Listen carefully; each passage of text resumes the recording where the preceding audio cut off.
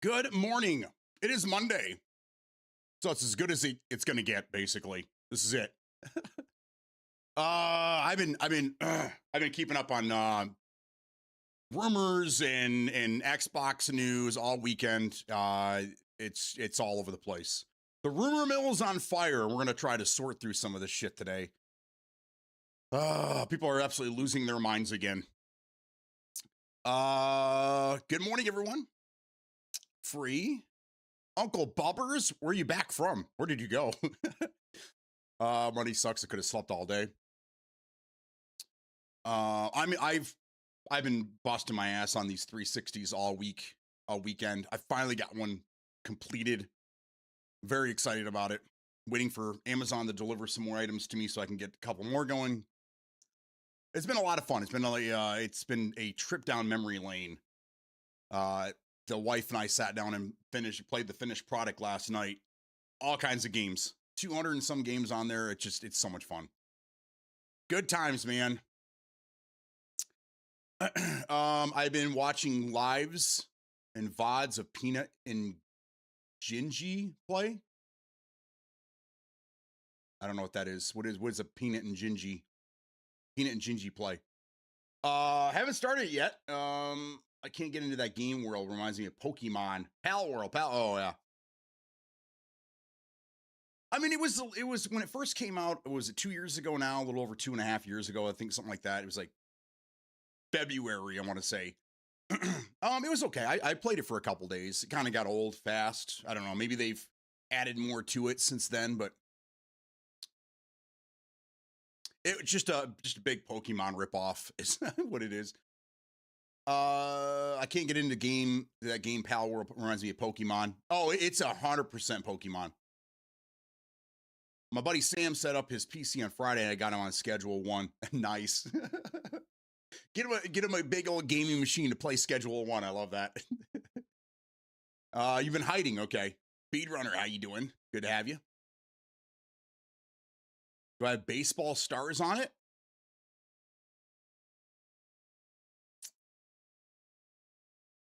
At 90 hours yesterday.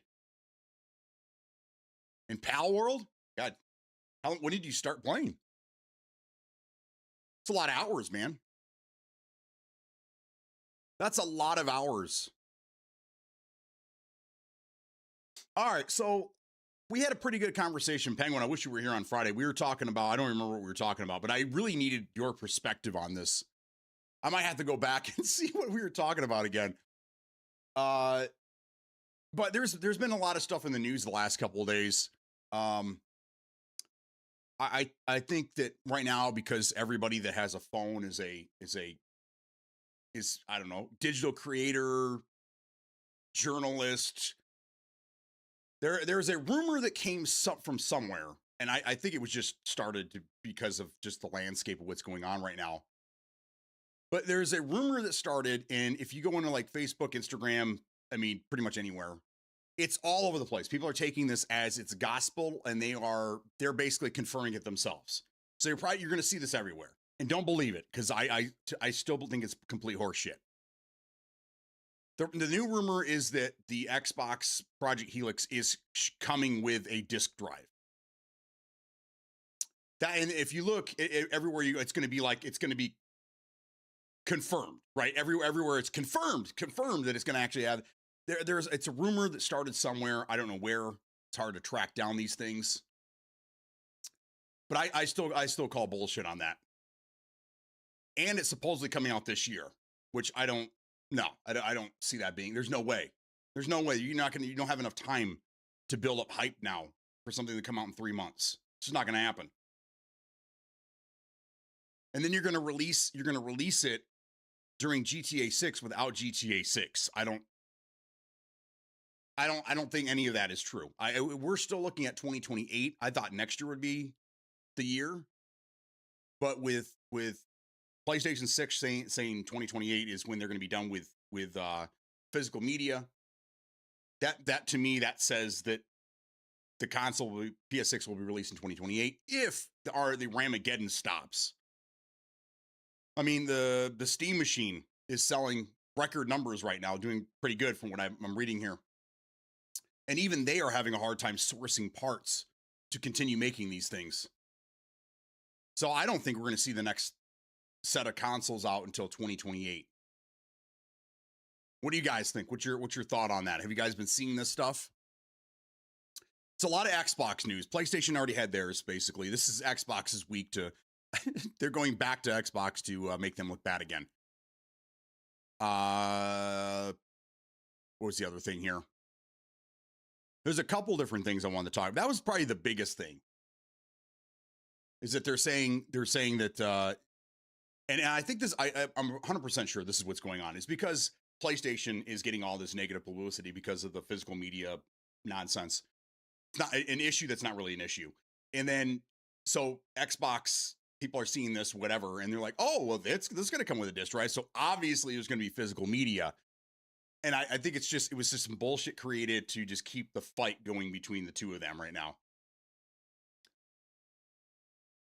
I saw, again, I keep seeing, it's mainly on Facebook. I think it's just because of the nature of Facebook, but there's a lot of people on there that are still 100% sure that Steam is going to be available on the next console. I don't know where this is coming from. I don't know where these rumors start. But there's no way in hell. There's no way in hell, especially now with Asha behind the wheel. There's no way in hell Steam is going to be available on any console under Xbox. No, not going to happen. Not going to happen. So I say bullshit to Steam, which I mean I've said that since day one. And then the disk drive situation, no, it's not going to happen. There's no way.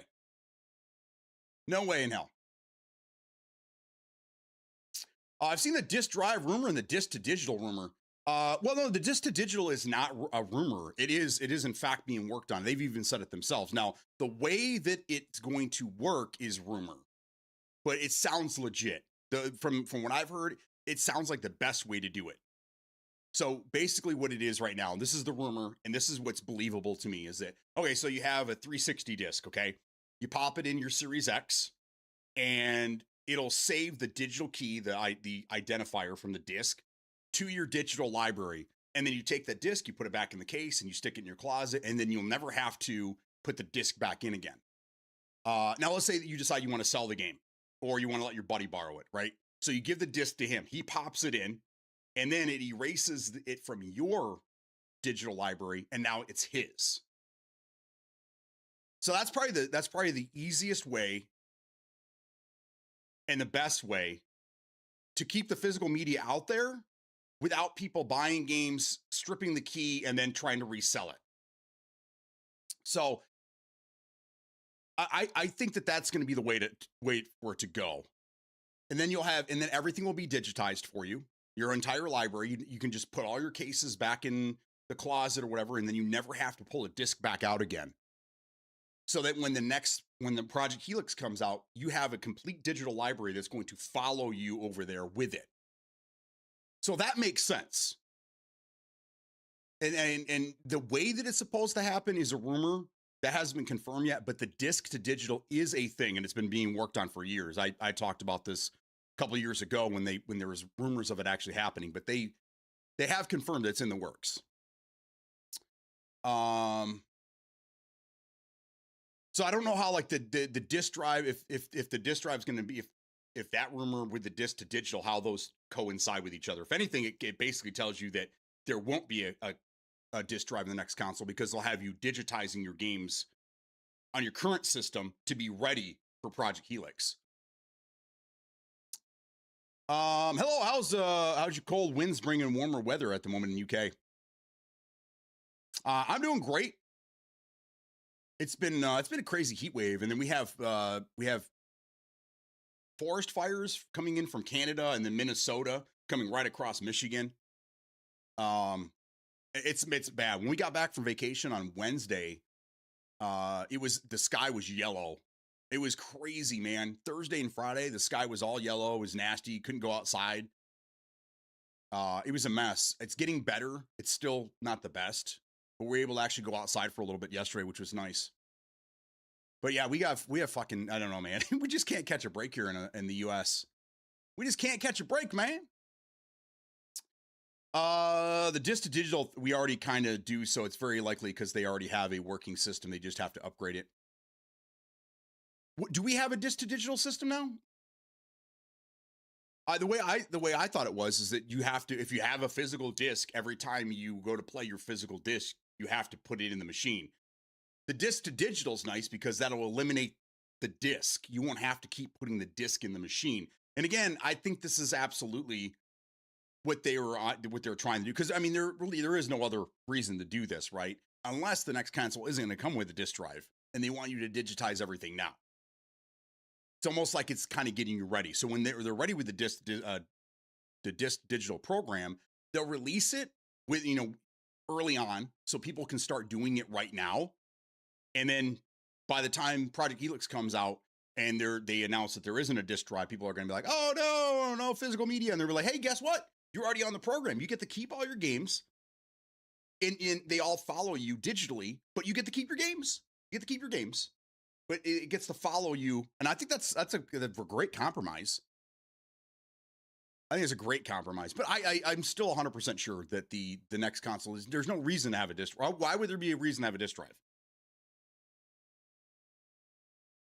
The next games are all going to be Windows PC games anyhow, so they're not going to sell Project Helix games. So there is no reason for a disc drive except for backwards compatibility. And for the small number of people that do backwards compatibility, I don't think it makes enough sense to put a $100 disc drive into every console. Now, a standalone disc drive to go along with it, that's feasible. I could see that being a thing. For the people that didn't do the disc to digital and they want to do that down the road. But I don't think either one of these next consoles are going to come with a disc drive. So,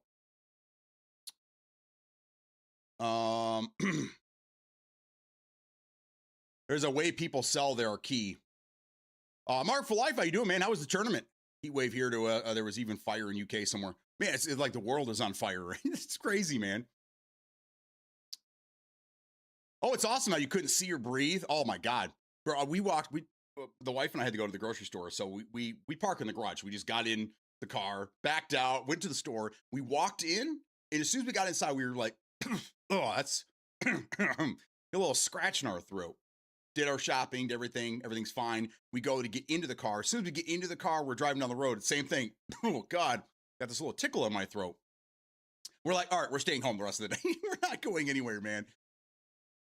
It was so bad, bro. So bad.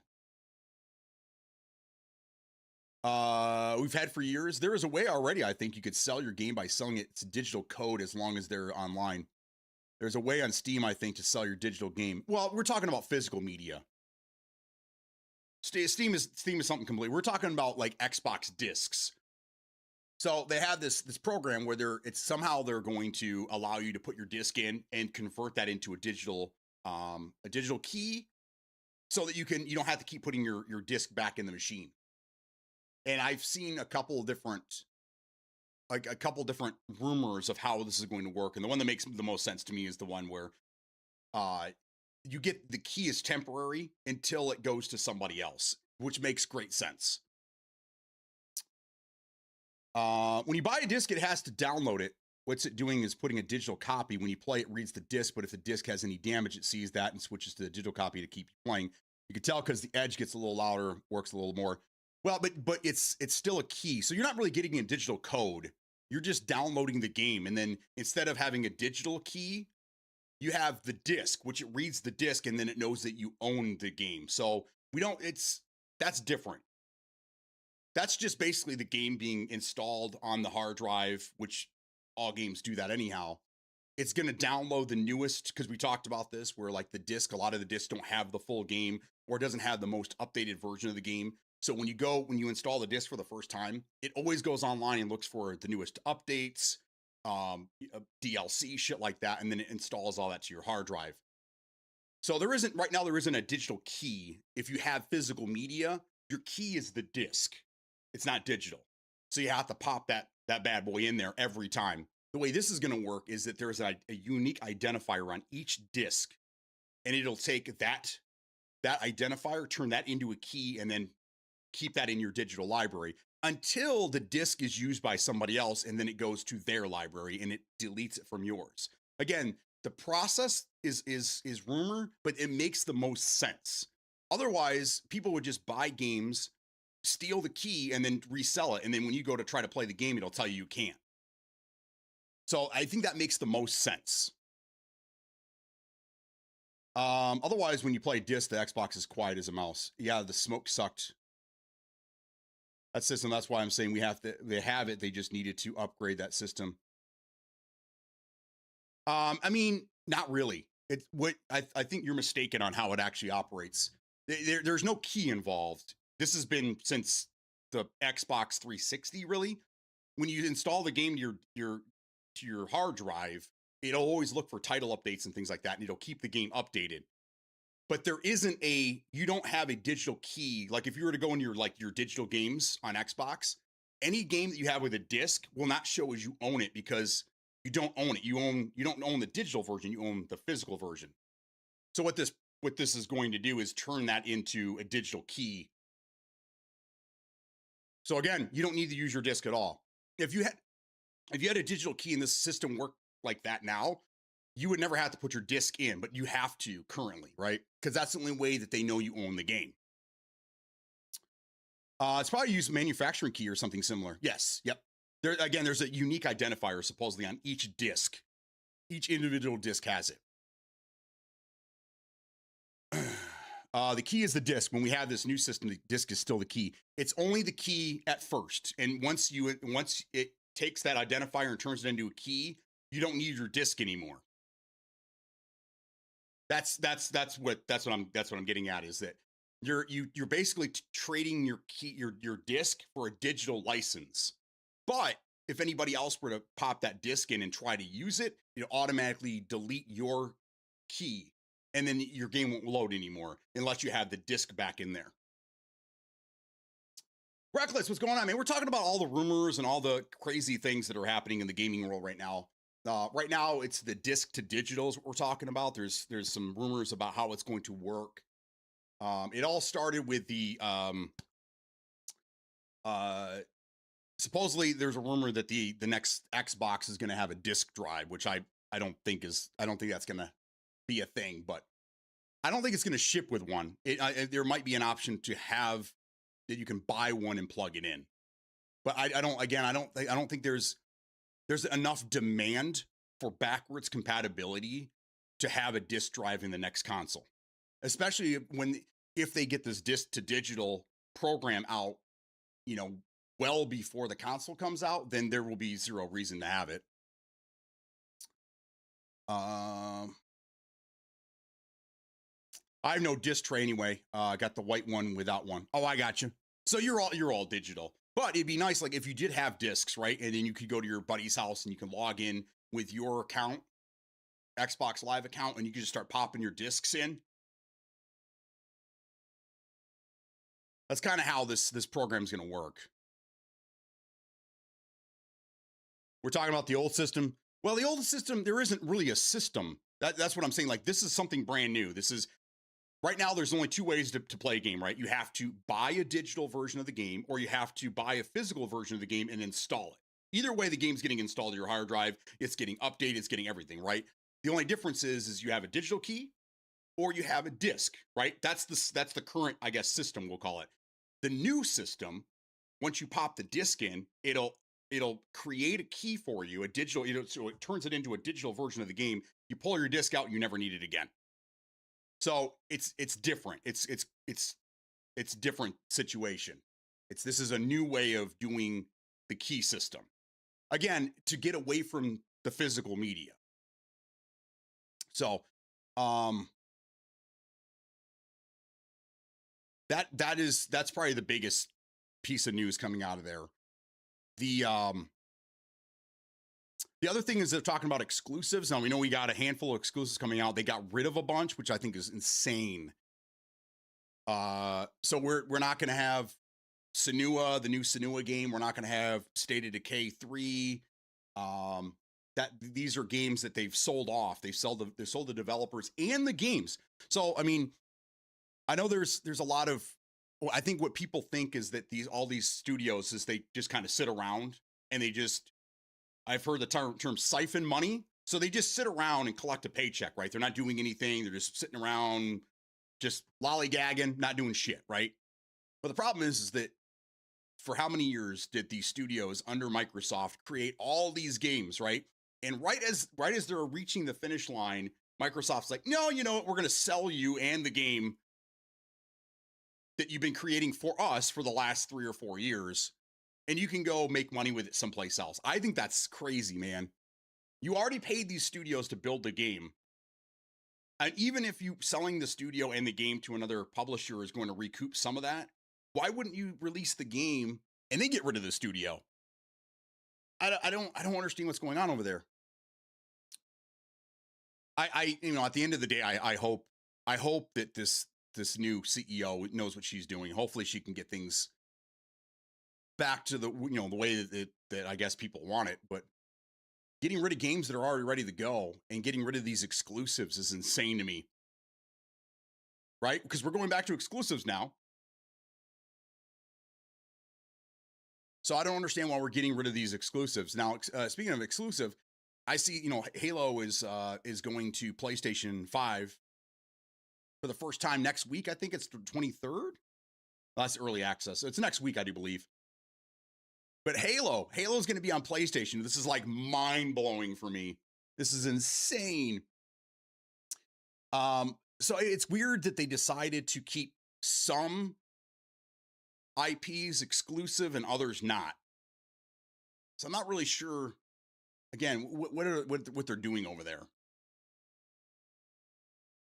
I don't think they're going to do whatever they want. Just shut up and give them your money or get a PC.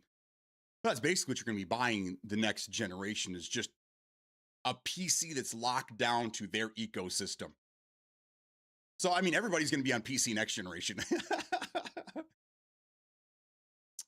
Anyone know anything about Fallout going back to Obsidian?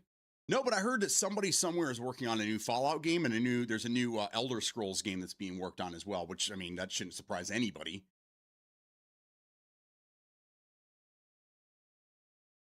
I roll a 418 for 420. Okay. Good luck to any bot. Are you going to stream a Halo playthrough? Yeah, I was thinking, why not? Why? I don't have early access. I don't feel like paying $20 for a game that I beat 1,000 different times, 1,000 different ways since 2001. I mean, we're talking what, 25 years? Jesus Christ. I have a kid as old as the game. How's anyhow? Yeah, I'll be playing it whenever it's on Game Pass next week, I do believe. So we'll be doing a playthrough of that. Absolutely. I stand by the layoffs, but we know that. Yeah. I mean, I understand. You know that it's. I don't know where the hype is coming from for it, or how it even became a thing. But like, you're not alone. There's a lot of people that think that these studios are just sucking the publisher dry, and I don't know where that comes from. It takes a long time to build these games. id Software, they're kind of doing some damage control, saying that their team is back to the way it was when they released Doom 2016, and they're going to forge ahead and blah blah blah. But I don't know, man. I don't know. I think getting a lot of these layoffs, especially if they're digging into these core teams, games are now going to take 3 to 4 times as long. So we're going to be waiting even longer for games to come out. They're going to come out even more half-baked and unfinished and early access when they inevitably have to start using AI more often because they don't have enough hands on deck to make these games or come out on time. They're going to have to start using AI, which is going to infuriate people even more. So it's one of those situations where you can't have everything. So you're going to have to just relax. People just need to relax. They need to relax anyhow. These are video games we're talking about. It's not the end of the world. Not the end of the world, but you're 100% your hobby is going to get more expensive, just like anything else. But they're going to have ways for you to continue gaming frugally. So you may not be able to afford the next console, but you'll have your older consoles that they'll still make the, some of the games for. You'll have cloud. So if you have a decent internet connection, you'll have cloud gaming. There will be ways for you to be able to play.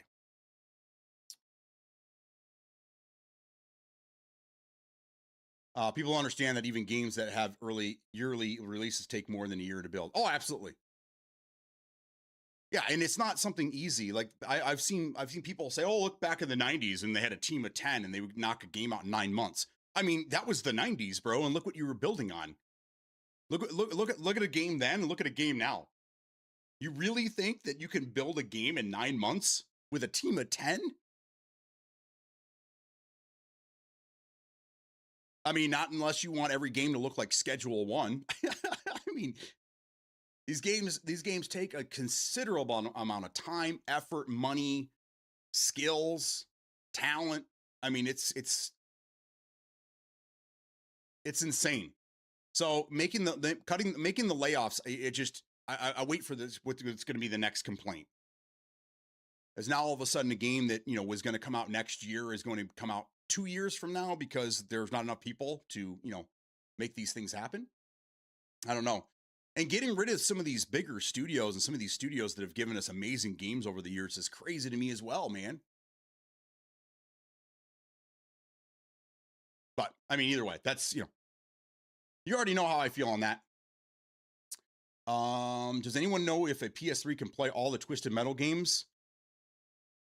Yes, it should. I think the last one that came out was on PS3, wasn't it? Twisted Metal Black, I think was the last one. And then you should have backwards compatibility to go all the way back to the original PlayStation for 1, 2, and 3. 4, I think, was on PlayStation 2.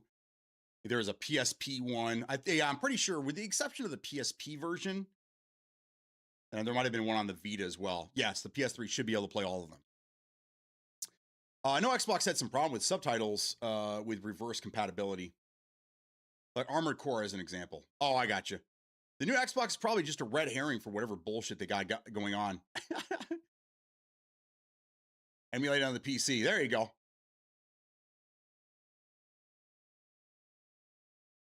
They have to be a fat. That's part of the point. You take 5 years to make a game and it's ass. You don't deserve the job. Well, I mean, it depends on how many people, the projected time to build said game. Because even if a game is garbage, it takes a long time to build them things. But like, maybe I'm just having a moment here, a senior moment. But give me an example of a game that took 5 years to build and came out and was complete garbage.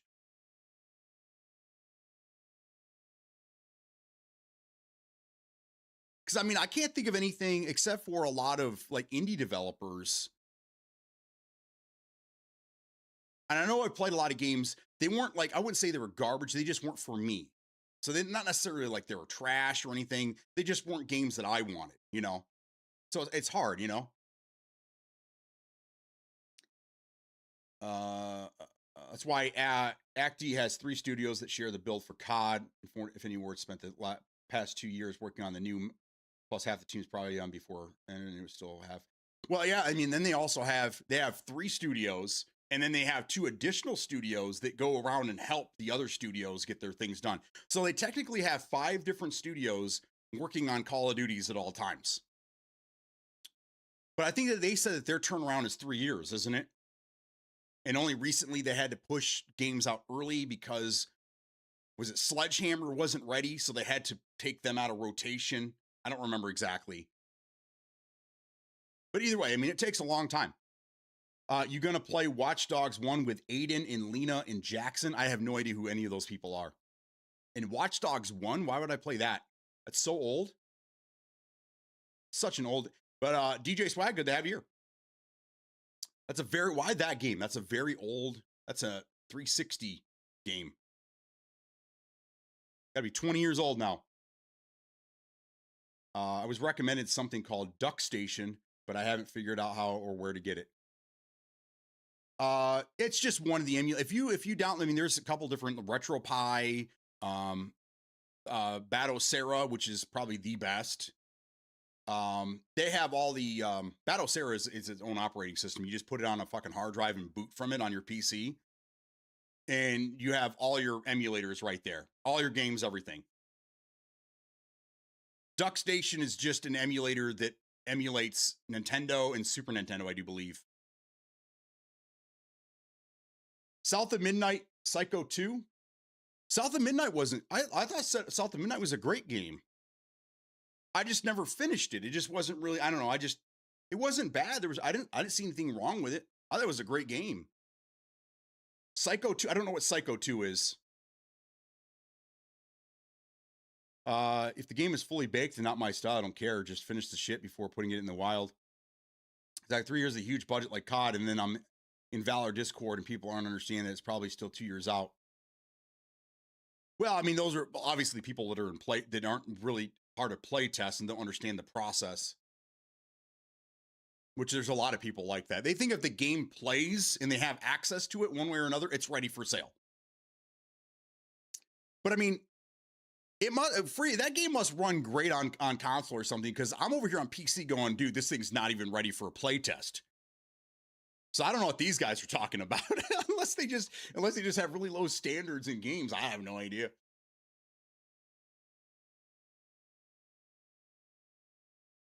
By who? I could send you exactly what I did and show you all the steps. I was using PCXS2 emulator. Like 15 games on my old Xbox hard drive. Just plug that sucker in and play and game on there. Yes. Yeah, I mean, I love emulation. I mean, it's so easy, especially on a PC. But I mean, I've gone back for my favorite consoles. I've gone back and I've rebuilt them. I've modded them. So they automatically run different dashboards, and they run, modified copies of games. And yeah, the modding world is an incredible scene out there. I love being part of it. But I currently have a modified Dreamcast. I don't think I have my PlayStation 2 anymore. I used to have that. I used to have Linux on that thing. I think that's gone. You have to have a FAT in order to do that properly. The original Xbox, the 360, the Wii, and that's it. I'm working on a PlayStation 4 right now. I need a disc. I need the goose egg disc or whatever it is. That one's a little more difficult to do. So once I get a hard drive for that, I'm going to buy the Blu-ray disc, and you're supposed to be able to do that just by disc now, which is crazy. Xbox One hasn't been jailbroken yet. Series X hasn't been jailbroken yet. PlayStation 5 hasn't been. But yeah, if a console can be jailbroken or modified or hardwired, I do it. Just because I love it. I think it's fucking great, dude.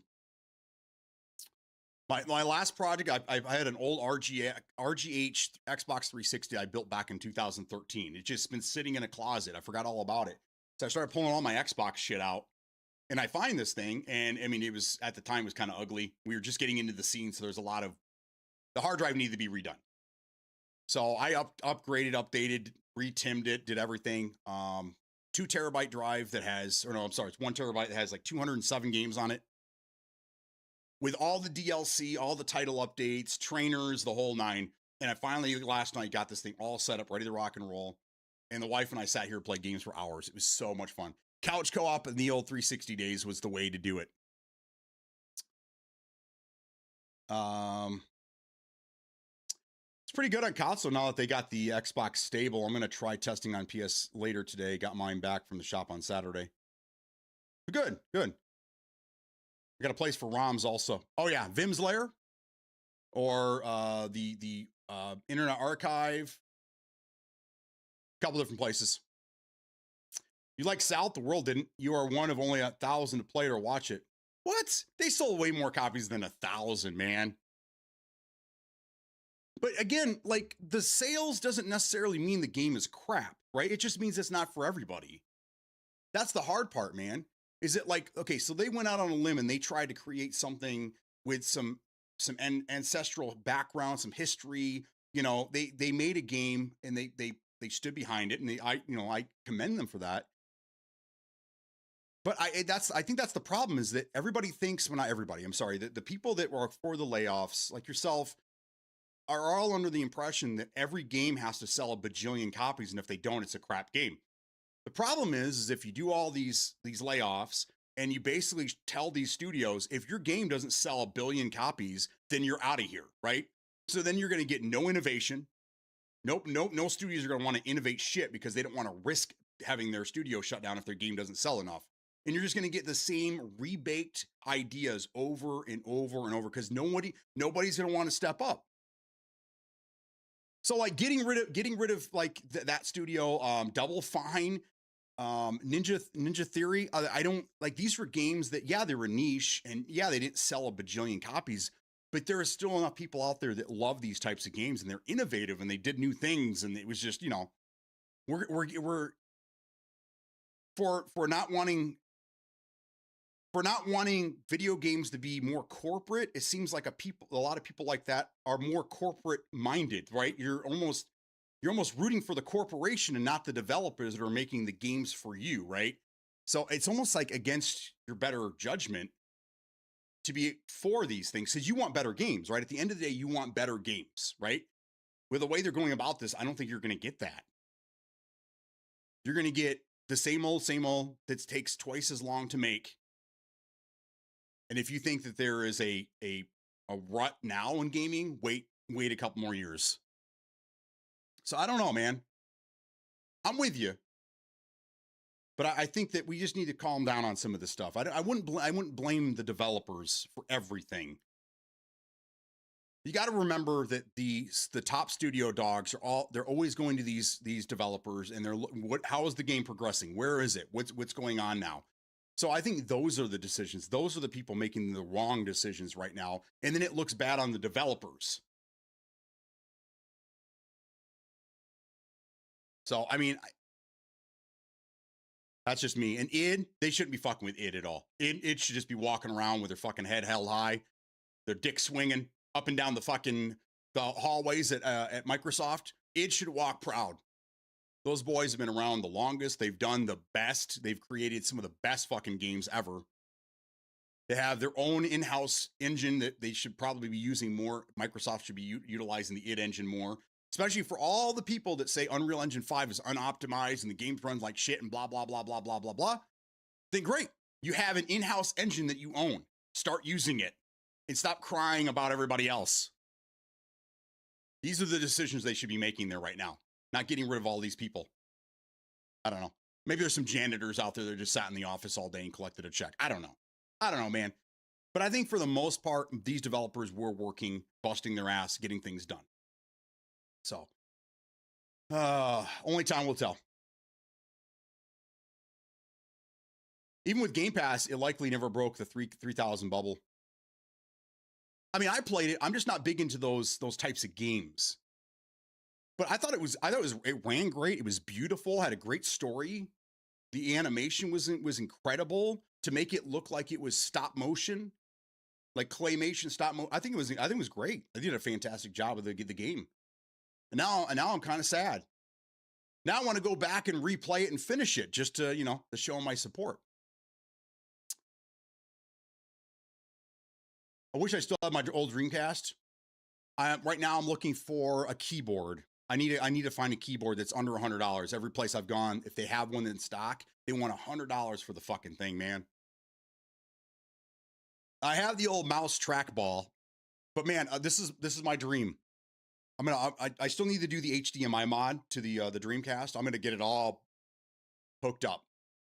But I want to be able to plug in my mouse and keyboard and play Unreal Tournament 3 or Quake 3 Arena. I want to play Quake 3 Arena and Unreal Tournament on my fucking Dreamcast with mouse and keyboard. The way the good Lord intended. Which is incredible. You're talking about a system that came out in the end of 99. Came out the end of last century, the millennia. And it was set up for mouse and keyboard. A console set up for mouse and keyboard. It just, again, the Dreamcast is one of the greatest fucking consoles ever made. Ever made. Can I mod an emulated game? Yeah, there are, I've been getting asked this question a lot. Yes, not the way you think, but yes, there are things called trainers where you can do like God mode or infinite ammo and things like that. That's to the kind of the gist of how you mod a console game. That's weird. I'm selling some Xboxes right now and some jailbreaks, some thing. And I had a guy ask me if you can mod games. I'm like, well, I mean, yes, kind of. And he's like, walk me through the modding process. And I'm like, I think this guy thinks that you can mod games like on a PC. Not how it works, but yeah, it's you can kind of mod them, I guess. It just depends on what your definition of modding a game is. Um,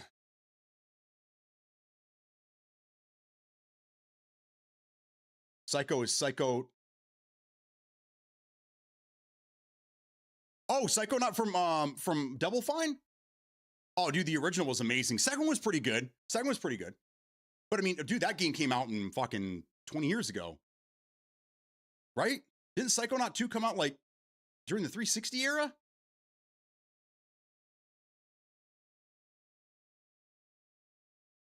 One was good, two was better on the shelf. Sales is what pays a paycheck. I mean, kind of. What you're doing is so you're the studio that they own, right? So what they're doing is they're paying the studio to create a game for them, right? So the studio makes the game and then their job is done. They get the paycheck, right? Now, sometimes they have things, market share and shit like that, depending on how well the game does. They might get bonuses, things like that. Kind of like how actors do with certain movies and stuff like that. They get paid a certain dollar amount. And then if the movie does really well, they get a percentage of the profits, whatever. So we're just for argument's sake, we're just going to say that they just made the game and then that's it, right? So then they make the game, they hand it to Microsoft. Microsoft says, okay, we paid you. You're done, right? So then Microsoft turns around, they put the game out for sale and they try to recoup the money and make more on top of what. So I would have to see the numbers to see, like, because again, sales doesn't really tell you everything. Did Microsoft recoup the money they paid the studio to make the game, and did they make anything above that? How much do they make above that? That's kind of where you have to look, right? But when you're trying to create games for everybody, you have to take risks. You have to create games that not everybody's going to buy. So, Vim's Lair is my go-to. The only problem, you can only download one at a time unless you pay for other things. If you go to Internet Archive, and I can send you links if you need, you can download multiple. The speeds will throttle as you get more and more in there, but you can have multiple things going at the same time. So like if you're just going to go to bed and you want a bunch of stuff downloaded, just start clicking on everything and then just leave it. And then the next morning when you wake up, everything should for the most part be downloaded. There's only been a couple times where like I was downloading a game and it was like, this is going to take 20 hours. I'm like, oh, maybe I'll go to Vim's Lair and try to get it there instead. There's a couple, if you need some other locations, hit me up. If sales don't matter, their jobs don't matter. Twitch views don't pay bills. But I mean, it matters, right? It matters. But again, like they're paying the studio to make the game for them. And then they're also there. You got to believe that they're going there and they're how's the progress and stuff, right? So their hands are in these games as well.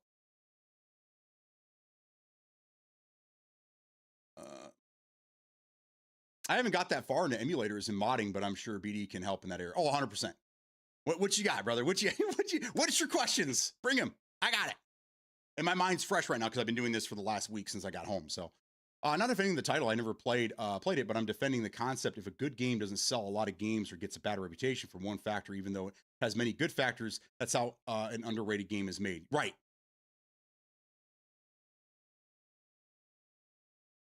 I was sad to hear that id Soft devs were let go. I still play Quake Live. Yeah, I think that they said they're making another game, and I'm hoping a lot of people, including myself, are hoping we're going to get another Quake game.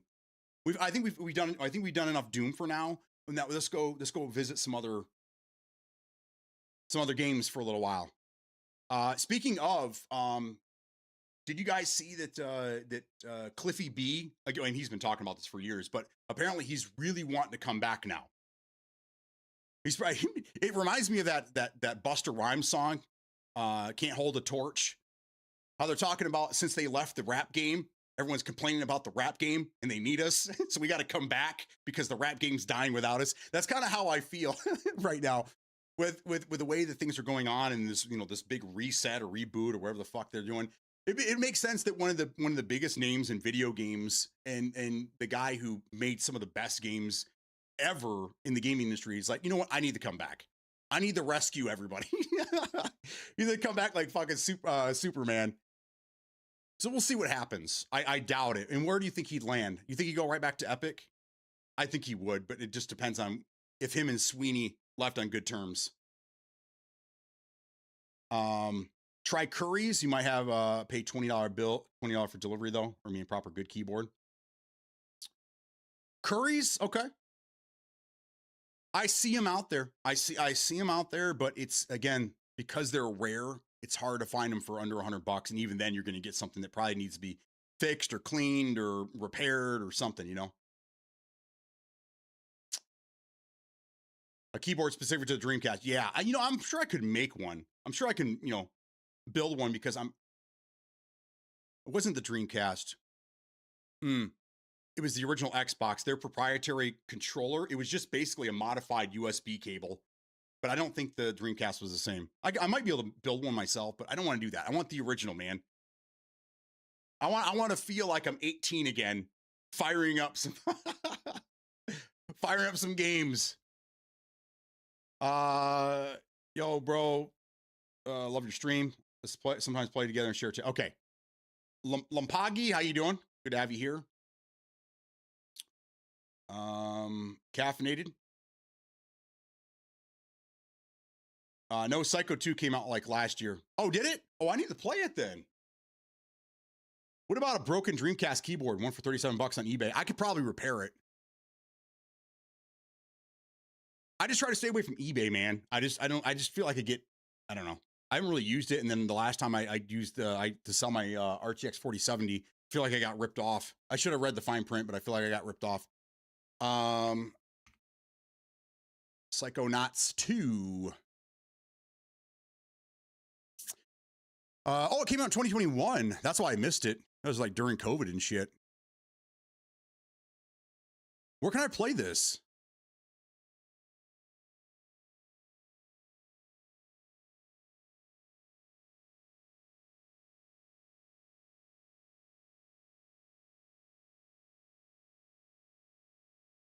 Has anybody ever played the original? The original was amazing. Now, I mean, I don't know about sales, but as far as Steam, the Steam version of the game, recent reviews are very positive. 8,300 reviews saying overwhelmingly positive. Now, again, I don't know sales numbers or anything like that, but I mean, like, also, I mean, it won. Dude, look at all the awards it won. 1, 2, 3, 4, 5, 6, 7, 8, 9, 10, 11, 12, 13, 14, 15, 16, 17, 18, 19, 20, 21, 22, 23, 24, 25, 26, 27, 28. It won 28 awards. I mean, what's wrong with this game, dude? This is another double fine banger, man, which I need to play, by the way. But what about this game to you feels like the developer delivered a shit product and then just grabbed the paycheck and ran down the street? Like, I see what Double Fine's always done is created great, quirky, single-player games. I don't know. I need to play it, though. Are you saying it's on Game Pass? Let's take a look. Oh, it is! Sweet. I don't see any DLC either. All right, I'm installing it right now. I never played this one, so now I'm excited to go back and do that. Small, too. It's only 30 gigs. Thank you. What about a broken Dreamcast keyboard? Psychonauts 2 is on Game Pass. Thank you, Free. It absolutely is, and I'm downloading it right now so I can play that. My biggest question for modding emulated games is additional content and quality of life patching. All right. Well, I mean, yes, you can, there's updates. You can get you can download, depending on the games and stuff. Like, so for the 360, you have to download the game, then you're gonna have to find the DLC in other places and the title updates, which I can give you links to all this shit. So you download the game, and then you download the DLC, and then you download the title update, and they usually all go into the same folder, and then you stick that on your hard drive, and you're good to go. So as far as like modding in that regard, yes, you can do that. Now, if you want to mod a game so that you have like God mode, or you have infinite health or infinite ammo, or whatever, there are things called trainers. That's if you like a game genie, it's kind of like a game genie. You can use that with the game to unlock those things, and that's another way of modding the game, I guess. So there you go.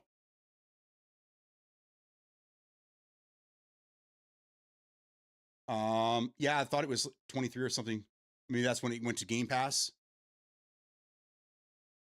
Game Pass just says it released on August 24th of 2021, so it's almost 5 years old now. Very, very close. Manic with a resub. Let's go. Thank you, brother.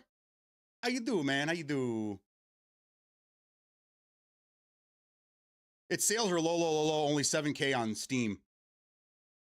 I mean, overall, bro, like, how does that make sense though? Like, I'm on Steam right now, and if you said that it sold 7,000, I mean, this right here says there's 8,300 positive reviews. I mean, unless you're able to leave a review without buying the game. I mean, if you could get like full numbers.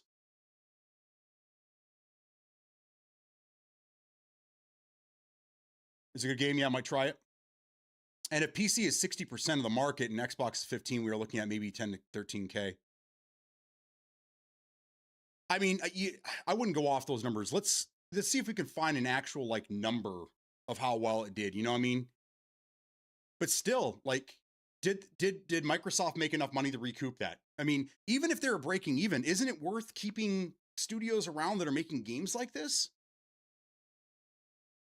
Because I mean, this is kind of what I'm getting at, is that no one's going to want to take risks. No one's going to want to create games like this anymore. You're going to end up with just Call of Duty, Madden, and like all the Asian games. But nobody's going to want to make anything else. Nobody's going to want to create new games. It's just going to be the same stuff over and over and over and over, because everyone's going to be afraid that if their game doesn't sell enough copies, that they're going to be shit canned. So, okay, let me ask you this, okay? And this is a legit question, okay? I'm not being a funny guy, but maybe I am. So let's just say, okay, we have a game like this that is amazing, wins all the awards, right? But it doesn't sell enough copies, right? Or you have a game like Call of Duty that is a broken fucking mess that, it just sucks. And you sell a bajillion copies, right? But the game is just bad. Just bad. Like, we'll just say Black Ops 7, dude. Who deserves to have people removed or the studio shit canned? The guy that delivered the shit game but sold 1 million copies, or the guy that delivered a great game but didn't sell as many copies? Who deserves to have their studio shit canned or a bunch of people laid off?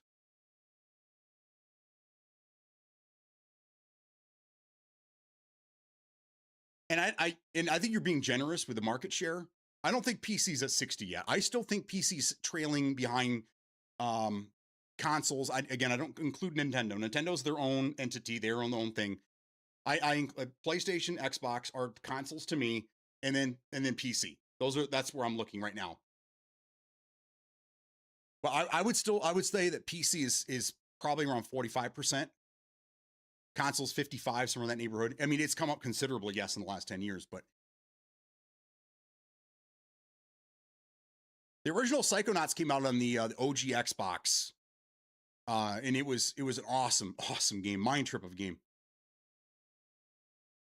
Manic, it's Monday, and I hope you're not that excited. It's Manic Monday, that's right. Game Pass, maybe another 5K. It's 1 gig, I think.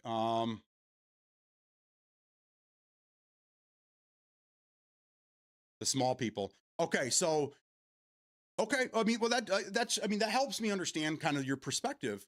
Is that As long as the studios are big and they have a following and they're going to sell a billion copies. But see, now you're thinking more like the corporate. This is what I was talking about earlier, man. So now you're taking off your gamer shoes and now you're putting on your corporate shoes and now you're kind of standing over there with the suits and you're like, this is how it's going to be, gamers. Either they make games that sell or they're out of here.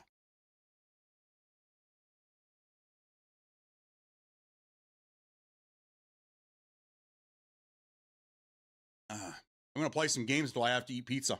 All right, have fun. Are you forcing yourself to eat pizza? That made it sound like you had to, like you were like being forced to eat it. Sorry, hang on. No problem, man. I just because I'm all over the place. I mean, social media, I'm all over, and I'm always trying to get different perspectives of what's happening, especially right now in the gaming. The gaming industry is crazy to watch. I feel like has anybody seen the Fallout show? I feel like the cowboy, whatever his name is in the show, the ghoul, back in the was it the 50s or whatever, and he's watching all the bombs go off in LA at a distance. All the nukes are going off, and he's up in the hills going, oh. That's kind of how I feel right now. Is I'm standing afar watching the gaming industry just start nuking itself, going, what is happening here? But luckily, I look over and I see Steam next to me, and I'm like, okay, we're good. We're fine. They're yeah, let them do their thing. I have Steam on my side. We're going to be fine. We're good. We're good.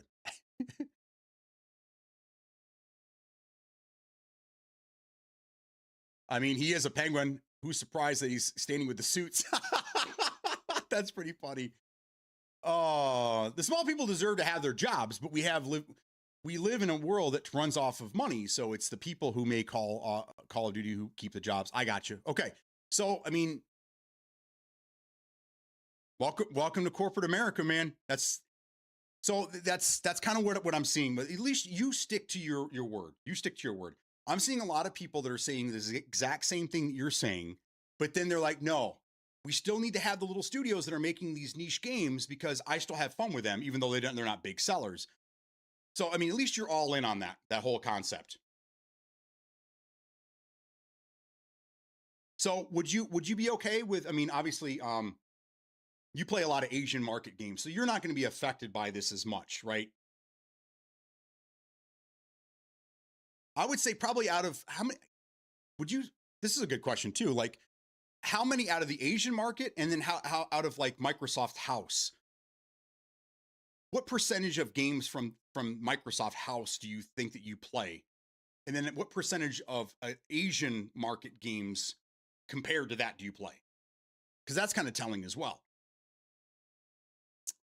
No, I just eat 2-3 times a day. Okay, that's a good way to do it. We play a role in that because we should be buying the games from the small people and not buying the games from the big people like State to K3. We should all be buying State 3. Well, I mean, yeah, but I mean, here's the other thing is that like Game Pass, I think Game Pass is a great idea. They're just not handling it correctly. I think it's a great idea. I really do. And I'm on board with it. The pricing got out of hand. And then like the games, like right now, there's just no games. It seems like the last year, Game Pass is kind of doing kind of shitty with their releases. But yeah, I mean, the way that the Game Pass situation works is going to take sales away. But a lot of these, like this game right here, did Psychonauts 2 go to Game Pass right off the bat?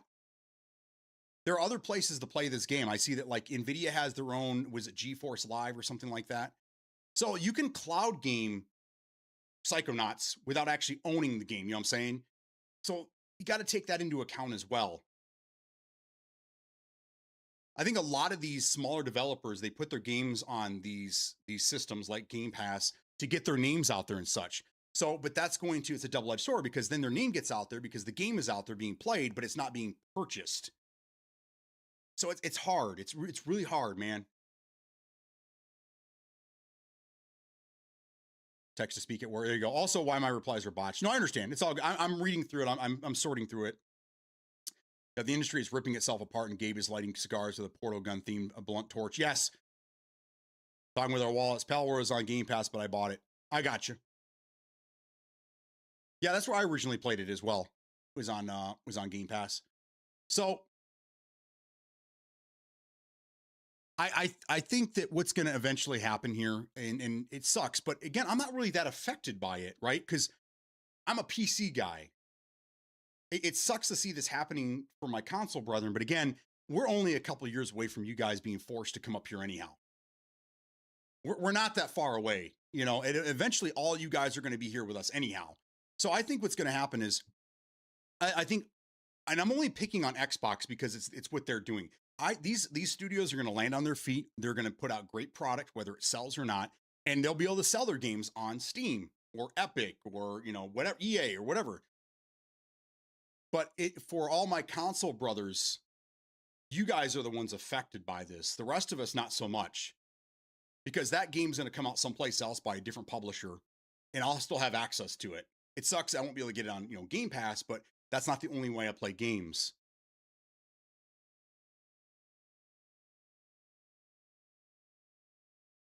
But I think what needs to happen is that I think some other studios need to part ways with Xbox. I think the studios need to start fighting back more. Right? Because they were under Activision Blizzard, right? They didn't ask to be purchased by Microsoft. Their parent company is the one that sold them, right? So I would like to see some id if Microsoft's going to be playing this game, I would love to see id back out, somehow buy their way out of Microsoft and go back to being an independent developer publisher again. You don't need corporate money. You guys are doing fantastic by yourselves. And then they can start releasing their games on PC. But it's time for these developers to start pushing back on Microsoft as well.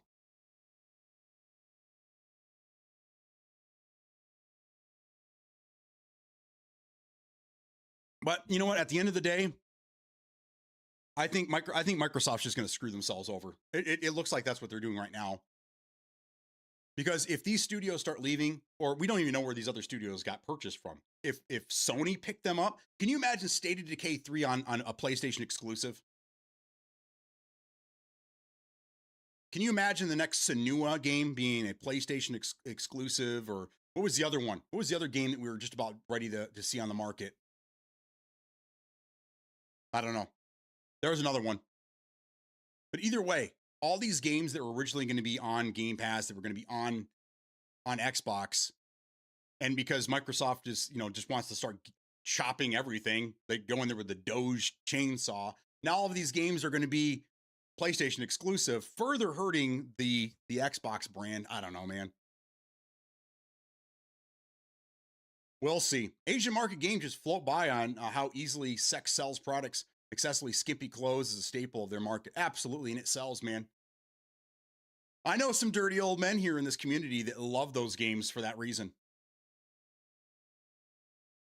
The amount of people that bought PUBG to play as a female and then play TPP so they can watch the female character wriggle around on the ground and watch their ass and stuff. I mean, dude, it was just, oh, go outside and touch grass. Go to the bar. Go to the bar. Get yourself a girlfriend, man. Jesus.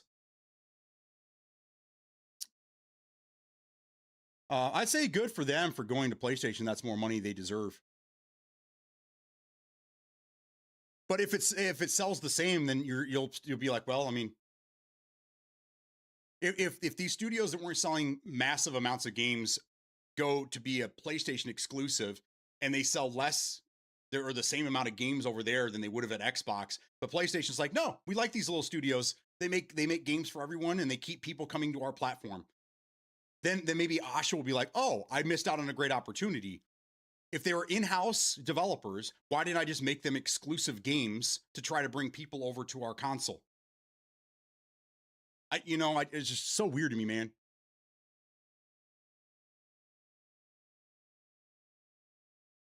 I'd be P if State of Decay goes to PlayStation.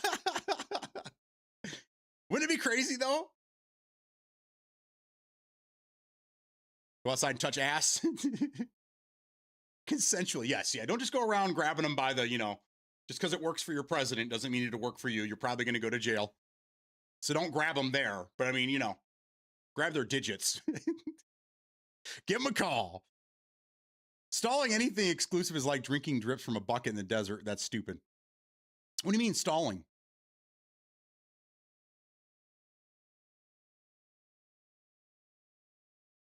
Well, I mean, we have Clockwork Revolution. Is that what it's called? I keep calling it Clockwork Nikes. Or whatever. That's an exclusive game. That's not coming out until next year, right? So I wouldn't say it's stalling anything. I mean, dude, they could have stated Decay 3 was ready to go, right? It was supposed to be released in 2000, right at the beginning of 2027. Like, I mean, it's pretty much ready to go. They could have made that. They could have made that an Xbox exclusive. I mean, all these, again, they own all these devs. They are the publisher. They can take all the games. They could take all the games and make them exclusive. Like, I mean, I was one of the first to say that, I mean, Call of Duty. Can you imagine if they made Call of Duty Xbox exclusive? People would have to buy their console. That I don't understand myself. Asha, that's the first thing I would have done. If I was Asha and I wanted to go exclusives and I wanted to keep selling fucking consoles and I wanted to get the numbers out of the shitter, I would be like, first thing first, PlayStation no longer gets Call of Duty. You want Call of Duty? Come on over here. Watch how many people would start crying and then immediately go out and buy an Xbox before the next Call of Duty came out.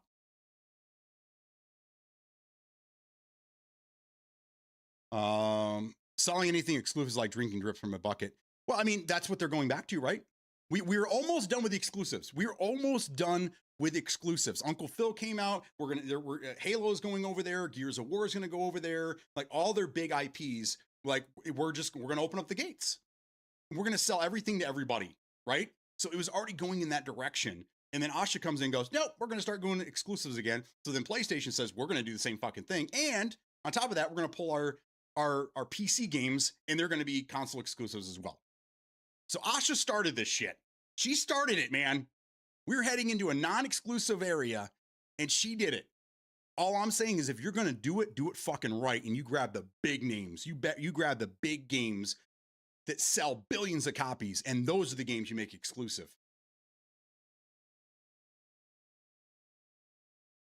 Even though Call of Duty is broken, it still rakes. Oh yeah.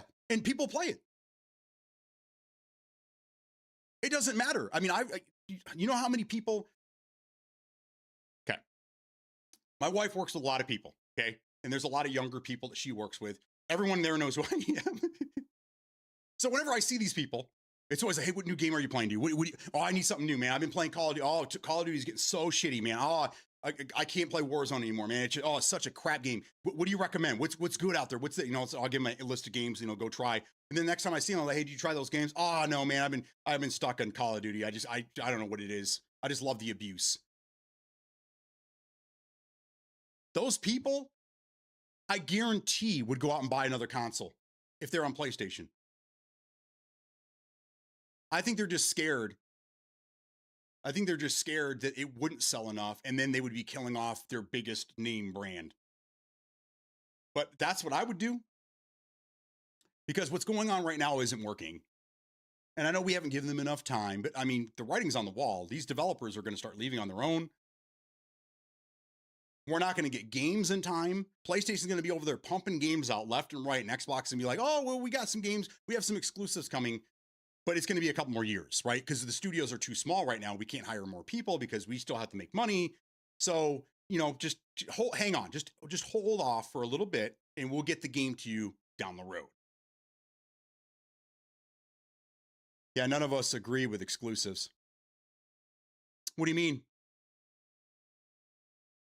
So are you saying that like most of the people in your camp are like exclusives shouldn't be a thing?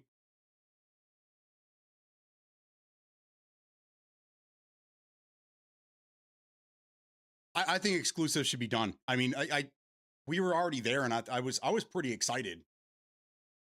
I was pretty because I mean the console exclusives were done. I mean there was none. There that was it.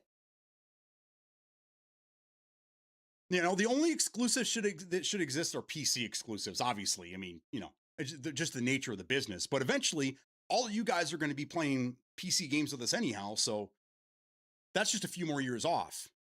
But as far as console exclusives, they shouldn't be a thing. So I'm not a dirty old man, well, maybe a little, but I've always played as female characters, especially in TV, because I don't want to see a dude's ass the whole time. Tomb Raider was great.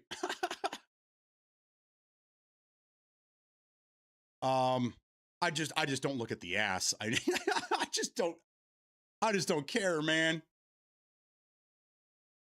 Like we talked about this before, you know, with the forcing people to play women in games, which I still don't think that's a fucking problem, man. Like even okay, so Assassin's Creed, you guys remember Assassin's Creed? Oh, what was the one? Syndicate. You had the choice to pick between a man or a woman.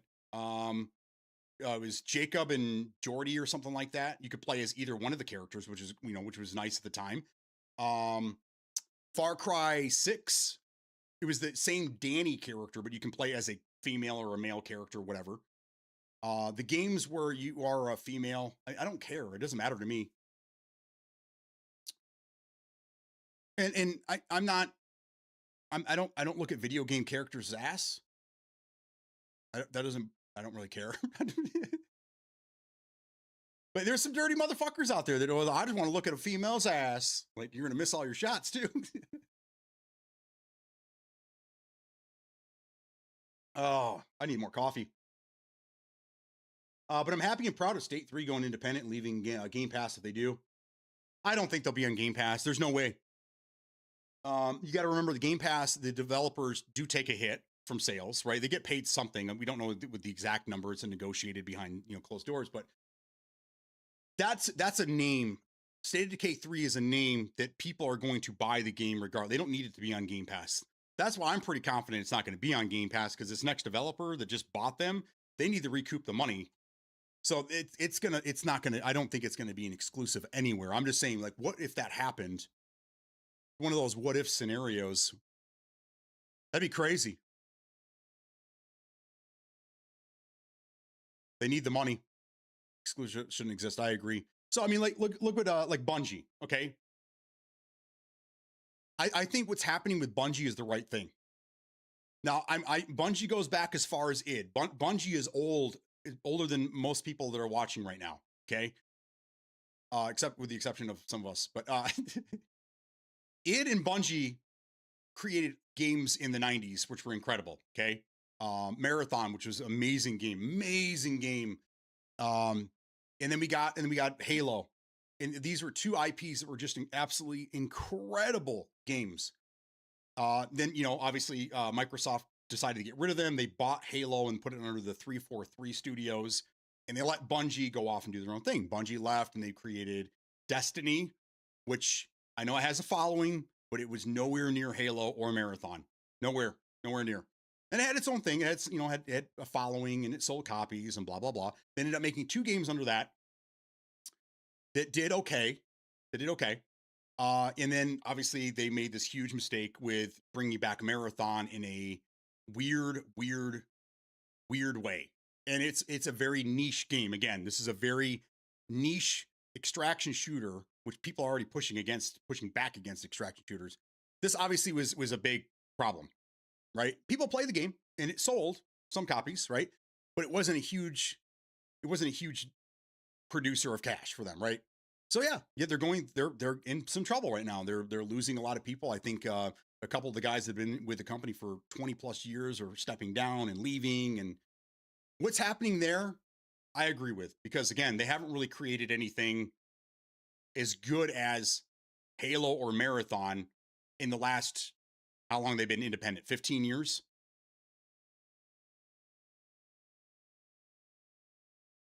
So they fucked up, and that's time for a reboot. It's time to get that dev back to their golden age.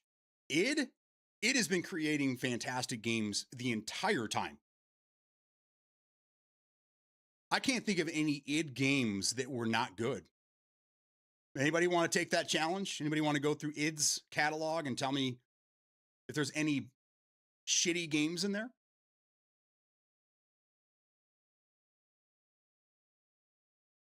console war was built off exclusives. It was, but there really isn't a war anymore. There doesn't need to be a war anymore because they're all going in the same direction.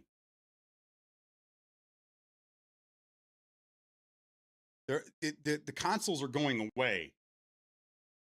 So there doesn't need to be exclusives anymore. Both companies want to get out of the hardware business. If you really want to cut costs, it's consoles. It's hardware in general. If these companies could just sell software, that's exactly what they would do.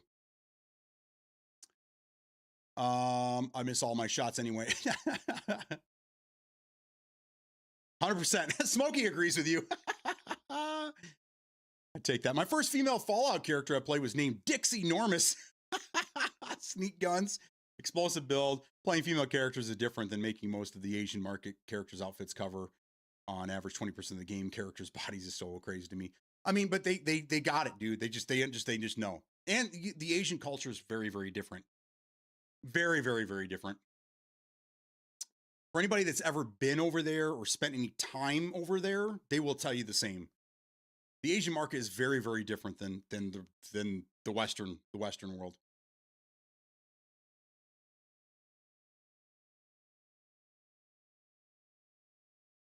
Ha ha! Ha ha! That's pretty funny. What was the last thing here? Because that wasn't the last thing.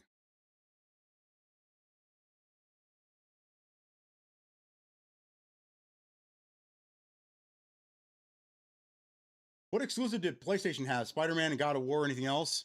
Uncharted, The Last of Us, Killzone. That's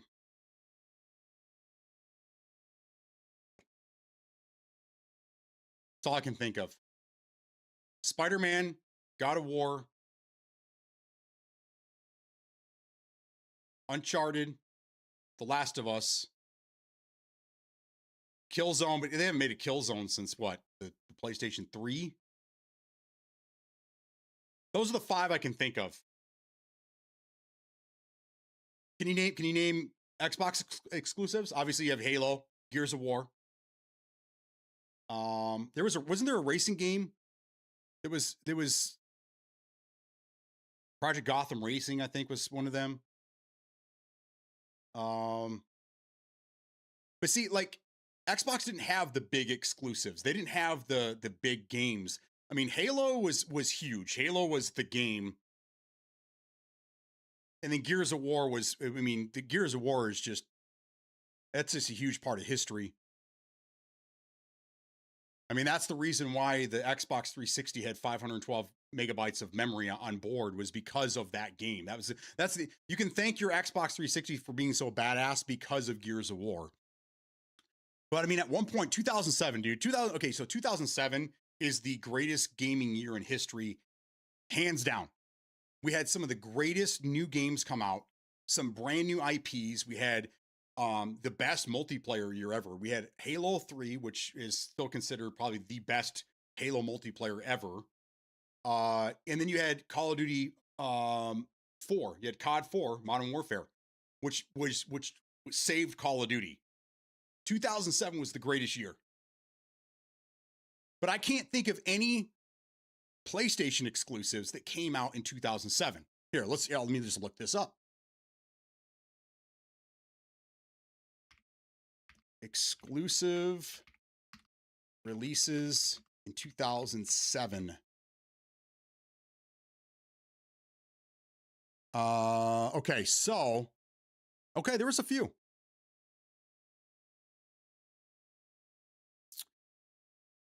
This says in 2007.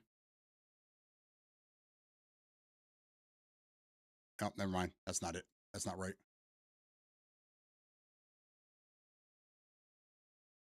So 2007, they got Uncharted Drake's Fortune, God of War 2, Ratchet and Clank Future. Okay, so they did have some exclusives then.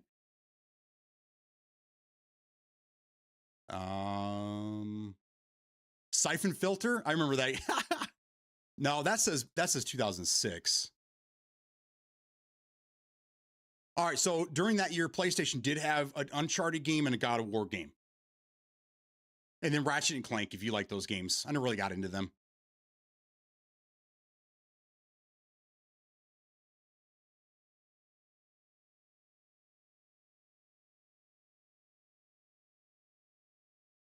Killzone was lit.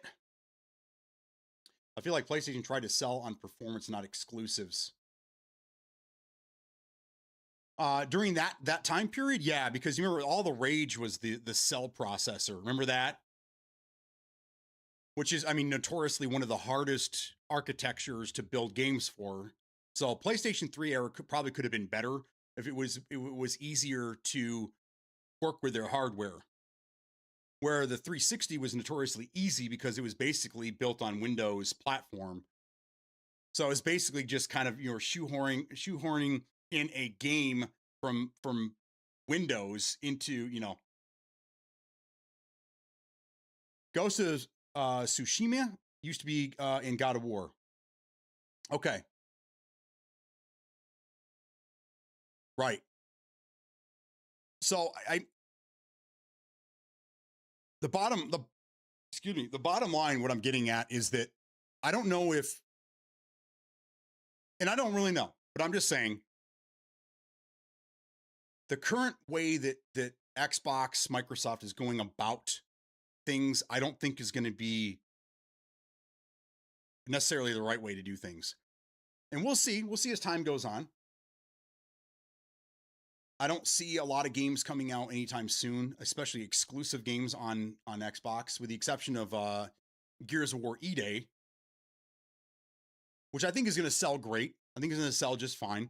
I think that if we have a chance to look at the numbers, though, which they probably won't show us, I'll bet you PC is going to have more copies sold than on Xbox. But being on Game Pass, again, those numbers are going to be skewed, so it's going to be hard to tell. To be very hard to tell. All right, what was the other thing I was talking about here? We're going to go back.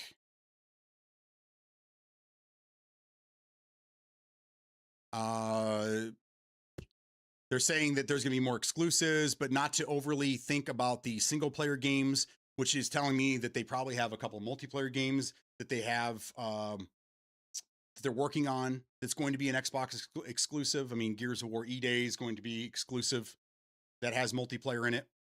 We'll see how many people want to get back into that.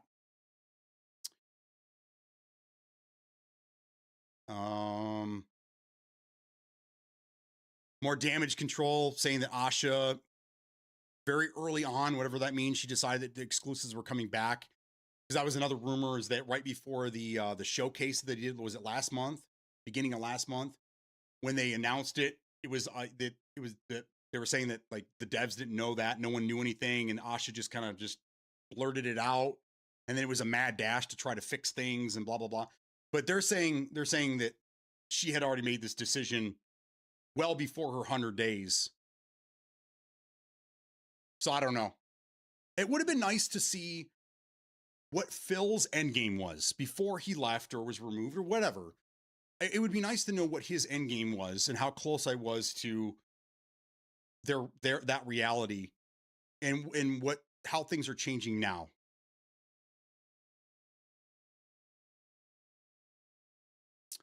Because a year ago, when Phil was still running the show, and I said that this is going to be the last generation of console, everything is going to be going digital, and a lot of this is coming true. But if anyone's going to change that, it's going to be Asha. So again, I don't know where we're going to land. I still think that this is going to be the last generation of console. I'm pretty confident it's going to be all digital, unless she decides to make some type of change to try to save the brand by giving everyone a disc drive. But I think that's pretty far-fetched. 100% Steam is not going to be available on the next Xbox. It's going to be tied to their ecosphere. So if you want to play Steam games, you got to either a Steam machine or, a PC. Which the Steam, the numbers I'm seeing here, the Steam machine's selling just fine, and they're happy with the numbers. So, which again, I said was going to happen. People are going to buy it, and the people that buy it are going to love it because it's not meant for everybody. Again, it's not competing with anything. It's just another option for people. And if I had the cash, If I had the cash, I'd actually buy that Micro Center deal. But if I had the cash, I'd buy a Steam machine right now. Hell, I'd be playing it right now. I think there will be a rise of cheaper games. We're seeing it over in the PC world. We're seeing games at $40. I mean, probably one of the best games that you can buy right now for $40, Gray Zone Warfare. If you just to get your foot in the door and you want to play some Gray Zone, $40. That's crazy, man. For a game that runs better than most AAA fully released games, this game is not even halfway there yet. Still in alpha, and this game runs better than most games out there. It's insane.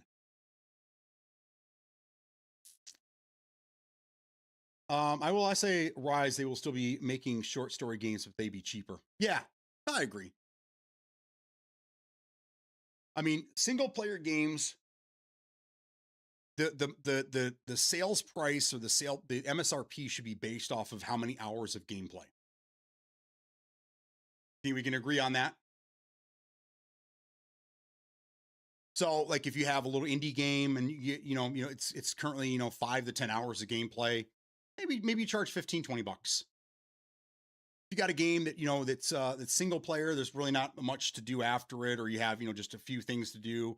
Let's say like 007 First Light, and you're getting 40 to 60 hours of gameplay. Maybe that's worth $60. A game like Grand Theft Auto 6, where that you're going to be putting in hundreds of hours on this game, that's worth $100 all day long. If they price it like that, I think we'll get better value for our games.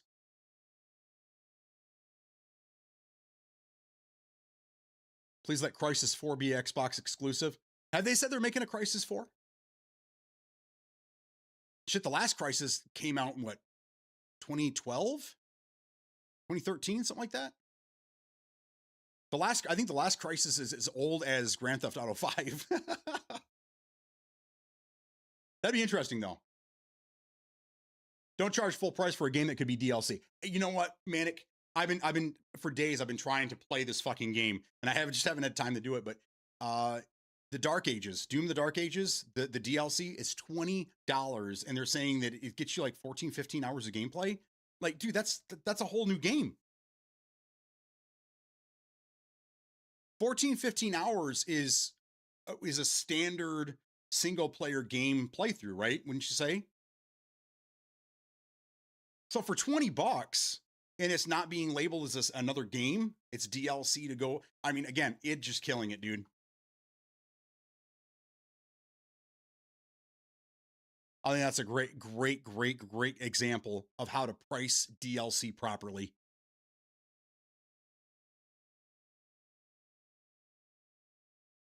Oh yeah, absolutely. That's what I'm saying. Like getting rid of Doom's, laying off Doom team. They should have never been touched, bro. They should have been the fucking untouchables walking around in those offices.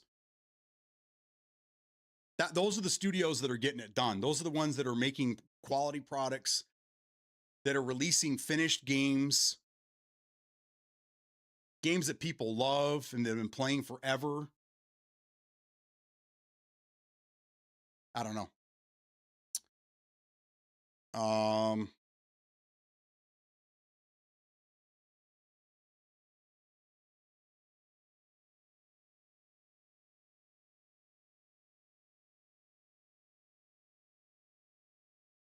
All right, here's another one that I read from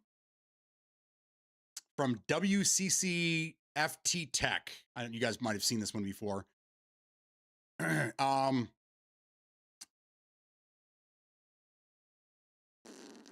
They're saying, okay, what is it here? Okay, these are devs that are talking out. They're speaking out against Game Pass.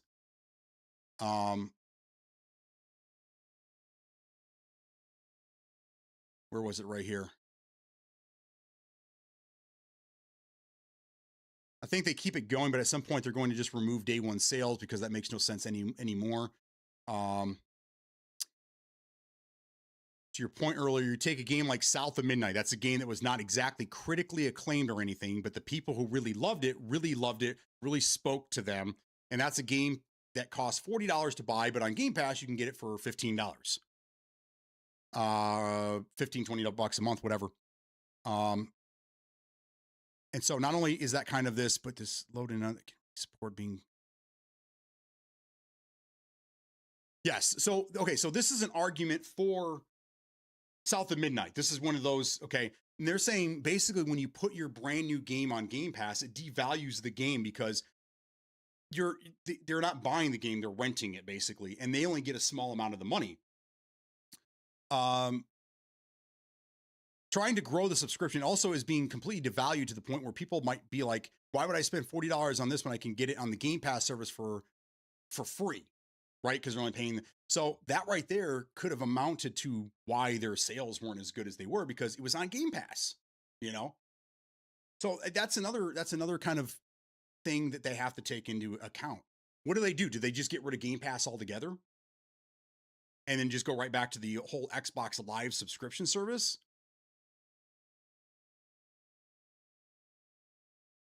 I mean, if they could prove, so again, South of Midnight's is kind of, we're using them as an example here today. If South of Midnight wasn't on Game Pass and sold a shit ton more copies because it wasn't on Game Pass, and then they didn't get the layoffs and they didn't get sold and whatever, it would be a completely different story, right? Because we're going off of sales numbers. So it's kind of, it sucks because if your game, if you don't have any control over it, and Activision, Microsoft is like, okay, you're under our control, we're going to take your game, we're going to put it on Game Pass.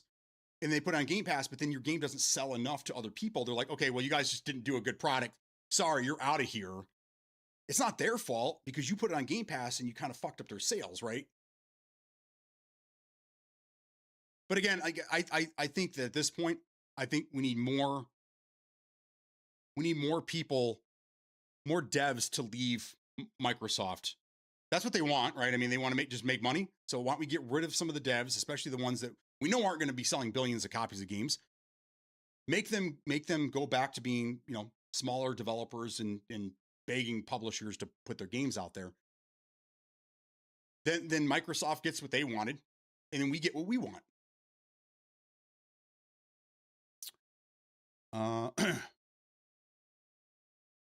The id Soft dudes made the code that is how we now play any multiplayer. Oh yeah, absolutely. One of the very first online multiplayer games was Doom. Crytek officially confirmed in January 2022 that a new entry in the Crysis series was in development. The announcement came directly from the studio along with a teaser video. The company also confirmed that development of the next Crysis game had been put on hold since Q3 of 2024 while it shifted resources supporting Hunt Showdown 1896. Oh, wow, that's interesting. See, I thought they always had a dedicated team that was working on Hunt. So that's interesting. So the game is on pause and hopefully be finished down the road. Is Crytek owned by anybody, or are they their own entity? So maybe yes, maybe no. If it's going to be on the next console, it's going to be on PC. It's going to be everywhere because that's how the next console is going to work. You're going to be playing a PC version of the game on your console. I said this one earlier, but I'll say for those that are just getting here. The next console plays, they're both going to be digital. This is my opinion, okay? This is rumor. I'm just taking rumors and I'm spinning it to what I think is going to work. Both consoles are going to be digital only. They may include a disk drive to purchase for the disk to digital process if you haven't done that already. But the games you're going to be playing, they're not going to be Project Helix games in a box. You're just going to be buying the digital version of the Windows PC game.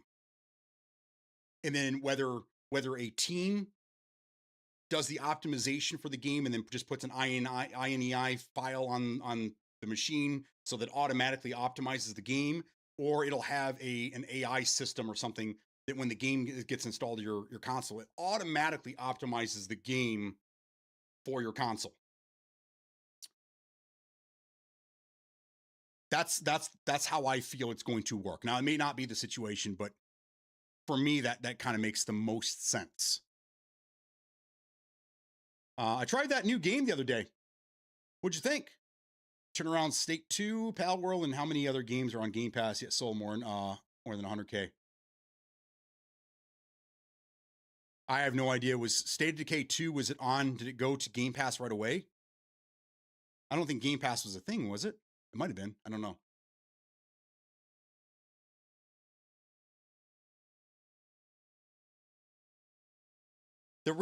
I'll tell you the reason why Pal World sold so much is that for some reason, Xbox, Microsoft, they always get like the shitty versions of the games. You'll always notice, and you might have heard me talk about this before, is that like if you compare like a current Windows Game Pass PC game to the Steam version always has the most updated version of the game, and Xbox, Microsoft's version is always behind. So when Pal World came out, I remember this being a thing, is that the version that was on the Xbox, PC, whatever, wasn't what the Steam version on early access was. So people were going over there and buying it. Another example, Hell Let Loose. Hell Let Loose was on Game Pass, but there was problems with it, and it didn't have custom servers, so you can only go to their servers, so nobody was playing it. So I was like, fuck it, I'm just gonna go buy it on Steam. So these are games that people are playing on Game Pass, but there's a better version available elsewhere, and I think people are doing that, especially with Pal World, because it was in early access forever. Now, both Xbox and Steam probably have the same version because it's 1.0, right? I do believe it's 1.0.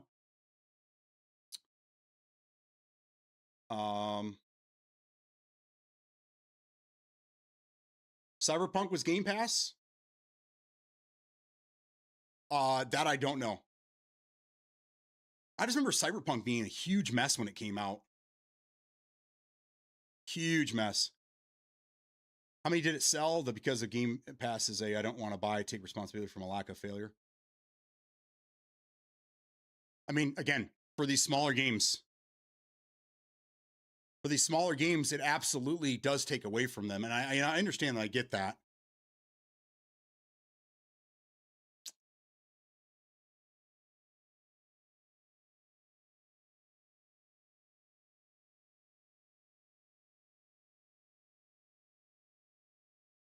You're also talking about games that get considerably better on console or on PC. So like Cyberpunk, even if Cyberpunk was on Game Pass day one, it ran like absolute shit on consoles. So then you had people running out and buying the PC version of the game to get a better version of the, to get a better version of the game there. So.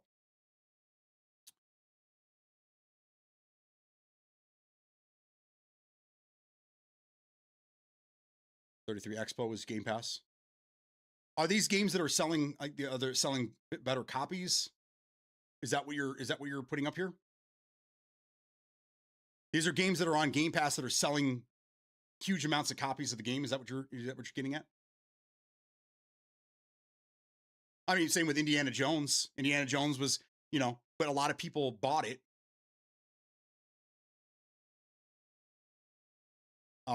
There's also a lot of people that'll buy these games, even if they're on Game Pass, they'll buy it to have the whole version of the game, including like the deluxe. Like Manic Nomad. Okay. So like, even if there's a game that comes out on Game Pass, I think he said this before, if there's a better version of the game that comes with all the skins and all the, exclusives, whatever, he'll usually just buy it. So, but a lot of these indie games from developers that are not really that well known and things like that. Yeah. But like, okay, so South of Midnight is not a game that everybody's going to want to buy, okay, for reasons, whatever. But if it wasn't on Game Pass, it guaranteed it would have sold more copies. But they took the risk of putting on Game Pass so that more people it would reach more people, and then hopefully that word of mouth advertising would sell the games for them. But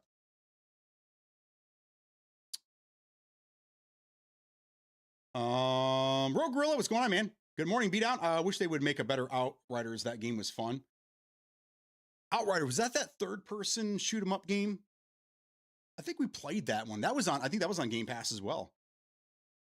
I had some fun, but we kept having one person keep DCing, and there are elements of it that I am definitely not a fan of. Are you talking about the cartridges? I'm having a hard time with that too, brother. So like, I noticed that the people that are winning the games that were winning, number one, and I think a lot of them were on console anyhow, because PC is the PC version of the game is just really, really bad. But I noticed that a lot of the people that were winning they focused on that RPG element where they were getting all the cassettes and all the, all these things, where I was more like, I'm with you. I'm more relying on just pure like gunplay and gun skill. But that's a game right there where gun skill doesn't necessarily mean anything, because if somebody has all these little cassette things that gives them all these additional powers and stuff, it can get them out of a bind pretty quickly. But I mean, it's something new to check out. It's a poor excuse, and it's not even small studios making excuses. The big studios saying it.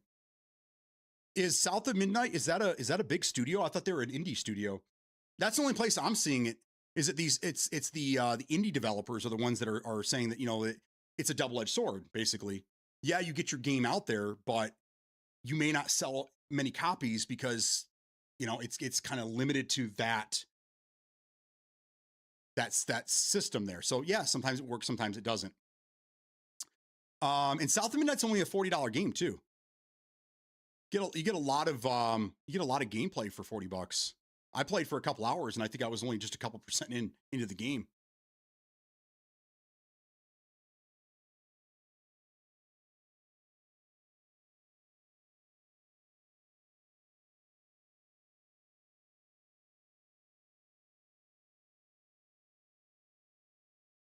South is no. They're no.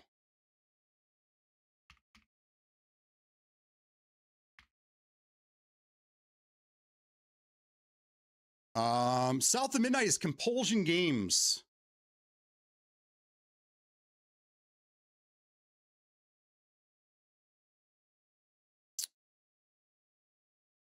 Founded in 2009 by ex-Arcane Studios developer. Oh, okay.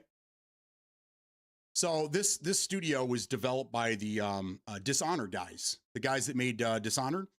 So these are the three games that they've made. Contrast in 2013, which was different. It was a niche game for sure. It was a puzzler. I played it before. Actually, I have it on my Xbox. We Happy Few. Now I tried playing this game, man. It's different. It just wasn't good. I never really felt like I was doing anything. I felt like I was just walking aimlessly through things. If you never played it, you check it out. It's just different, I guess. And then South of Midnight. An acclaimed action adventure game rooted deep in South folklore, which earned a Peabody Award and a BAFTA. So I mean, I don't know.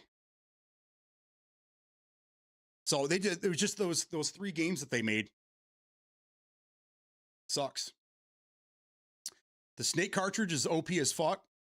Dude sliding around the map at like 50. Yes. Yeah. Free was doing that shit too. And I was like, oh, I don't know about all that, man. So I'm confused. What's the stance? I looked it up. South of Midnight is a compulsion game, and compulsion is not small. Are you sure? They've only built 3 games. Originally acquired by Xbox in 2018, the studio recently spun out to become an independent developer again, retaining the rights to its entire catalog. That's awesome, dude.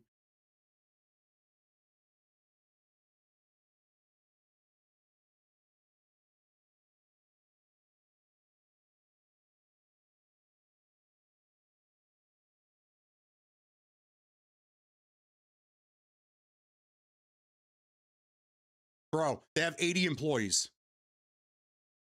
That's an indie studio.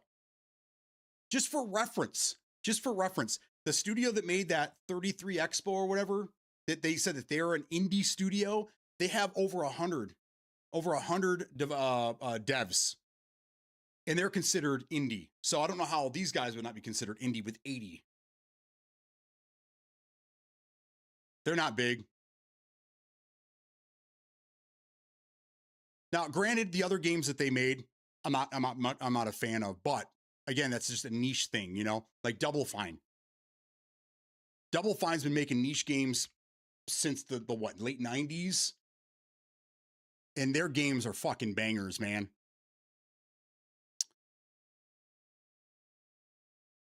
Let's see. What games has Double Fine been making? Kiln. Ooh, rad.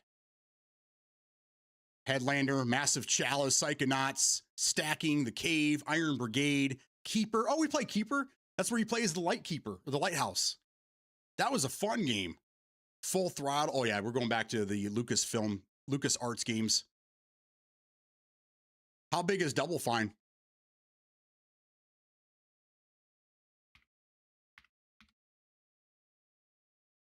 Double Fine operates with roughly 105 employees.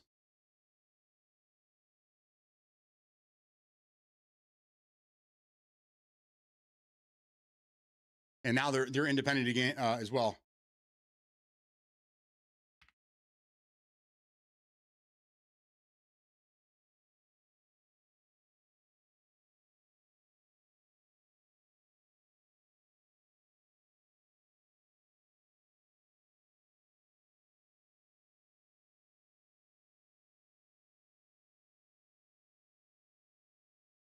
All right, so it said that there was it had a Compulsion Games, the South of Midnight guys, okay?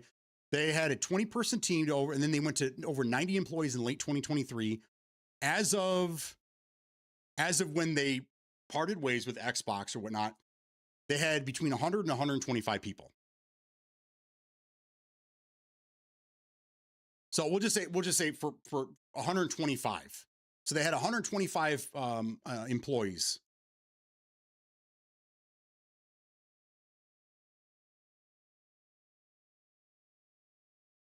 The stance is rec is middle to big studios blaming Game Pass for their failure. No, that's not what I'm saying. I'm just saying that there's people that are saying that there's devs that are saying that Game Pass is a double-edged sword. It could hinder your sales, or it could get your name out there. But it's a risk. It's a gamble. Either way. Now, I haven't seen any studios. This was just Compulsion. That was just one. This was who is this from?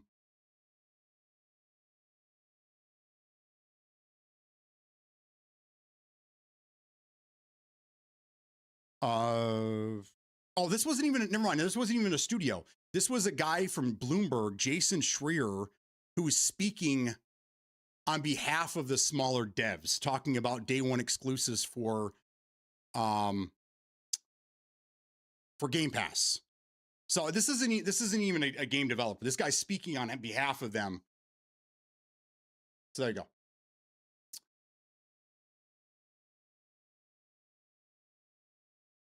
Especially when you add the speed mutators. Can't wait to see how they nerf that.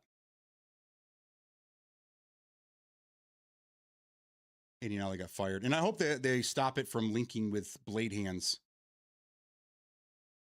Then more Compulsion was on the list of people who got fired.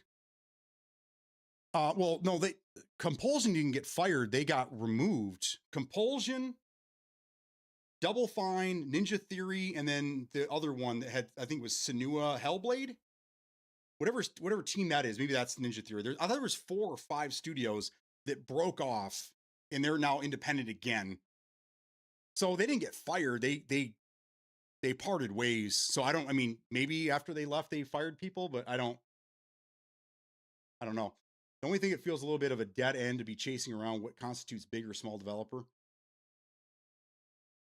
I think it's for context for Penguin to understand like where these developers were, because I mean there's this thought right now that all these little studios were just basically sucking money out of Xbox and not giving anything in return. So that's what I'm saying. Like a lot of these studios, they're not big studios where they were just, taking money. These were little studios that have always made little niche games that are continuing to make little niche games that are still winning awards, and they have fans and whatnot, but they're not selling a bajillion copies. But again, if you make everything mainstream, then there is no niche games. Everything is just the same. So you get the same shit in and day out. And there aren't games for other types of people. So then you're going to lose those types of people. So then all you're going to have are these one-track mind people that are looking for the same 3 games every year.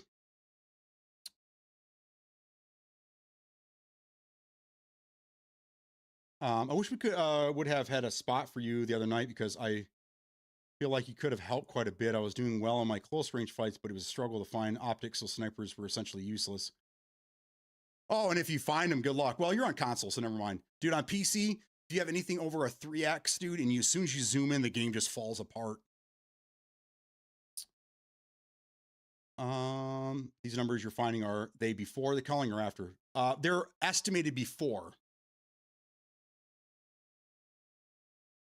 Why don't we go to the source of the studios making the complaints? You can. I mean, you can. I mean, just go to their socials and.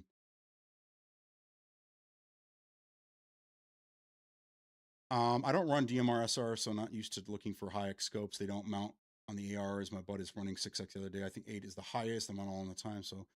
Yeah. Only 3, but it was both. They parted ways, but also lost people. It was a whole day watching people on Twitter and Blue Sky say they got let go. Oh, I got you. Those 3,000 people fired came from those studios and Microsoft itself. I just don't understand how they're firing people and then also getting rid of the developer at the same time. It's like, I guess until your name is taken off the studio door, you can do what you want. But I mean, if these studios broke away from Xbox eventually, don't you think they're just going to go back and rehire these people that were in their studios to begin with? It almost seems like they just like anything else that we've seen recently, they just go in and they just start trimming the fat with a fucking chainsaw, and they're just cut. And they're like, oh wait, we want to cut more than this. We're going to cut the whole studio out. That's almost what it seems like. Because I mean, why would you fire people from a studio you're already getting rid of? Doesn't make any sense. Like me, I just want a good BR, extraction shooter, a couple of sports titles, and a good RPG. The proof and evidence is on there. What proof? Hey, Skip, what's going on, buddy? I mean, they're gonna Xbox, Asha, they're gonna do what they want to do, right? I mean, and you know, and hopefully they figure out what they're gonna, you know, what the end game is. I understand they know, but it'd be nice to see these studios that have been putting out fantastic games for years and years and years. It'd be great for them to just break off from Xbox altogether, because it sounds like to me what Xbox wants is they just want the Call of Duties, the Diablos. They want the big names that are putting out games that sell billions of copies, and that's it. So let these little devs go. Let them go back to the pool and continue making their games and find a publisher later. I think we can all agree on that, right? Give Xbox what they want, and then give the rest of us what we want: access to these games. The whole day of people losing their jobs, the whole week of people saying Xbox is firing 6K people. Yeah, it's part of it, Inc. I saw a lot of rumors over the weekend, and I'm trying to address these. A lot of it's been mostly about just the studios that they got rid of, and then, you know, they're landing on their feet and they're finding other things, which is great. But it looks like to me that Microsoft doesn't care about the little studios. They don't care about the little games that people still play. They may not sell 1 million copies. They only want the bangers. That's it. They just want the bangers. So one of my things is that if they really want to go all in and they want to, you know, flex their guns and that they're a badass and this and that, make Call of Duty Xbox exclusive. I mean, if you really want what you say you want, you take the biggest fucking IP you own and you make it exclusive. That is Call of Duty. But they won't do that. They want to keep picking on the little studios that make great games that may not sell a lot of copies, which I think that's pretty predatory and pretty shitty. But you know what? At the end of the day, just let them do it.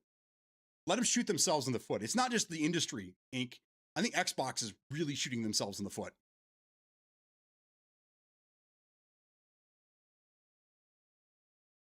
But somehow the first one seems to be impossible. We've had PUBG and DMZ, then nothing.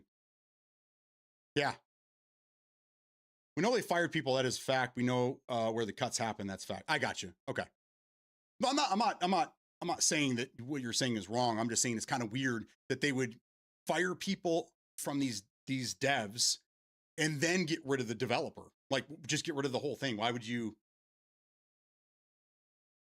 take the time to handpick a certain amount of people to fire from a studio and then still let the studio go? Like, I don't, it's almost like it was a second thought, right? Like, we're just going to get rid of all, we're going to thin out the herd. We're going to try to get as many people as we can out. And then hopefully these guys can still make games without all these, these people. But then it's like, well, we didn't cut enough. So let's just go ahead and cut these teams all together. Let's just get rid of them all together. You see what I'm getting at? It just doesn't seem like they have control. Like, they're not thinking things through. They're just making decisions on the fly, and they're not giving it a good thought process. But some, well, legally they can't do that to COD. Why can't they? That's interesting. If they own the IP, if they own it, how are they not allowed to make it exclusive? That doesn't make any sense to me. They will lose more money by doing that versus trimming the fat with smaller companies, developers. As part of the lawsuit, when inquiring Activision and Blizzard was because PlayStation didn't want to go exclusively legally from our court. Microsoft cannot make. Okay, so is that in American courts? Or is that European? You got to remember that there's lawsuits everywhere, and the laws are different across the world. It's not just one law. So like in the US, can they legally make it? Because that's what I would do. But you know what? Again, just let Xbox do what they're going to do. Let them get rid of these developers. Let them get rid of all this stuff, right? And then if these developers, again, happen to be picked up by PlayStation as exclusives, what is Xbox going to do then? They let these games go, and now they're exclusive to the competitor. I don't know. I mean, if these guys want to make serious money, get out of the console business, man. Get out of the console business, fix your Windows games, give us a better marketplace to buy games. Get out of the console business altogether.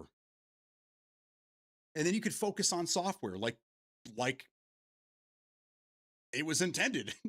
Like Bill Gates intended, man. Whatever federal trade thing, FTC.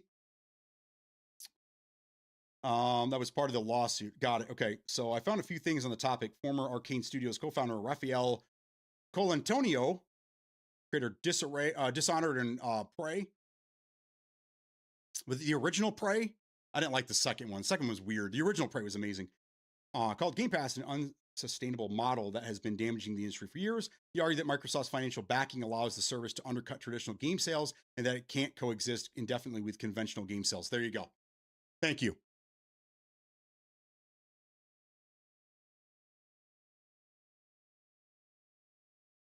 Again, we talked about two games today that won tons of awards. Psychonauts 2, that came out in 2021, and then South of Midnight that came out last year, I think. It was 25 or 24. I think it was 25.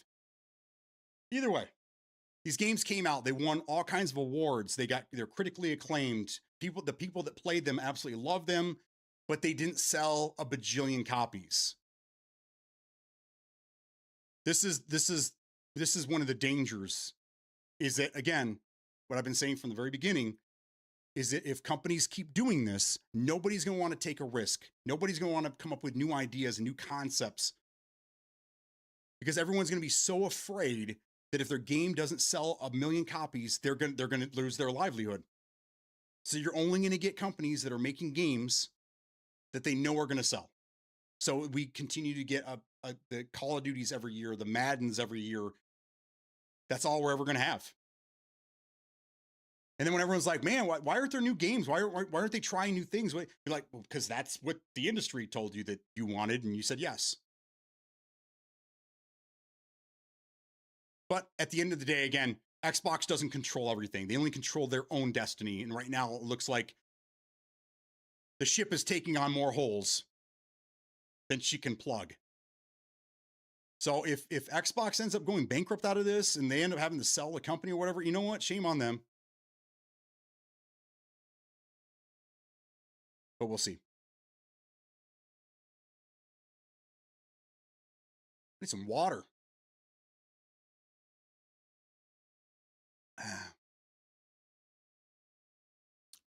That's why we need a company reset.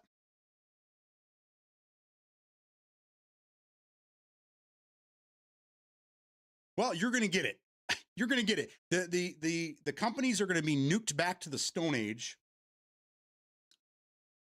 and the games are still going to be required to come out at the same time. So how do you build a game with half of the studio you had before and still put it out at the same time frame?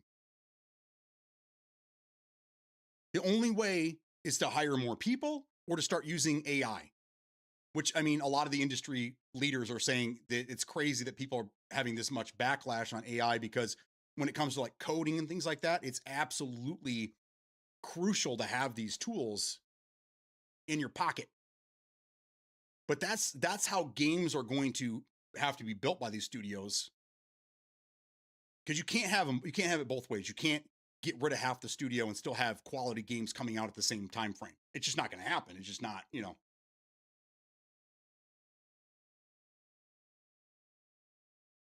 South of Midnight actually won awards. Yeah. Mm-hmm. Found the game to be quite garbage, in my opinion. You know what? Pink Penguin said the same thing. I'm not sure why. It was hack and slash platformer type game, I guess. The art was amazing. The storyline was kind of cool. I mean, it had a lot of Southern Louisiana ancestral things. It's kind of a teaching game. You were learning about things. But it won a handful of awards and stuff. I actually learned some stuff from it, that, when you see like a tree and there's blue bottles on the branches of a tree, that's to ward away bad spirits. I've always seen those things in people's yards.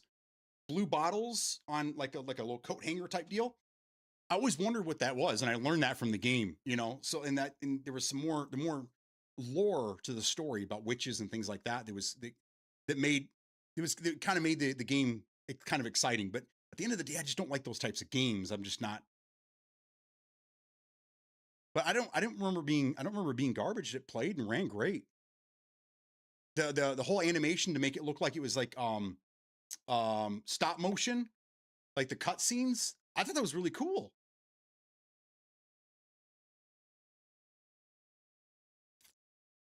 I'm all for it. Loving my indie games right now. Another quote that ChatGTP found: anonymous Xbox first studio leaders were recently reported to be unhappy with Game Pass. According to the report, several studio heads felt the service values games for encouraging players to expect $60 to $70 titles as part of a subscription.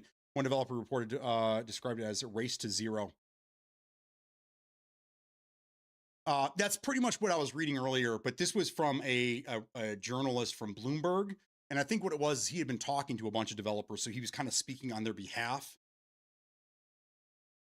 I'll give it the artwork, but miss me with everything else. I gotcha. Yeah, I mean, it won awards, did pretty good. The studio has put out several games, and I really didn't. The other games I wasn't really a big fan of. Contrast, and then the Life is Dandy or whatever it was. Which was a weird game, but I mean, it was something new. It was a new IP. It was something different. It was great.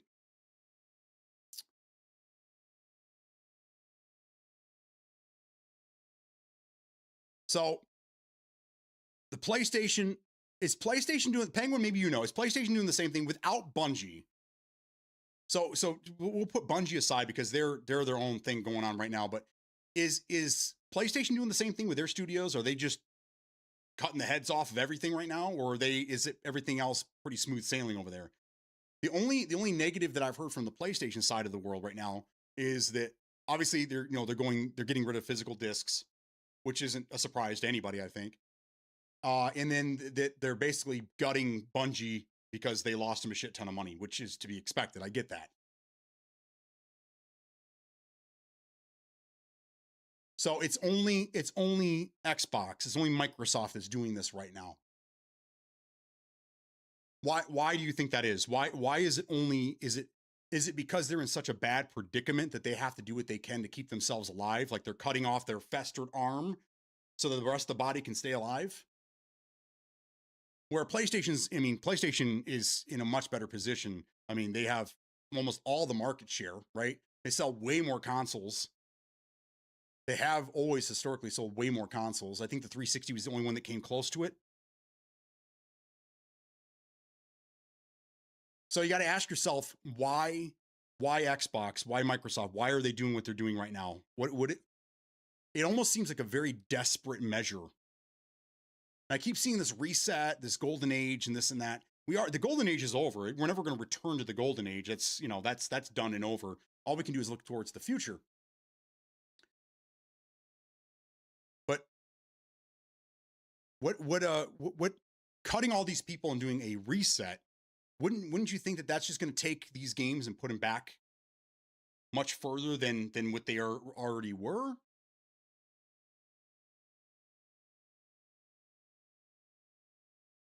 Played okay, looked out, but that's it. Like a cool looking look, but the inside is a boring story that makes you only get through 2 chapters. PlayStation's cooked. Every single post Sony makes online is getting ratioed by fans, even if it doesn't involve PlayStation. Is that because of the whole physical thing? Dude, I see it all over the place, man. That all these people are like, if they don't change their stance on physical, I'm going to PC in 2028. And I'm over there going, why don't you just do it now? What's stopping you from doing it now? I don't understand, man.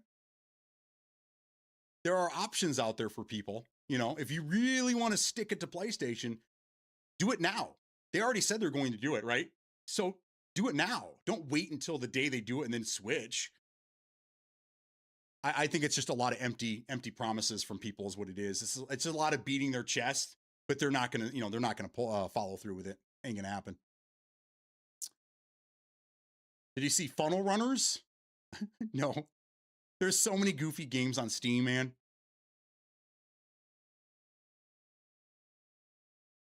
Who does PlayStation own? I have no idea. I don't really know. Again, I don't really know much about PlayStation.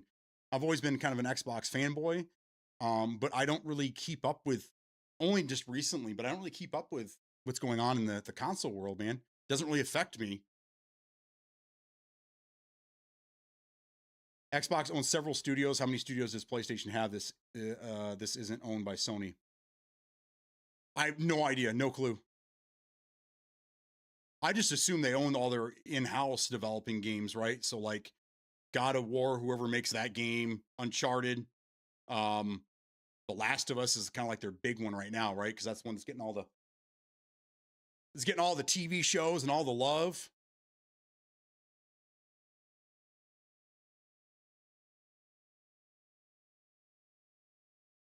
PlayStation Now. PlayStation Now. I haven't renewed my PlayStation Plus since 2023. Even more of a reason to never re-up now. We played. I haven't grabbed it yet. I got so many fucking games to try, bro. I have games that I can't. I have just a handful of games on my computer. I never have time to play any of them.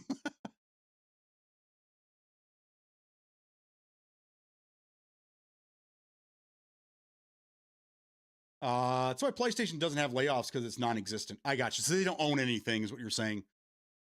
See, I don't know. I think it was a great idea for them to buy up Activision, but I don't know what they were expecting, right? I mean, they paid how many billions of dollars to buy Activision, and they thought they were going to turn around immediately and start making money. I mean, I would focus on the studios that are losing me money, like fucking Call of Duty. Why do they get a free pass when they make garbage games? And then the little studios that are making, you know, quality new types of IP games and taking risks with new types of gameplay. And so why are they the ones being punished, man? That doesn't matter. As long as they don't completely kill these games and they let the studios go off and publish them somewhere else, then if Microsoft wants to keep shooting themselves in the foot, then they can just do it. But don't take the games away from us. Allow these games to still come out. Like State of Decay 3. We know that's coming out. Senua, I'm pretty sure Senua is still coming out. That hasn't been shit canned. So luckily we haven't heard any studio closures yet or games that are being canned. But that's going to be next. That'll be the end of summer news.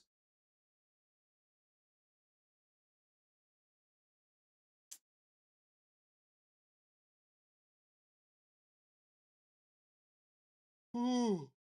Oh, I need some more coffee. Sony Interactive in February 2024, Sony Interactive Entertainment announced it would cut about 900 employees, roughly 8% of its global PlayStation workforce. Not many. Not many. Sony owns these studios like Insomnia, that's Spider-Man, and all of Marvel. They go through Sony on PlayStation. So yeah, so they own just, yeah, I mean, that kind of makes sense. Those games are always going to sell. Late 2024-25, Sony closed Firewalk Studios after the commercial failure of Concord and also shut down its mobile-focused studio Neon Koi, resulting in additional job losses. Other teams, including Bend Studio and PlayStation support groups, also saw smaller layoffs during restructuring. Okay, so they've just not to the tune of that many people. I think we all know the story with Concord. That kind of made sense. They weren't Firewalk Studio wasn't a big studio to begin with, so it kind of makes sense that, you know, they kind of sealed their own fate there. Bungie is going through the same thing right now. They made a wrong turn in Albuquerque, and I think Marathon needed to come back, but not the way it did. I think they did their IP wrong, and I think that they're going to pay a hefty sum for that. Sony has continued targeting reductions, particularly at Bungie and some PlayStation partner studios, as it adjusts its portfolio and priorities, which is all pretty common. But the gutting of all these, I think it's 3,000 people right now that are being let go across all of Microsoft Activision, all the little studios and such.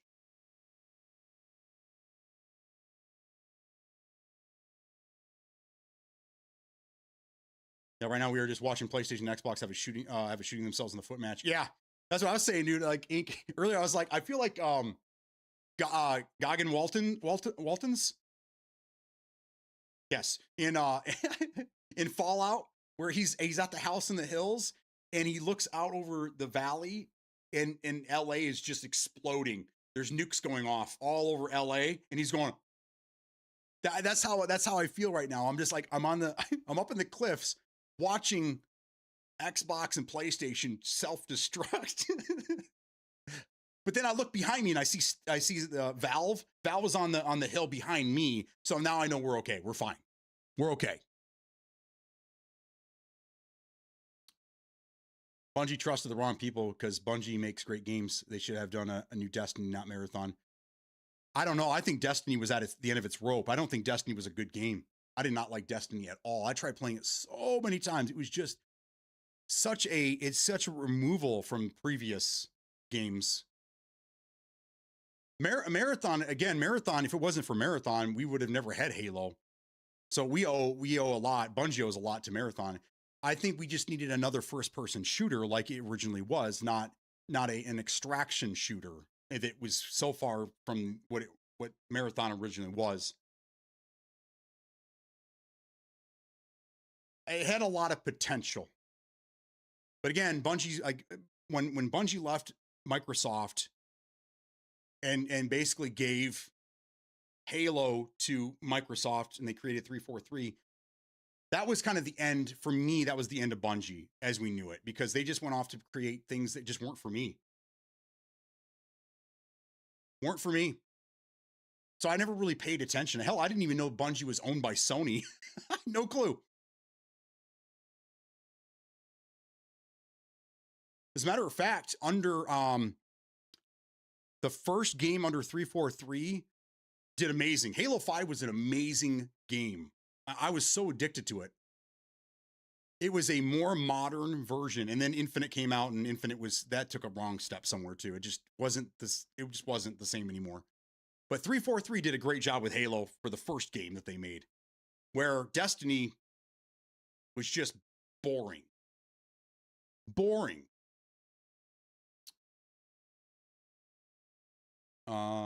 If all the studios didn't join in the woke shizzle, a lot of studios wouldn't be in this mess.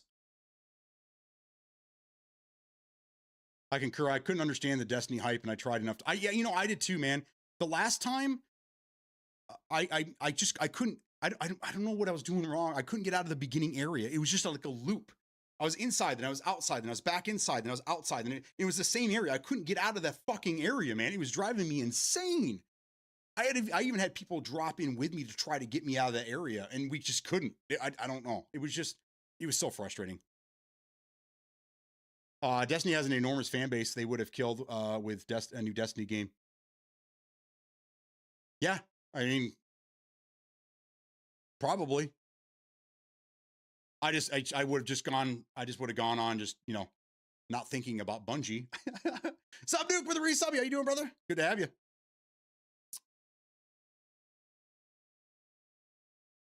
It took 10 years for Destiny 2 to die, and it still has more player count than Marathon.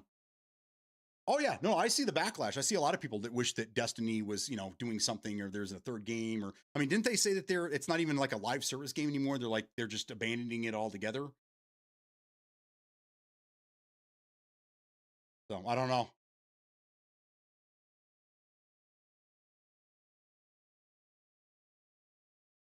I suspect to see more smaller scale layoffs from PlayStation as time continues. Oh yeah, I mean that's always going to happen. They're always going to be moving people, shifting people, trying to keep things lean. It's just the way that this Asha has come in here and just basically pulled like an Elon Musk. I don't think that's the right way to do it. I'm all for making changes and trying to get a company into the back into the black. I understand that completely, but I think that this is a very desperate move that's not warranted. You got to make more. If you really want to grow your business, you have to go back to exclusives if everyone's going to continue making consoles, right? So you have all these studios with all these little games. You make them exclusive. I don't know. As long as the changes that Xbox is making right now doesn't affect me, which I know there's a lot of games, and I have to go through their catalog to see exactly what they own, right? To see what could be in jeopardy, and whatnot. But I can't think of anything coming from Activision or Blizzard that I'm really worried about playing. Now, as far as like games that I'm hoping are going to come out in the next few years, I don't think they have anything to do with Xbox. So like Splinter Cell, it'd be great to get another Splinter Cell. I mean, we hear rumors about that shit all the time, right? That's owned by Ubisoft, which is not owned by Microsoft. So that game's going to be fine.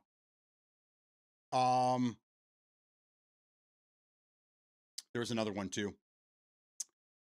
There's another game that I've been holding out hope for a very, very long time. Another Ghost Recon would be great.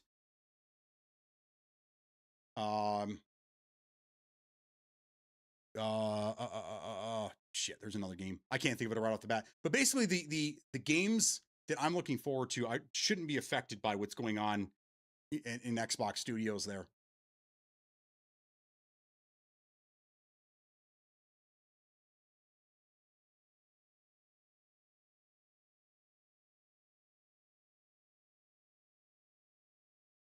Console Wars in reverse.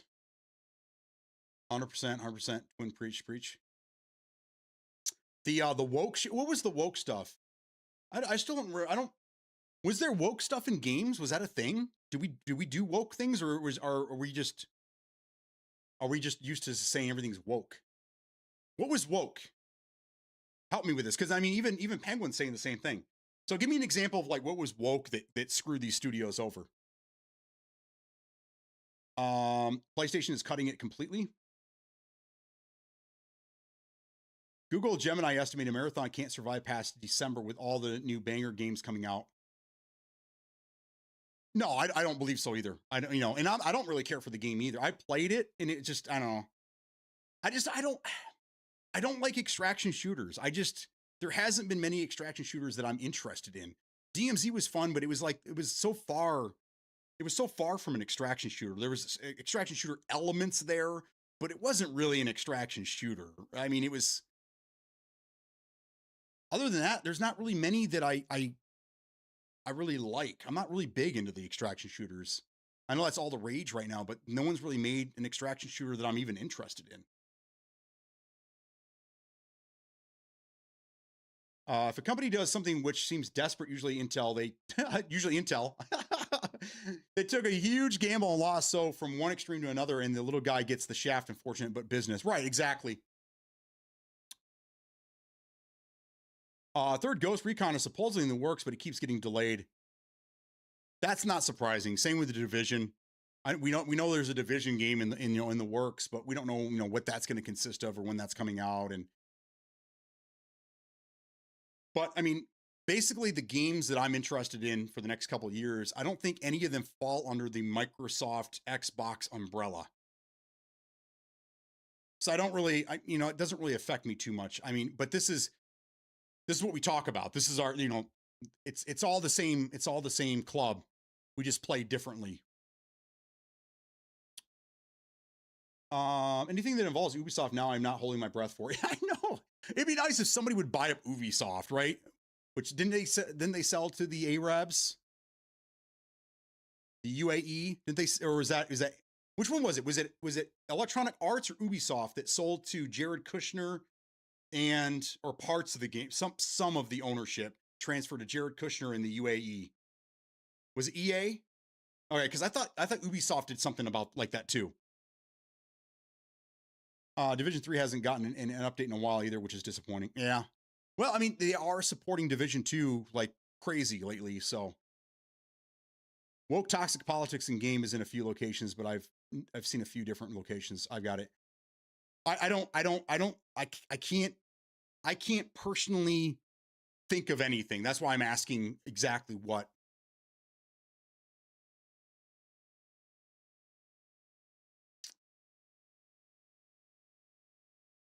Woke toxic politics.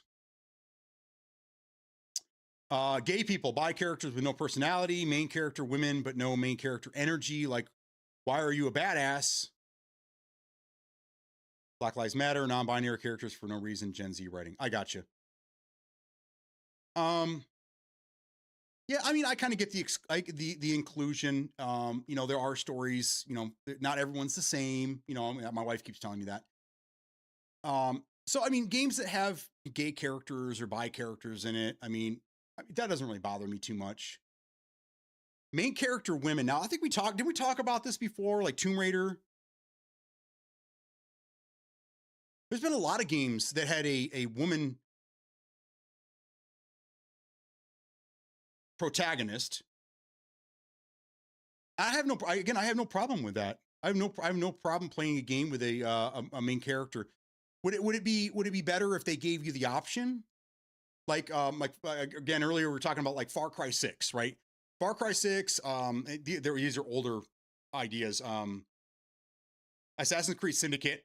These are games where you had the option to pick. It was the same story, same person, but you got to pick between two different characters to play as.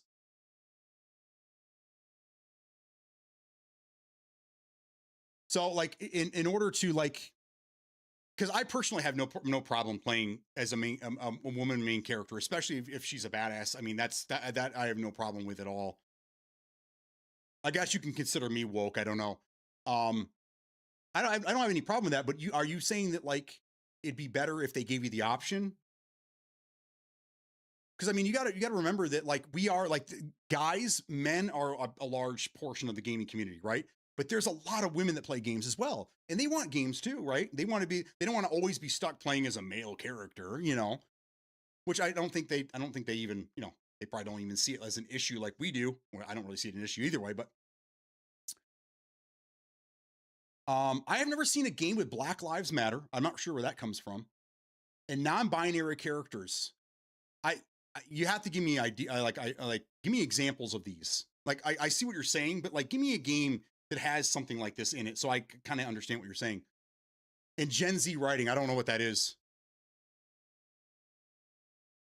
Treating people differently based on race or sex in the name of equity, rather than applying the same rules to everyone. Assuming that someone's race, gender, or identity automatically determines whether they are privileged or oppressed.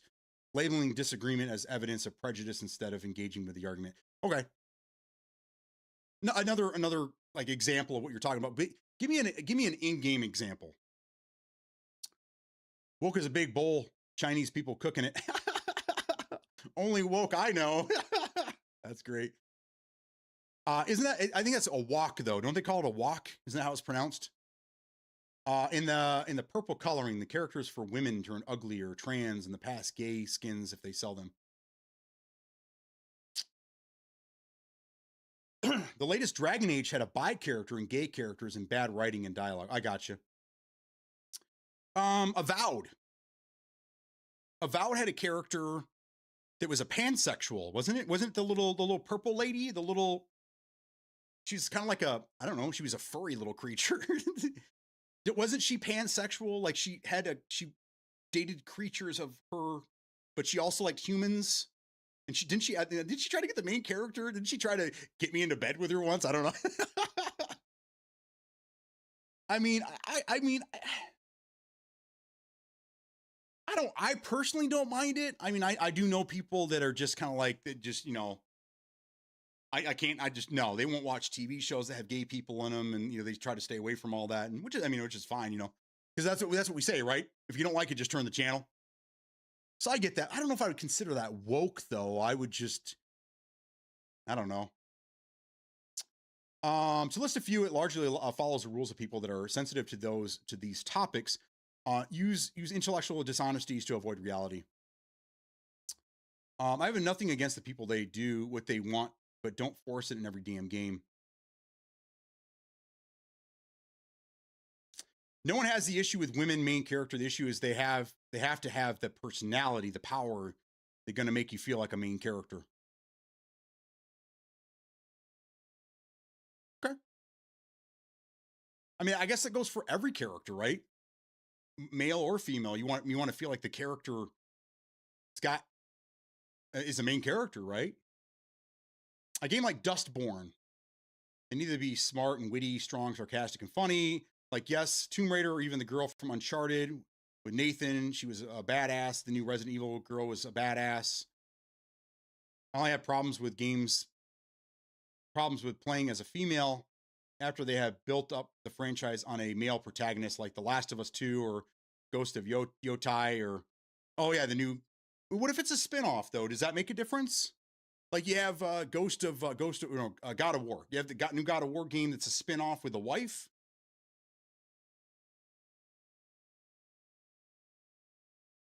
In The Last of Us, that was a writing thing, right? Wasn't that because the main character died? So you kind of had to replace the main character with somebody else?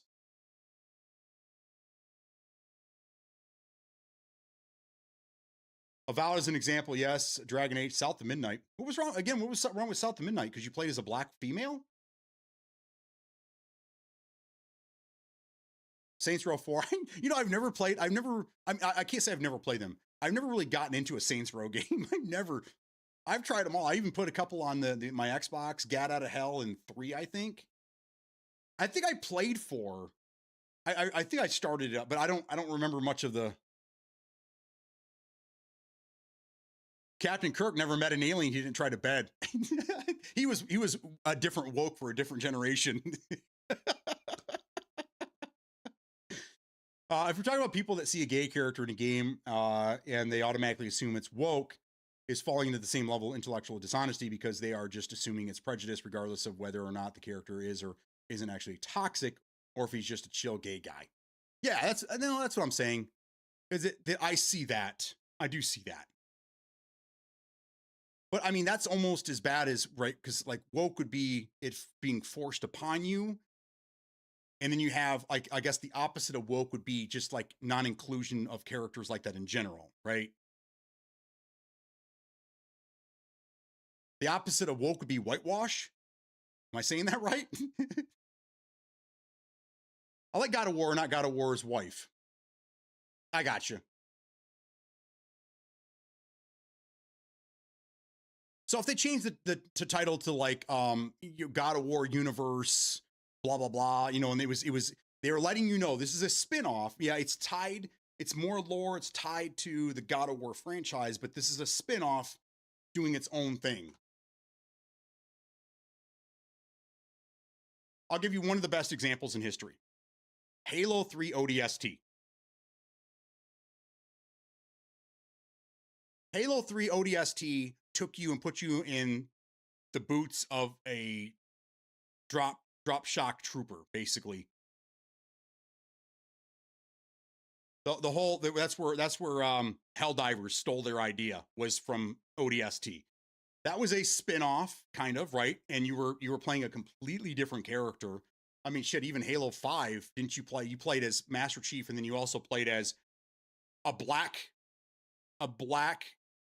Spartan from a different team trying to hunt down Master Chief. I don't remember that being an issue. I don't know. Now I like the girl from The Last of Us. We watched her personally grow, and she became so much stronger. But her girlfriend, it was thrown together, which was terrible. God, yeah, because she's gay, isn't she? All I need is blood, violence, insulting characters, and limb destruction. Not a polite story with nerfed or no blood splatter. You know what? We need more Duke Nukem. Which I say that because I fired up Duke Nukem Forever for the first time in 15 years the other day to play through that whatever they want to consider. They consider that a full game? Sure. Such a weird game, man. That was another vaporware situation. That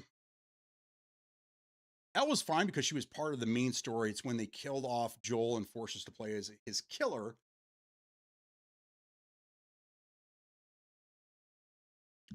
And just didn't feel sorry for her. I got you. So not a fan of the writing, but I mean, I don't know if you consider any of this woke, right? We're just juggling characters, continuing the story in a different direction. Heavenly Sword on PlayStation 3 was badass, and it used a lot of similar mechanics to God of War. Really deserved a sequel, but people hated it because the protagonist was female. I remember that game vaguely. You know what was the Xbox 360's answer to God of War? And no, it was not Devil May Cry. There is a game that I don't think a lot of you even played or even heard of called Dante's Inferno. I played it when it first came out. I'm not really into these games. For some reason, that game really grabbed me. Probably just because the lore, the folklore behind the whole thing. I put it on my Xbox just recently, and I downloaded all the DLC and everything. I didn't even realize there was DLC for it. And I started playing through it again. Man, that game was crazy, man. Dante's Inferno, it was, I think that was their answer to God of War. Because I'm pretty sure it was an exclusive, wasn't it? But Dante's Inferno is a pretty cool game, man. Yeah, Ink and Skin knows. It wasn't about feeling sorry for Ellie or Joel's killer. It was about watching revenge destroy both their lives equally. Some might say stone for stone. Even the female Spartan in the noble team was a complete badass. Okay, well, give me an example of a game where, with your examples here, you feel a game was woke, had a female protagonist, and she didn't feel like a badass. Can you give me an example of a game there?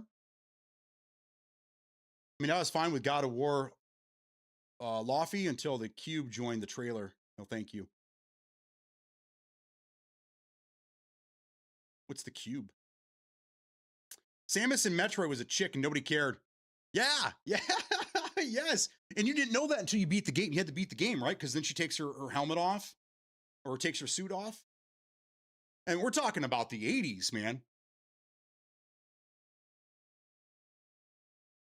But that's the thing. You didn't know. You didn't know it was a female unless you beat the game.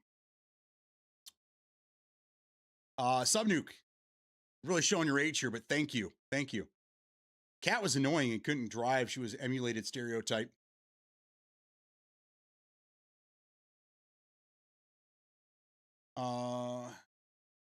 Sorry, made no sense. Ellie slaughtered countless people to get revenge, then stop with the person that killed Joel. They should have gave players the choice. It completely ruined it for me, and The Last of Us is one of my favorite games. Bro, I still haven't made it through the first one. I've tried firing this game up and playing it for years.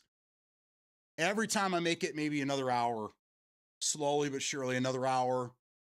I just can't get through it.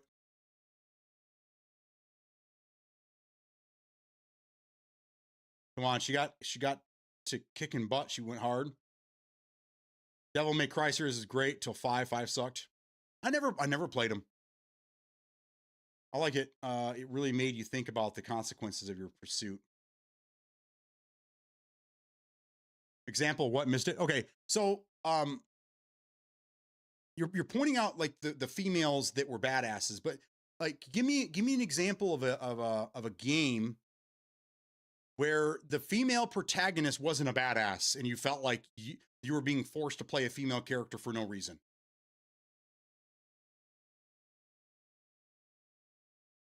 I can't think of many games right off the top of my head that even have a female main character.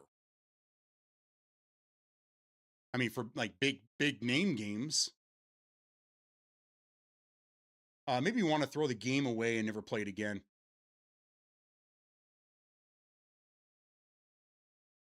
The game that is known for its worst woke toxicity, it's called Dustborn. Give it a look, see right now if you're brave enough. South of Midnight, but she was a badass. She was a teenager that was learning that she had some magical powers that were handed down to her from previous generations. So it's a story of learning her powers as she goes, right? I thought Star Wars Outlaws was great, dude. I thought she was a great character. I thought she was badass. I thought she was she was very quippy. I saw her. I mean, if you told me she was Han Solo's little sister, I would have believed you because I thought she was a great character. And to be honest with you, Subnuke, I loved Outlaws. I thought Outlaws was better than the Jedi Survivors. Well, the first one was really good. Second one was I still haven't got through it because it just sucks. But I loved Outlaws, dude. I wish they had another one. I still fire that game up from time to time. It just runs so good on PC. The music is awesome. The character, I don't know. She was hollow at best. Man, I only played a couple hours of the game and I thought it was pretty solid. It was a very linear game. That was my complaint really. It was very linear. It was kind of one of those dungeon crawler games where like Duke Nukem is a good example where it was a lot of exploration, and then you get into an area and then the walls would close up behind you and then you have to battle a bunch of people and then the dust is clear, you pick up all your stuff and then you move on. That's kind of how that played out. Assassin's Creed Odyssey. But that's another Assassin's Creed. You got a choice, right? Because didn't you have a choice to pick a male or a female? Horizon Zero Dawn. Oh, there's a good one. That's a PlayStation game, right? I don't think I've ever played that one. You want to talk about hollow character? Look at Kratos pre-reboot. Game of Sabacc. The nice thing is that after my screw up, I realized you don't even have to play Sabacc to finish the game. Yeah, there's some stuff there, and you might want to play it. But yeah, that was not my favorite part of the game. That's for sure. There you go. That was my woke problem. Forcing a card game I don't want to play, man. That's woke. Zeus, your Volkswagen has returned. You had the option in AC Odyssey, though. I played as Alexios, but ended up killing my whole family. Nice. Yeah, I mean, Syndicate was the one that I remembered. I don't know if the other ones, again, Far Cry 6 had it. I mean, I'm off the top of my head, these are games where you had the option to play as a male or a female. Most multiplayer games, you have the option to play. So you're not really forced to play as a female or a male in a lot of games.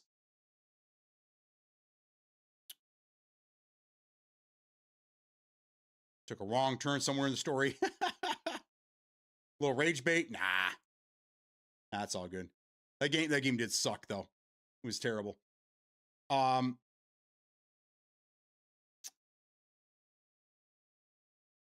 now I'm wondering, like, so if South of Midnight was a male teenager character that was coming to terms with his history or whatever, would the game be any different to you, or is it just the character itself just wasn't much? Did you play through the whole thing? Because again, I only played a couple hours of it. I never finished it. But I liked her character. I like what was the storyline. I thought it was, it's pretty solid. And then you were going through this whole, you were learning folklore from this area in the country that I'm not really familiar with. So I love games like that are built on history and things. Like Assassin's Creed has always been a fantastic game to me, especially with the Ezio series during the Renaissance.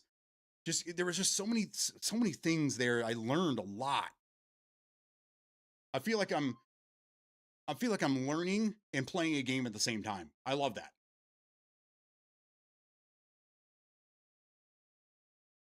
Saints Row female Kinsey.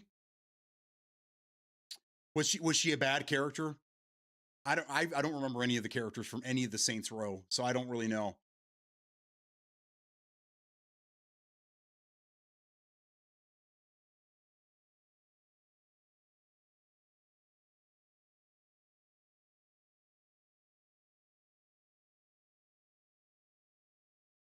Yeah, I don't know. I think our definitions of woke are very different from each other. I always thought woke was like when something that is against the societal norms is forced on you. That's the way that's what I considered woke, and that's why I got backlash. But I don't really know. I mean, it's the term has gone through so many different changes. Like DEI is I guess is kind of is a woke thing, I guess. I don't know. Which DEI started off as a great thing, and then it ended up it had its problems. A lot of companies still have a version of DEI, but not to the extreme that it was beforehand. So even if you made them at male and South, the problem was the character background was bare minimum and didn't grow. All right, so then that's not woke then, right? It's just it was a subpar character. So I wouldn't chalk that game up as being woke, because regardless of if the main character was male, female, gay, transgender, whatever, the storyline for that person just sucked. So it was just not a good game, but I wouldn't consider that woke. Now, if you were forced to play as a gay character, which you kind of are in a game, if you were forced to play as a gay character, that the story didn't really go anywhere, and then you were forced to have relations with, I kind of get like that's not right. But if you made games that gave you options, that not only can I choose if my main character is a male or female, and then also if you have the storyline tweaks that you can also make him gay or whatever. I don't have a problem with that. That way you're selling your game to everybody, right?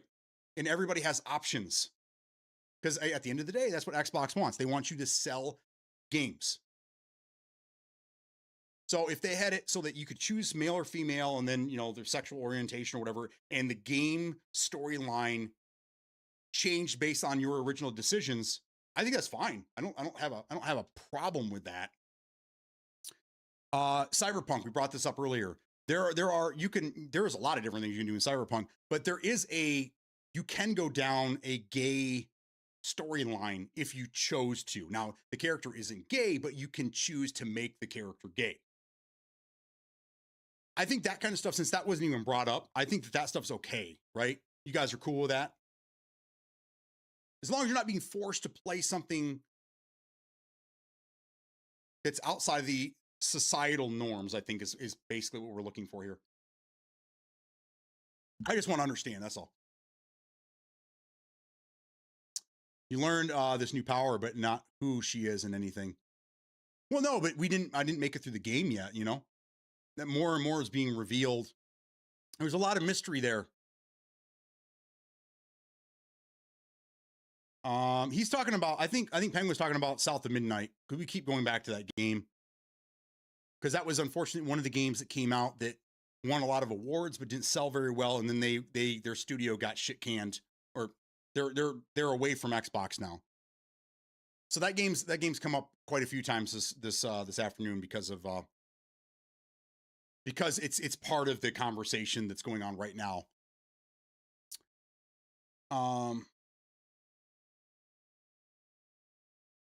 Well, look at the bright side. The woke didn't survive. That's why we finally get good games back. I mean, I guess, but no one's really pointed out any games that were woke in the first place. You guys gave me a couple of examples of games where you were forced to play as a woman. Like Avowed. I thought Avowed was a great game, and that was a game that we covered where it had a character that was pansexual. So I don't know. I mean, I'm not saying I disagree with anybody. I don't have examples. I would like to know what you guys are referring to as what bad games came out. Yeah. Either way. Subpar character, but there was a lot of emphasis on the fact that she's black and she's black and she's not she but a them. Well, it's because it's Black history. Right? The whole South of Midnight thing it's about a young black female who's learning black heritage from the Louisiana area there.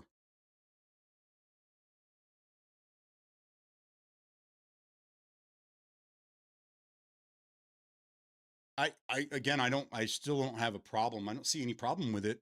It just, at the end of the day, it wasn't a game for me. I just didn't really care for the game itself, but I don't think story was fine.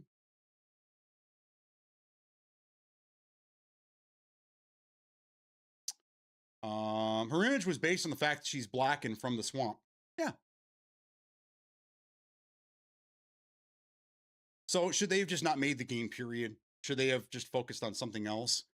Again, I don't really care about I'm not really concerned with the heritage or the history.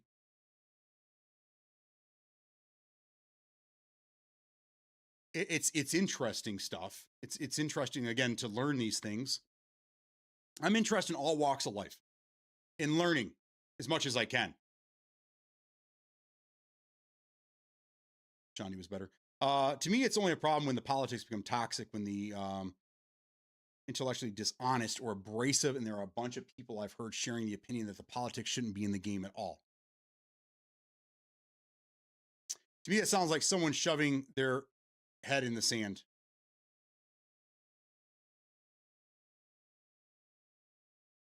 I got you. All right. But again, I don't know what game had toxic politics or intellectually dishonest. I'm with you.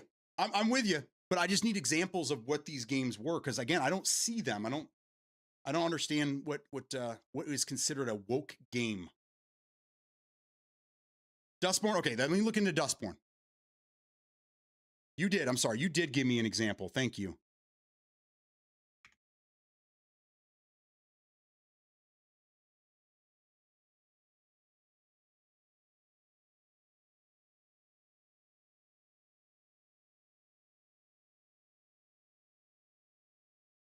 This game kind of looks familiar.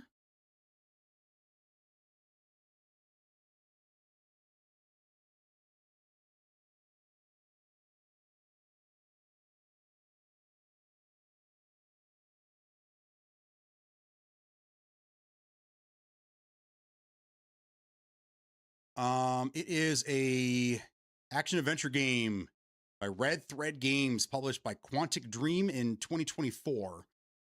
Game is primarily built around player versus environment (PvE) combat, involving the player using the power of their language and voices to combat enemies. The game also features Guitar Hero style rhythm mini games. Boo! I hate Guitar Hero games. In the game's alternate history, John F. Kennedy survived his assassination and established a militarized police force, Justice, to protect the United States from domestic threats.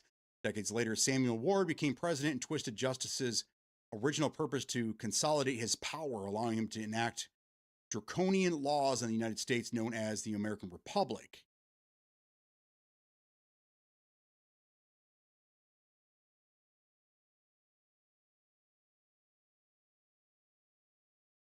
In the year 2030, the protagonist, a woman, is an anomaly living in Pacifica, country that was once the state of California before seceding from the Republic. Although she sustains herself with minimum wage work with small cons, she seeks to escape to a place where anomalies have rights.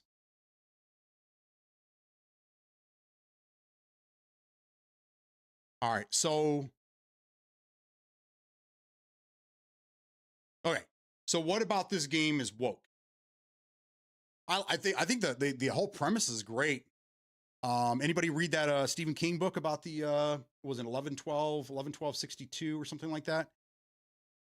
About what would happen if the Kennedy assassination had been prevented by going back in time. And man, I mean, if you've never read the book or seen the show, it's definitely worth watching. But I mean, it sounds interesting. I just don't like Guitar Hero type shit.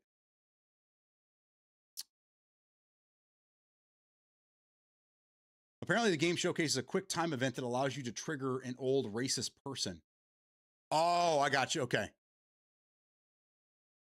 God, I did not know that. Okay. Well, that's not good then. On the other side, it's good. You don't see them. You don't see them, so you enjoy the games. We see issues, so we don't play the game. Get more positive outlook. I just want to understand.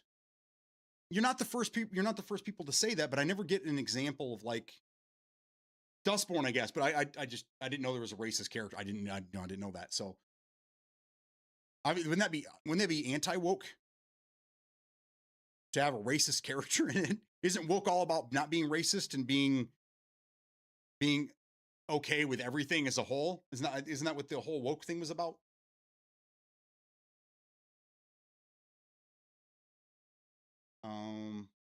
All I can say, I haven't bought a new game in the last 2 years because it just couldn't pique my interest. This year I'll be overspending. Nice. Okay. What games are you getting this year, Reaper? Besides GTA 6, because you know all the console guys are going to have it. What games are you looking forward to this year? Really, the only one for me at this point is Gears of War E-Day. That's really the only game I'm looking forward to right now.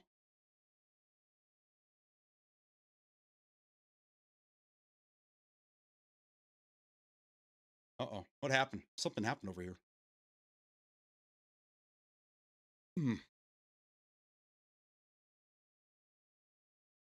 It's desperate. Also, apparently has a lot more very harsh, abrasive dialogue option because the character is meant to navigate the environment with the power of their voice. Oh, I gotcha.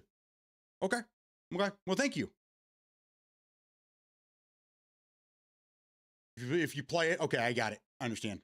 Well, no, that's a good example. So thank you. So a game like Dustborn has a racist character in it and the very toxic and abrasive dialogue.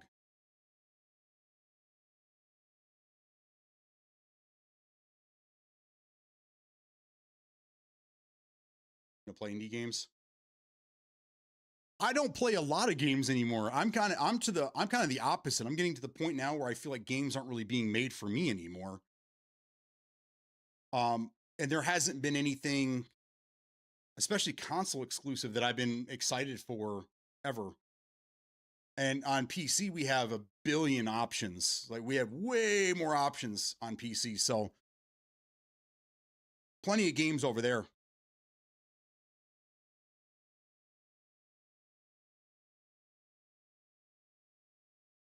Blood of the Dawnwalker, Beast of Reincarnation, Mistfall Hunter, Phantom Blade Zero. Are these all RPG type games? Well, good. I'm glad.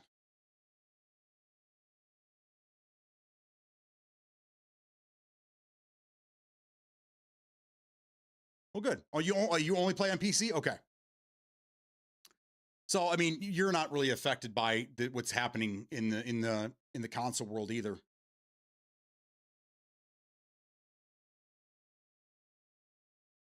I think because of what's going on, and if all these PlayStation people make good on their threat to abandon PlayStation, I think that these two are going to fight. They're going to start. They're just going to be swinging all the way down. And while everybody else jumps up to PC and goes, I don't even know why we don't need consoles anymore, guys. Why are let's just make software for everybody. Mecha Chameleon's good. Hmm. And is that an exclusive to is that like a PC exclusive? I think I know what you're talking about.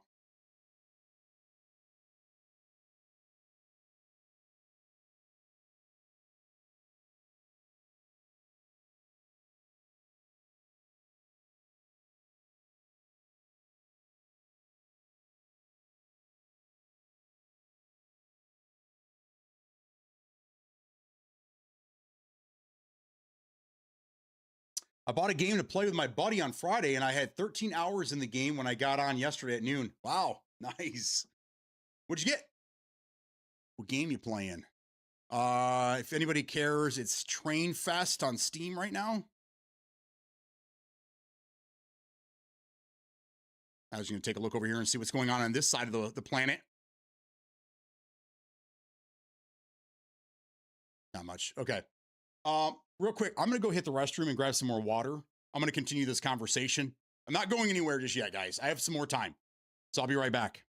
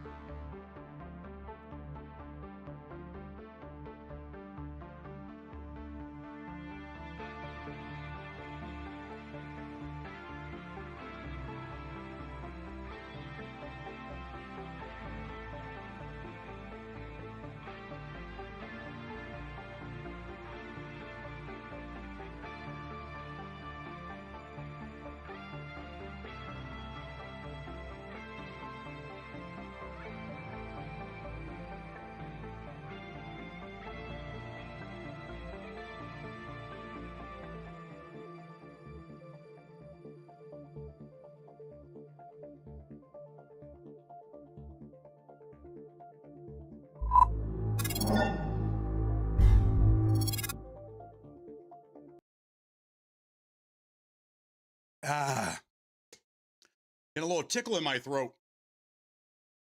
Excuse me. All right.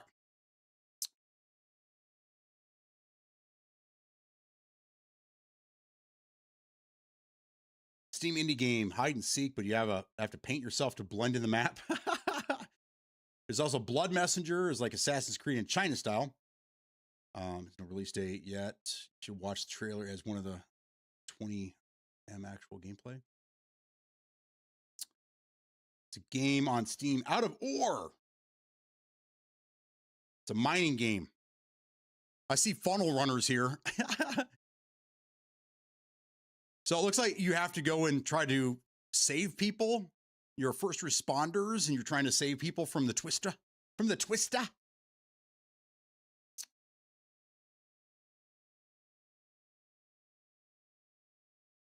Another game coming soon, Claude, survival dinosaur game, looks pretty dope.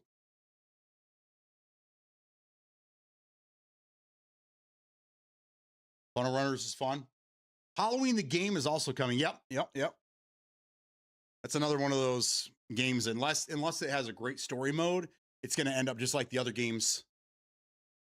Friday the 13th and shit, where it's just no one plays it and they end up shutting the servers down after a year. Steam calendar is cool. I always check it. Hell yeah.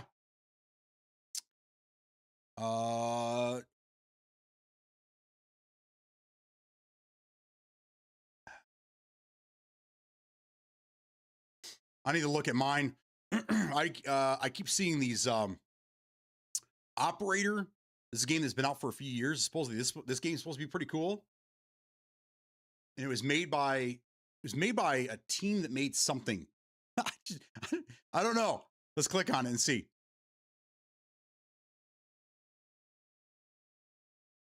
They had made a game back in the day that was well known, well respected, and then this is the team, mostly the team from that game. But I don't see where.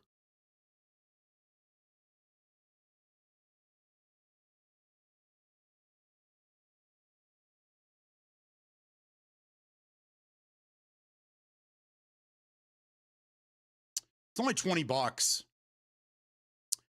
Very positive ratings. It looks interesting. Handful of deals here. My personal calendar.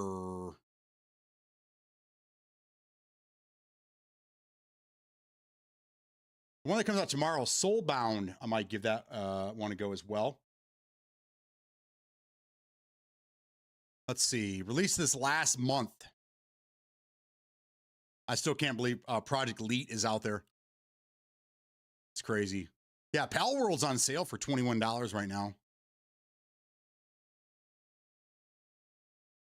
I mean, it's only $30 to begin with, so. Hell yeah, they're selling.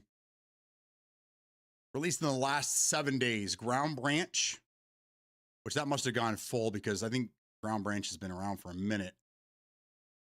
That must have been early access. Funnel Runners, Urban Strife.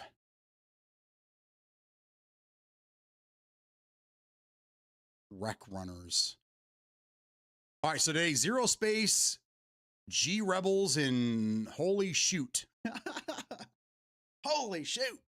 Tomorrow, you get Drone Sector, Dive or Die, Birds of War, and Scarlet Deer Inn. Wednesday, Shift at Midnight, Dreadweave, Tears of Metal, and Lifted. I don't really see much here. Carnival Hunt. Oh, that looks kind of cool. Co-op survival game. That comes out on Thursday. Dino Blade. You're a sword-wielding dinosaur. It's a Souls-like game, but you play as a dinosaur with a sword. There you go. People ask me what games. Oh, what games am I missing when I'm on console? What am I missing from the PC world? There's one right there. Dino Blade. I thought about getting Operator. I need to know the story behind it. They made a different game. Newest game I played was Subnautica 2. Very positive reviews for Operator. Did you hear about what happened to Bethesda in Fallout? No. Maybe, but no. Check it out. Join me with the hype as I blast the Marty Robbins. Age Feel High Rock the School looks like a newer bully game. Oh, that's cool, dude. Because I mean, Rockstar said several times they are not going to be making a new bully game. That's that they had fun making that one, but they're not interested in making a second one. Which I have that on my Xbox as well. You got to have all the classics on there. Stuff is great. I think it's funny how Bethesda told Obsidian to make their own Fallout with a different name, and now Bethesda is forced to collaborate with them. Dirty business, build your drug criminal empire.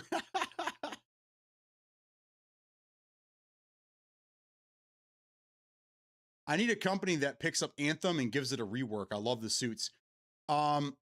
You might be a great contender for Exoborn. Exoborn is an extraction shooter that's been being worked on for years. I'm still on the playtest. As a matter of fact, they should be having another one here next month. And I think it'll be a year since our last playtest. You might like that one, so I would check that out. Next time there's a playtest, I'll let you guys know, and maybe you guys can get in here with me.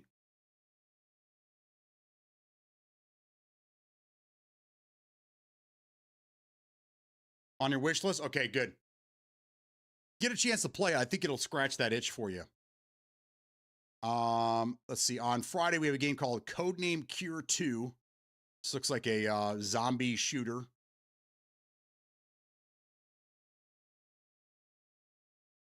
The Left Behind. This looks like a scam game too. This looks like the day before or the day after. That comes out on the 27th. Security 51. That looks like Papers, Please. I don't know if you guys ever played that one. And then boom, Halo Campaign Evolved comes out on the 28th.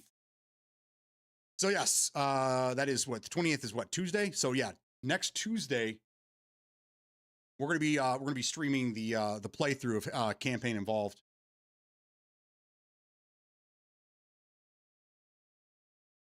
This, I should see if my wife's available. Maybe she can download and play that with us. We'll do a co-op stream. That'd be fun.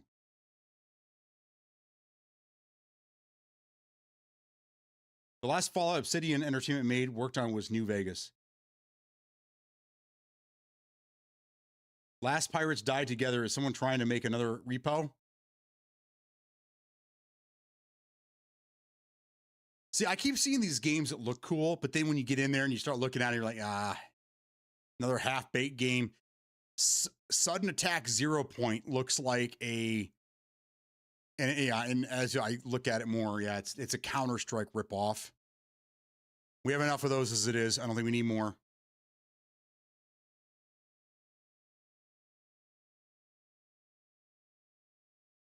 There's a game. Oh, this one's for Manic. There's a game coming out called How Many Dudes? How many dudes? A lot of games coming out. Yeah, I see that H Feel High. Rock the School. That looks cool. Oh shit. Agent 65 or Agent 64 Spies Never Die. Dude, this game was supposed to come out like 2 years ago and it just disappeared. It's finally coming out on August 11th now.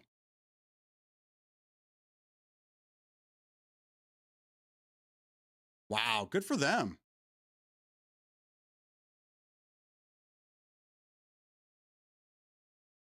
Wonder how much it's going to be. There's no price on this. Bummer. All right, it's on my wish list though. If I can get it for like $15, I'll buy it. This takes me back to the old school GoldenEye. What was the one that you played as a woman? No One Lives Forever. Yeah, has anybody ever played that one? There's 2 games. No One Lives Forever was a great game. But it's kind of like that and like GoldenEye. So this will be interesting. I played the demo a few years back. It's been like 3 years now. Cool. All right. Hopefully it's not too expensive. I'll buy that one for show. Oh, show, man. All right, Shadow Wolf. Have a good one, man. Thank you. I'm hoping Obsidian brings back damage threshold armor system and finally making armor repair kit alongside the return of the weapon repair kit. There you go. We slow it first and get that far. You're downloading the demo now. There you go. Oh, that's cool. It's good to see that one coming out finally. Okay, Hell Let Loose Vietnam is actually coming out on the August 13th.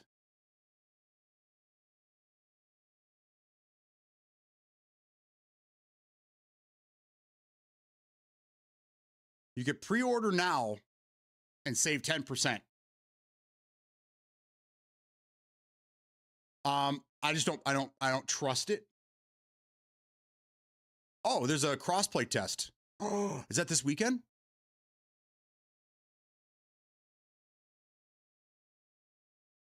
Oh, that's this weekend. There's another play test for Hell Let Loose. Oh, there's going to be crossplay with console.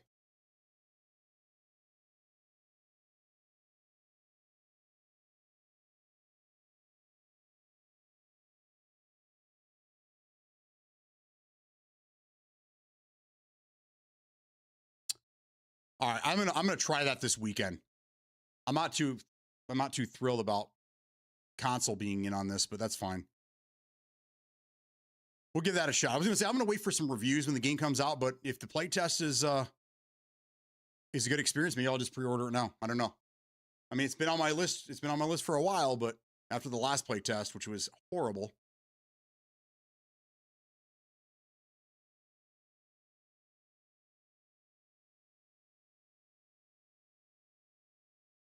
Breathage 2.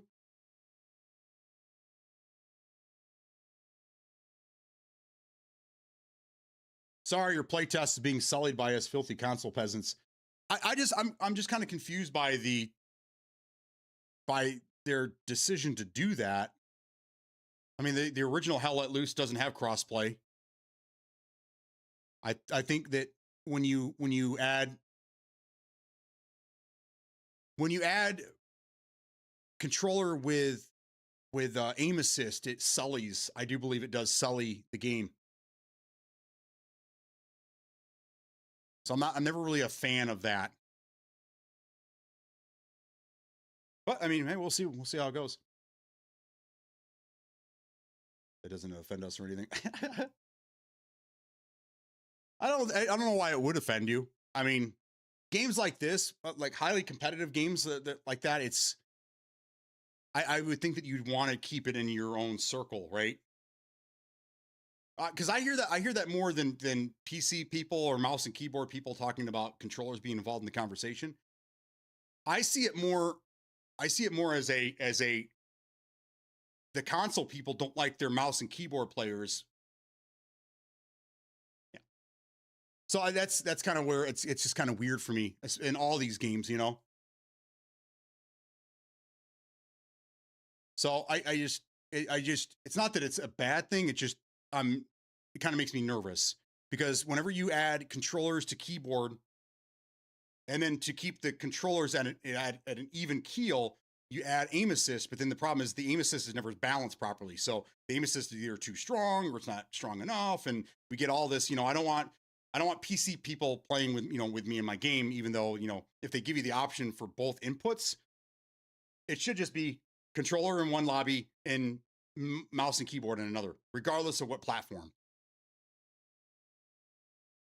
So I'm just maybe they'll do that. I didn't see it there. I think we've seen with Apex Legends and I don't know if Val whatever it is.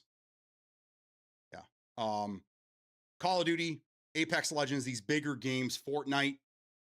When you see mouse and keyboard and controller together, there's always crying on both sides of the fence where we should just have it. Controllers over here, mouse and keyboard over here, and that's it. Valheim 1.0 dropping soon. Breathage is a space survival game. What you mean? It's that's what we ask for all the time is crossplay.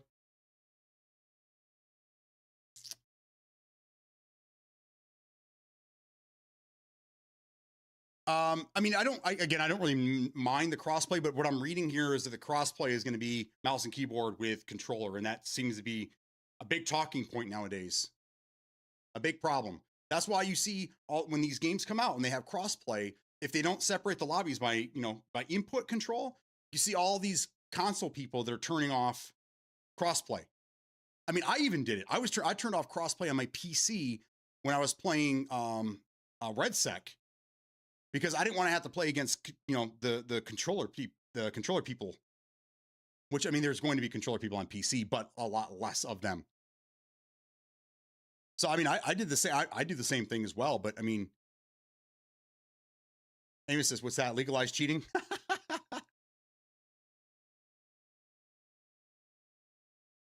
Don't you want? Yeah, I do. But I mean, you guys have options.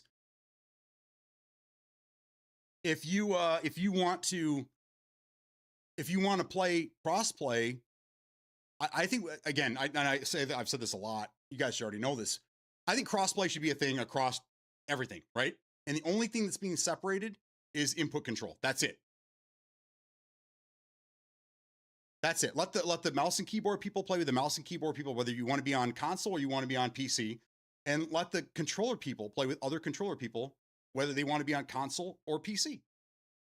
But when you start mixing up aim assist with controller and then mouse and keyboard, it creates too many issues.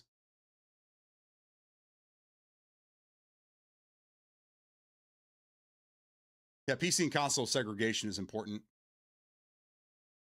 I mean, against controller and CQC is an easy win, though.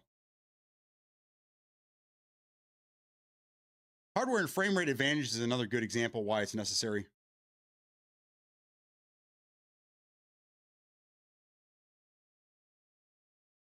Oh, so you think that you think consoles and PC should not have any crossplay? I don't see it being an issue. I just, just like people that have, older potato computers, right? They still play, right? And they may only be getting 60 frames at 720, but that's their choice, right? They choose to play at that, No one's telling them that they have to play that game at 30 frames at 720p. That's their decision, right? So if you decide to play on a console and you're cross-playing with PCs and you're both on controller, you're the one putting yourself in a disadvantage, not the other people.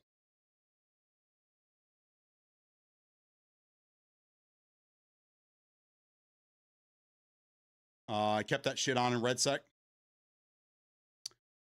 I got better lobbies when I would do crossplay off. It took longer to get into games, but I had much better lobbies. But and then when I go back and I'd play with my controller brothers or my console brothers, then I had to to force it back on again, which was no fun. So you had to get out of the game. You had to change the config file and then send it back.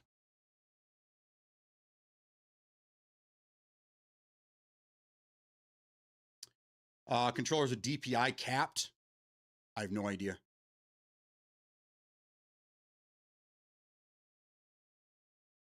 But if a console is locked at 120 and the PC can push 300 plus,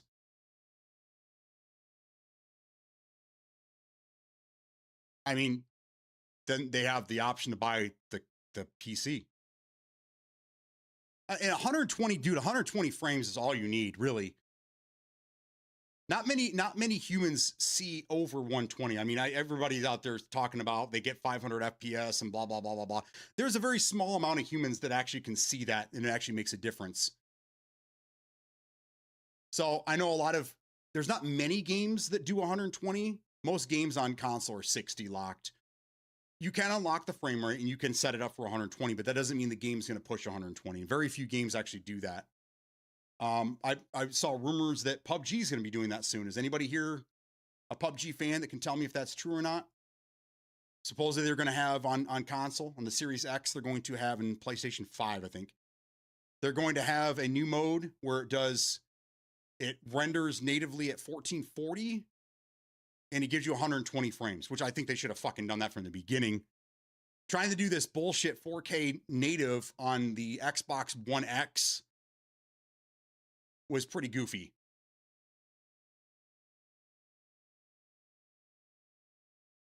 And PC has way more control over the graphics to the point where in some games they can turn down the graphics so low that bushes don't actually provide concealment anymore, and a console player would never have that ability. I mean, yeah, I've seen there's a couple examples. Battlefield 6, you could turn down the foliage to when you get to a certain point, it just doesn't render at all. I know what you're talking about, but I mean, eventually we need crossplay because eventually you guys are all going to be forced to buy PCs or PC type consoles or whatever. So I think they just want to get you guys ready to be playing with everybody. But, I have no problem with that. I mean, I think that the player base is healthy enough on both sides of the fence that if we want to just keep games without crossplay, then, I mean, fine.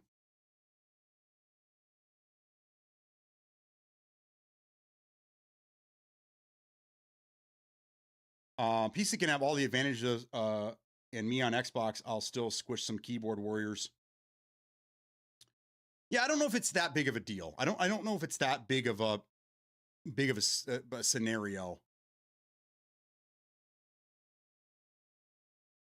I would argue that like 120 over 60 is a big advantage, but 300 over 120 is not that big of an advantage. Her PUBG gets 120 on Thursday. So there you go. Okay. So that's nice, right? You're still never going to see crossplay with PC. That's just never going to happen. But first off, there isn't, I mean, it would kill the game on console if they decided to ever do crossplay for PUBG. It's just not going to happen. Number one, all the console people would have to learn how to play FPP. Oh man. Well, when that happens, what you're right about, that'll be a different problem that requires a solution that you've been asking for the whole time. So you should be happy for that. What's my solution?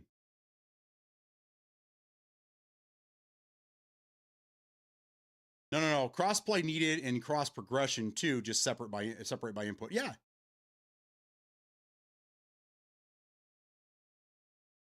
I mean, the same thing could be said about the consoles, right? Like the people that are playing on a Series X are going to have a big advantage over the people that are playing on a Series S.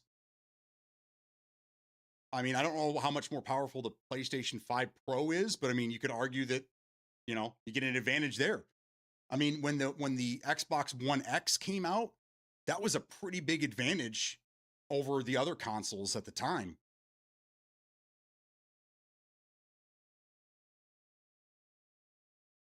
A lot of games were optimized for the One X. You guys remember that? Remember that being a thing? It would be all the new games in the boxes. It'd be Xbox One X optimized, and then you knew that. Yeah, okay, cool. I'm getting a better version of the game than everybody else. I'm all for crossplay. That way, I can still play with my friend until that bastard buys his new PC. Thank you, bro. That's what I keep saying. I've been trying to get. We were successful in getting a couple over to PC from my PUBG days. Okay, a couple of my buddies. But some of them never really stuck with it, or wanted to upgrade. It was like one of the arguments was it's a brand new PC. Why should I have to upgrade it? Why I can buy a console and that thing will last me 10 years without any upgrades. Why do I have to upgrade my PC? No matter how many times I explained it, no matter how many times I went through it with this person, they just couldn't wrap their head around it. They thought that, well, I have a PC. This should last me 10 years without any upgrades. Now,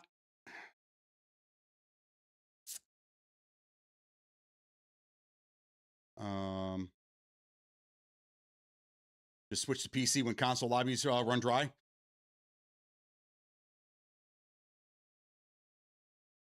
Run that 1v1.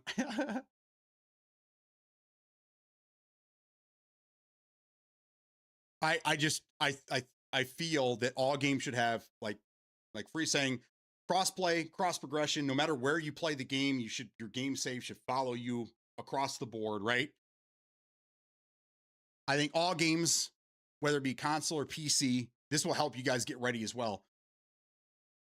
All games should have the option of either mouse and keyboard or controller. Right now, I mean, I think the Xbox has just over 100 games that have mouse and keyboard support. Make them all mouse and keyboard supportive.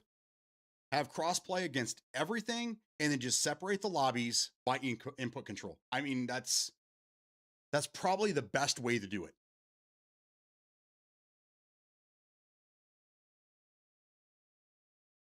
Ugh. His ice water is great.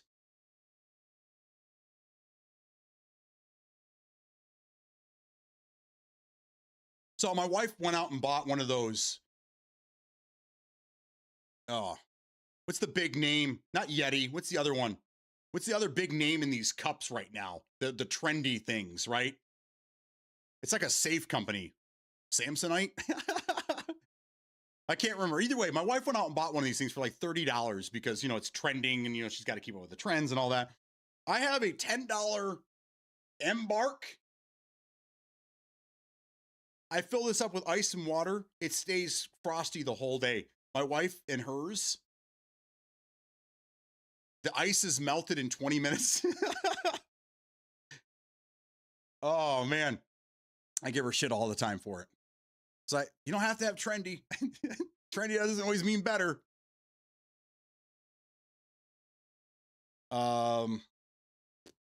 Who's getting creamed on the Rust map? Oh, you're talking Call of Duty? Yeah, I mean, yeah, controller.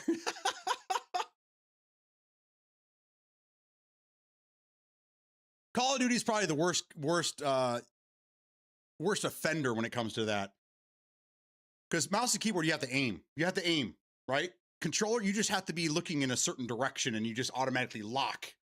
It just locks.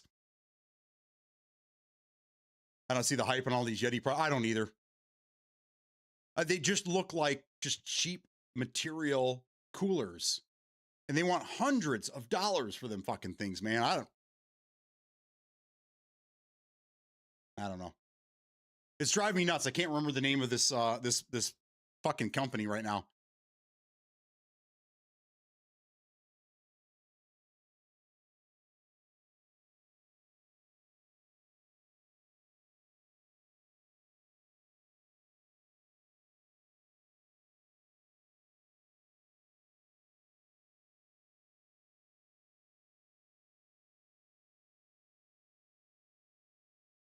Pelican's another one. That's not it though. God damn it.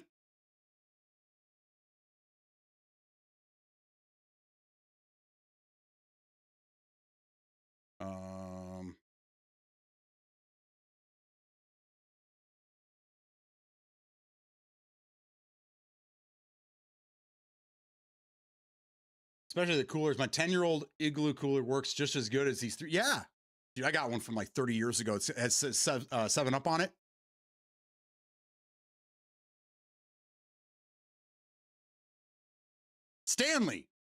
Stanley, thank you. Yes.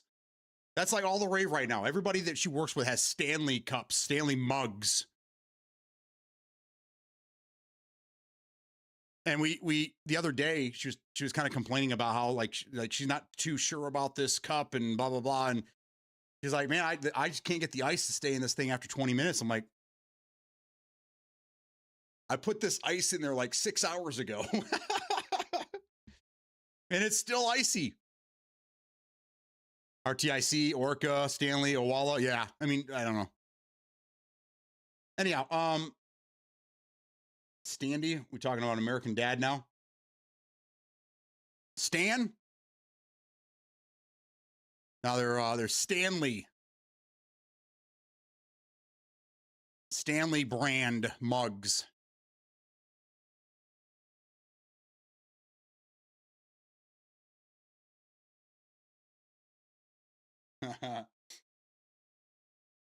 All right. So then the last thing I was going to talk about here before I let you guys go, where was it?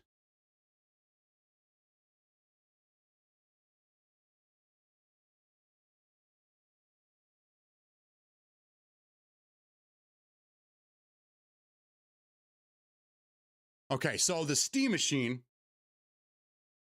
has been selling pretty well. Apparently, they released their numbers and their first run of consoles, which I think they said they had 50,000 of, all sold.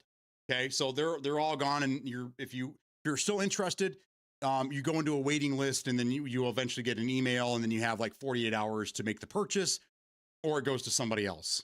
So I like the way they're doing this to keep scalpers at bay and make sure that everyone that wants one gets an opportunity to buy one without being, scalped, obviously. But I don't even know where this came from or why it's even a thing. Because I mean, again, it's Steam, so weird. But someone asked Steam if they were going to be doing exclusive games for the Steam machine.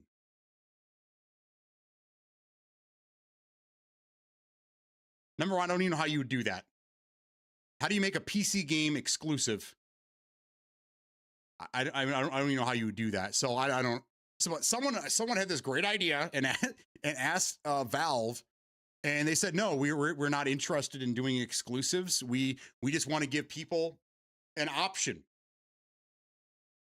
They just want to give people other options, and it's basically they just want to get the Steam OS out there.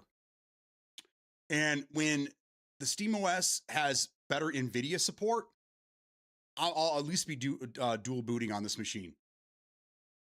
But there's a good chance that I may just get rid of Windows altogether and just go straight Steam OS.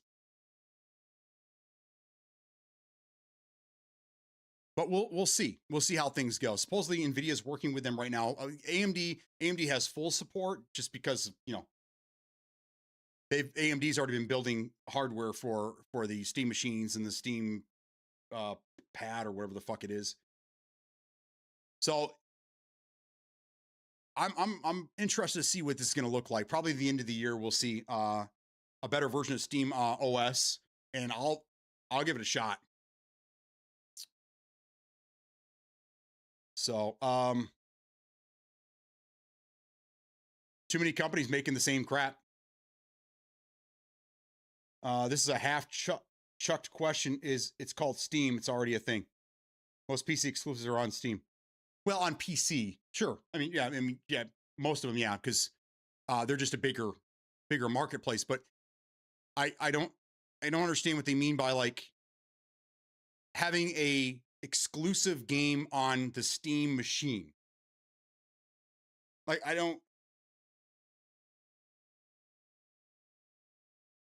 I guess their thought was that if you had an exclusive to that console or that machine, then they would sell more of them. But I still understand like where they were going with that. Almost, well, sounds like it was a stupid question. Then when they realized it was a stupid question, they doubled down like, no, they were going somewhere with this. Very weird. So I guess I don't understand what they were like. Oh, I see. They suggested they bring out Half-Life 3 and they make that a Steam machine exclusive. Bro, if Half-Life 3 ever comes out, you better believe it's going to be on everything. Everything. It will. I don't think they would make that an exclusive. I think that would be stupid. I mean, one game I fired up over the weekend was the Orange Box. Well, the Orange Box is one of the greatest games ever. And they were quick to release it on consoles as quick as they could, man.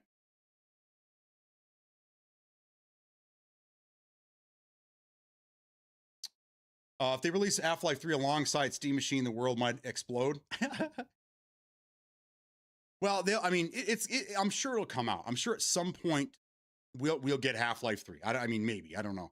But when it does, it's not going to be exclusive anywhere. It's going to be, they're going to sell it everywhere they can.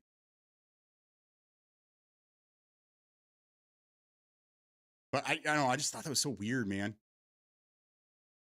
It's not a console. It's just it's a PC option. for those that want just simple things and they just want to just hook it up to their TV or whatever and just game. It's not competing with anything. It's not competing with anybody. It's just another option.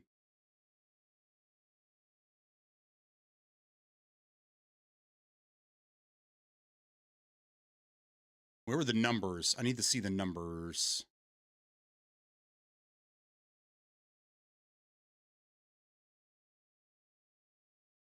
Fuck, I can't see them. Okay. They released their numbers like this morning, I want to say, and I wanted to just, there you go, right there. Let's see.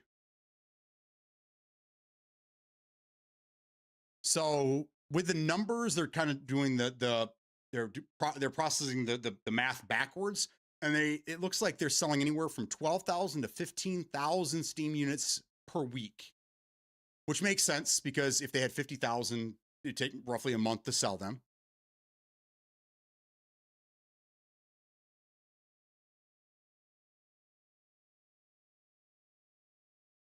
Steam Machine is number 2 on Steam charts right now. Counter-Strike 2 is number 1, which, that's, I mean, of course. And then Pal World is 3. The Steam Machine is their second highest selling thing right now.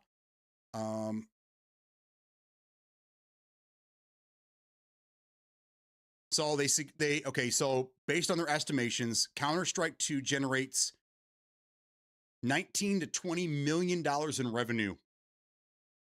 That's incredible. For a game that's 20 some years old, dude, they're raking in the money. That's so wild. They think Pal World is doing between 7 and 9 million. So the Steam Machine would fall somewhere in that category. Probably 12 to 15. Steam place their revenue number between 10 to 18 million per week.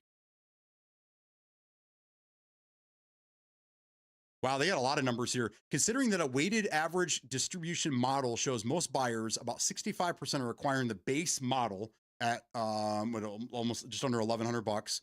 The remaining 35% are purchasing the higher tier $1,400 configuration. That's pretty close to what I thought too.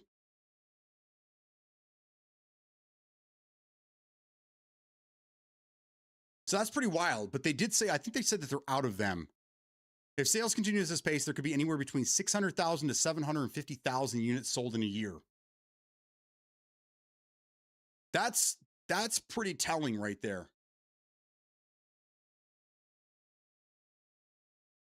Want one personal? Crazy part is these people walk around and can vote. People who sharpen a pencil from the eraser side first ask these questions. Yeah, right. Can't have a dull eraser. That's right. $1,400? Yes, it is. I don't know if that comes with a controller, but the 2 terabyte model is $1,350.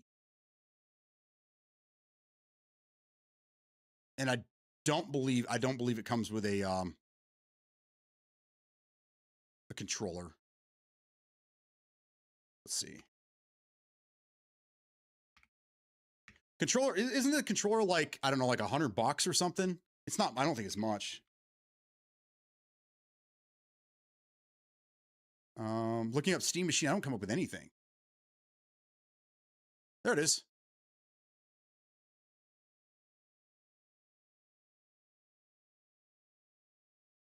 All right, so for it's $1,050. They get you the console. For $1,128, they get you the base console with a controller. For the $1,350, you get the 2 terabyte console. And then for an extra, what is it, $80 or something like that, the 2 terabyte with a controller is $1,428. So, and I think we did the math on a new, if you were to buy your own hard drive, and it's if you can get one of the 2 terabyte ones, it's probably best to just buy that, You can get slower SSDs for a little cheaper, but you're talking about like a $50 difference, I think is what we came up with.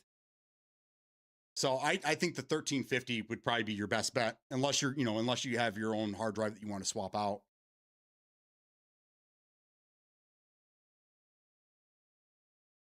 Or you could do that. You can buy your own 2 terabyte, pull the 512 out of there and put that in something else or sell it.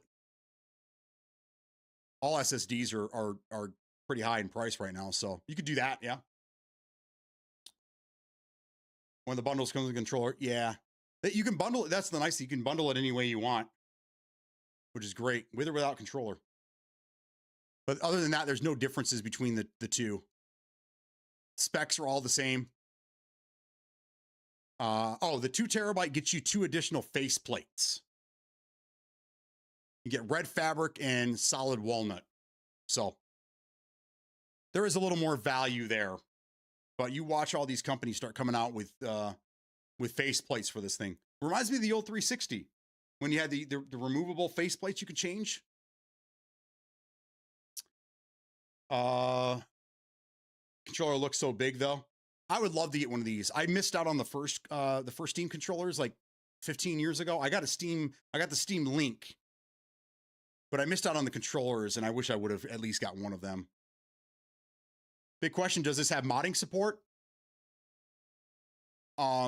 Yes. Yeah, I mean it's a PC, so it's not tied down to anything. You can take Steam OS off this. You can put Linux on it. You can put Windows on it. You can do anything you want. It's not like a console where you're locked into their ecosphere or whatever. I mean, technically, you should be able to put PC Game Pass on and play Game Pass games on it. Is it Vortex compatible? I don't know what that means. But yeah, I mean, it's basically just a PC. It's just a cheap little PC to help people transition into PC gaming.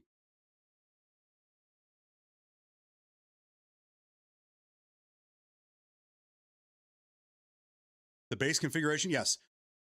The whole thing is just a computer. It's just a pre-built APU computer. You can upgrade the RAM, I do believe. There's a couple things you can upgrade. You can upgrade the RAM, the hard drive, and I think that's it. I don't even think the APU is something. I think that's soldered in place. But you can upgrade. I'm pretty sure you can upgrade the RAM if you wanted to. Maybe the Wi-Fi card. I don't know. Depends on what's not bolted down or soldered down. So yeah, you can mod anything. You can do whatever you want. Anything you could do with a PC, you can do with this. It just comes packaged with Steam OS, but whatever you do after that, I mean, it's yours. That's why they don't subsidize it, and that's why the console costs what it costs, is because they're not subsidizing it like the Xbox and the PlayStation 5. Where if they did that, this thing would probably cost $1,000, maybe $900, somewhere in that neighborhood. But it's not in their interest to sell anything at a loss, right? Because Steam doesn't have the restrictions that Xbox and PlayStation have. Steam can do whatever they want because they're basically just a marketplace for video games. That's why they're huge, and that's why they'll hopefully never go public. If they do, we're all in trouble. And then you'll see a huge reset in the gaming industry.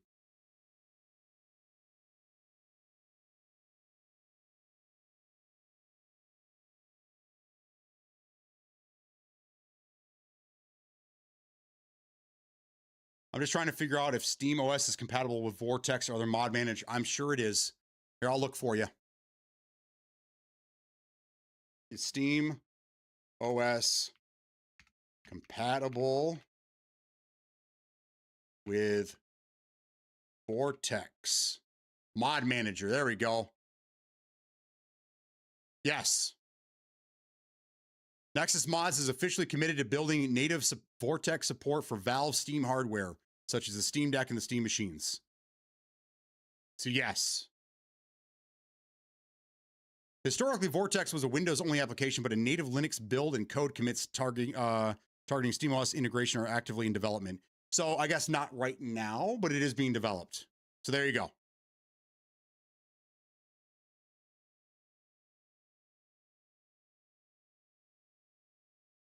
Good question. Good question. So yes, if you're looking for mod managers like that, it sounds like at least this one is. And I would assume the other ones will follow suit. Without SteamOS, Linux gaming is making huge strides as it is. Pretty soon for PC people, we're going to have way more options. So for people like Free to Escape that just hates Windows, right?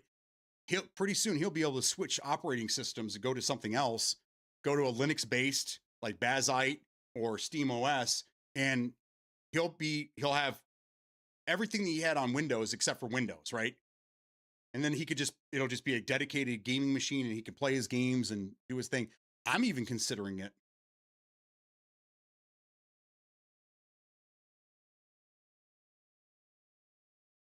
There you go. So it makes sense that these companies would be doing that. So you can mod your games that way. But yeah, I found that information pretty interesting.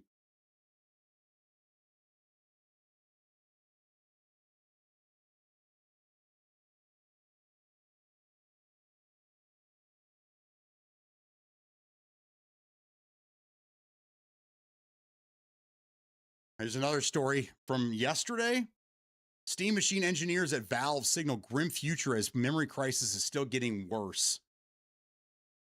Probably there's another rumor that that the Steam machine is going to go up in price again because of all the price, all the RAM and everything going up.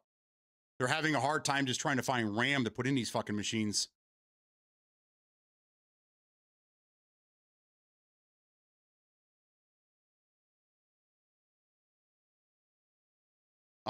Another thing is that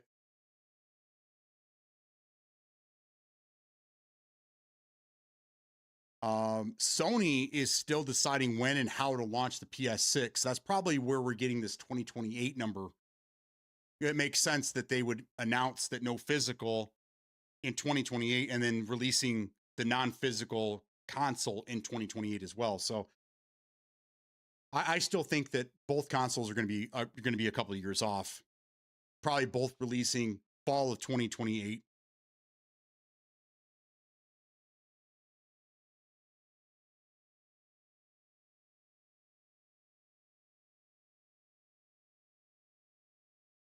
That's kind of a bummer because of AI, because of the RAM apocalypse.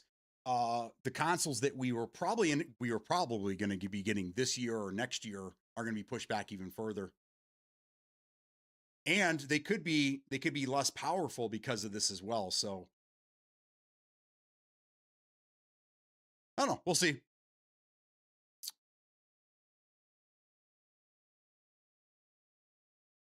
This might even force them to not release consoles at all.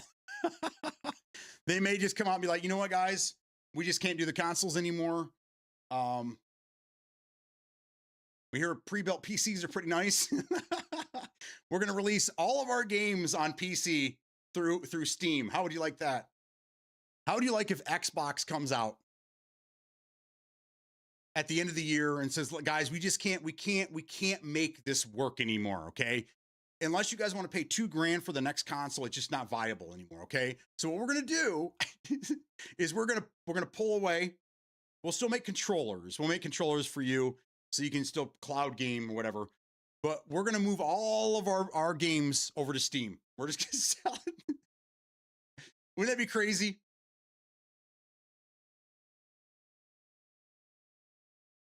That's a game changer for the console community that don't like Windows or Linux troubleshooting. A big move is if one releases without the other. Like, why do they have to release at the same time? What contract says they have to? Because it's a competition. They have to release at the same time. The only console I can think of that hasn't released with these two at the same time is Nintendo, but Nintendo's their own thing. They're not even part of the conversation. No one wants to be outdid by the other one, right? So they have to release at the same time. And it's kind of a situation where, like, I think both sides are looking over to see what the other one's going to do. What are you going to do, man? You gonna have a disk drive? We're not gonna have a disk drive. You're not gonna have a disk drive. Okay, we're not gonna have a disk drive either. Okay, what else? What else is going on over there? Are you not gonna release physical media? We're not releasing physical media. Are you gonna? Oh, you're not releasing physical media? Okay, either good. Okay, good. Because, like, if PlayStation 6 came out, right, and then Asha really wanted to be an asshole, then she could flip the script and really screw PlayStation over and be like, hey, we're going to release physical games for the next, whatever years. We're going to have a disc drive in ours, we're going to get rid of Game Pass, and then PlayStation's over going, fuck, we released too early. Damn it, we released way too early. So they're going to release at the same time because they're competing with each other. And it's more evident now than ever before. With competition like you do, like, why do you want to end a basketball game being tied and get the last score? Why do you want to be in a race and be neck and neck to see who crosses the line first? Yeah. But I mean, so many things, so much could happen in between that time frame. So many things could happen. Whoever releases first will probably get, more people. When the project, regardless of how it plays out, I'm pretty confident that the Project Helix is going to drag its feet as long as it can, because they don't have any good news either. But they don't want to tell people that. They do not want to tell people. They want PlayStation to ride this negative publicity out as long as possible before they even have to open their mouths again.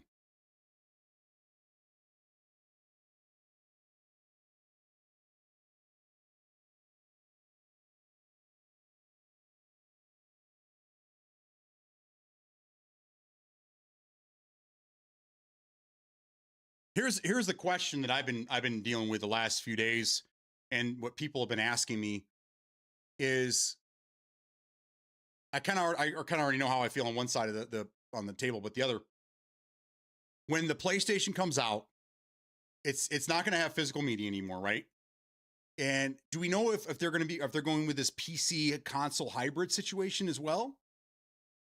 Do you think PlayStation will continue releasing games dedicated to the next console, or do you think they're going to do what Project Helix is going to do, and it's just going to be they make Windows versions or PC versions of the game, and then the console just automatically optimizes it, scales it down. So they're not releasing two versions of a game. It's just one version that works across everything. Do you think that they'll still make physical, or not physical? Do you think they'll still make different versions of the game for PlayStation 6? Or do you think that I feel like the next console for Xbox is going to be a PC just locked into Xbox, basically? And then it'll just be the Windows PC version of the game, and either an AI program or whatever will automatically optimize it for the console, or there'll be a team that actually writes config files after they've optimized the game to run on the console. I think that's how it's going to work, but I don't know. PlayStation's different, right? And they're doing their own thing over there. They're kind of on the same path, so it makes sense that they would do it that way. But I don't know. I mean, we're talking cutting costs and making money, right? So the less they have to put into making the game in the first place saves them money. Not creating several different versions of the game saves them money.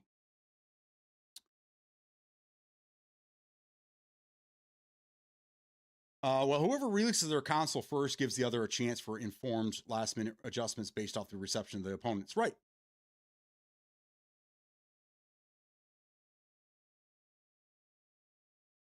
There's been zero information on PS6 is making a PC like Helix. At least there's no rumors or anything, and Helix will with likely run Windows and Game Pass Store. Oh, it'll 100% run. I think all consoles, all Xbox consoles have run a version of Windows at some point. Hell, I mean, Windows CE for the Power PC was run on Dreamcast. Dreamcast was running on a version of Windows. Yeah, you see, that's the thing. There's really no rumors or anything because they're keeping their cards close to them right now. It's just kind of see what the competitor is going to do. But that's another great way of saving money is if you're not building a bunch of different versions of the game. You build it for one, you scale it to the others, and you're done. Done.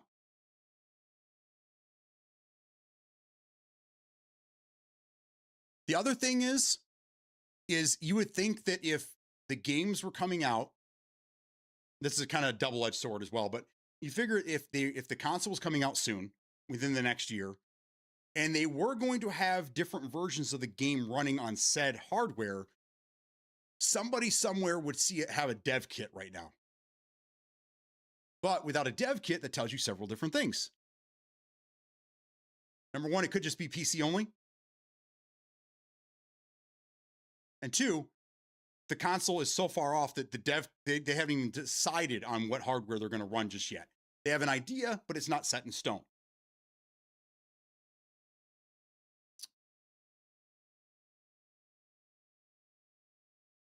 The fact that no one wants to be first, even Xbox, means there's no confident. No. Because the industry was going in a completely different direction. And then Asha comes in and like completely changes everything again. So now we got PlayStation that was like, they had a roadmap. They were going to do certain things. Now she's come in, she's changed the direction of the competitor. So now they're like, shit, we got to change direction too. But what direction are they going in? We can't do anything yet. We got to find out what they're doing over there so we can stay ahead of them. I never thought about it till you asked that question, but we know nothing about PlayStation 6. No. I don't really keep up with that side of the world. So yeah, I wouldn't know. But I mean, we know that they said no physical media. So one can assume no disk drive in the next console.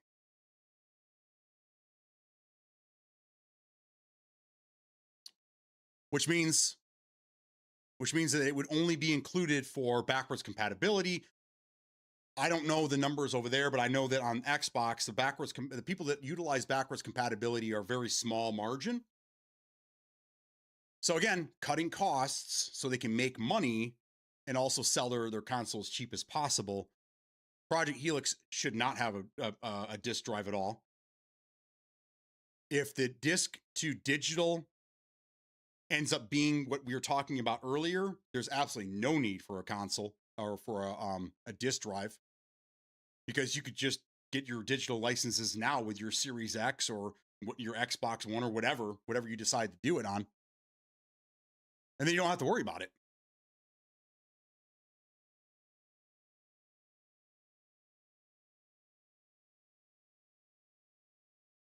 But that's all we know, right? Because we don't really know anything about Xbox either, right? Because I think they've released like a possible, like what the next, like what the specs are going to be.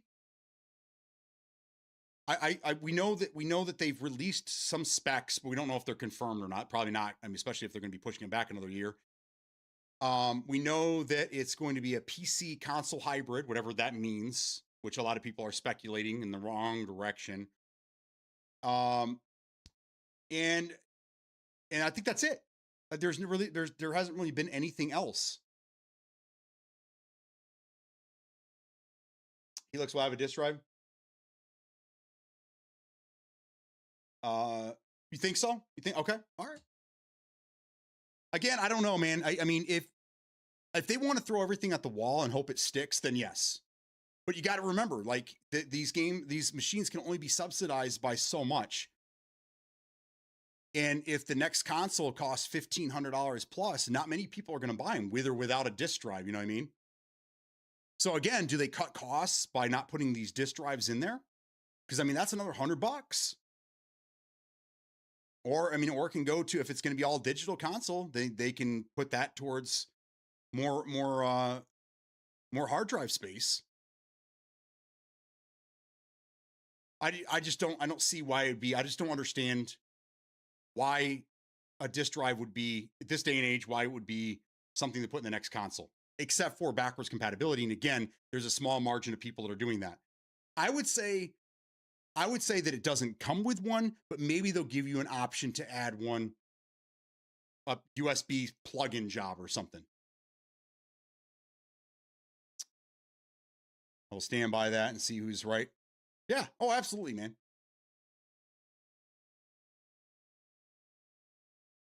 They'll just make two types again, one with and one without. Maybe, but then that's more manufacturing costs. Right now they're trying to cut costs, right?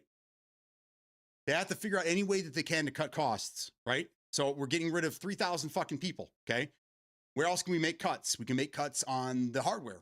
Hopefully they don't get red rings of death because they went too cheap. We can make cuts here. We can make cuts there. Does it really need a disk drive? No, because we're going to get rid of physical media, so we don't really need that. We have the disk to digital program, so there's another reason why we don't need a disk drive. Maybe we can shave some money off by not putting 2 terabyte hard drives in the next one. We're just going to go with one. Sorry, guys. But they're going to have to figure something out because, again, if they put all this hardware, all this into one machine, and even if they subsidize it a couple $100, it's still going to be expensive. And people are already losing their minds over the Steam machine cost, which, I mean, whatever. But can you imagine PlayStation 6 and the Project Helix being very similar machines, and they're selling for $1,400 plus? How many people here would buy one for $1,400? 2 versions, 1 disc, 1 without. Put me down for 20. I don't see them doing a disc tray Helix and all digital Helix. I don't think that's worth. No. It'll be all digital. Again, I don't understand why they would have a disc. There's no way that Xbox is going to let PlayStation go all digital, and they're not going to, especially when they're already having money issues, right? Keep the manufacturing costs down, stop making all this stuff that they, that can be gotten rid of.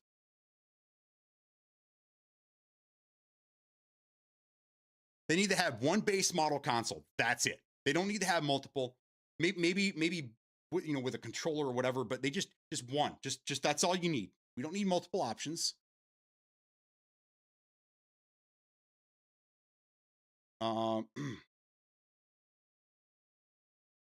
Such as the RAM shortage, or did they get rid of 3,000 plus people so that way they could make 2 consoles? I don't know. So they'll be quick to get you your console. The games are going to take a lot longer to make. That's you're taking out a loan, okay? So it sounds like you're going to buy into it either way. You're definitely buying it. Now, what if they take the same stance as PlayStation and it doesn't come with a disk drive and they get rid of physical media and it's all digital? Are you still in on that?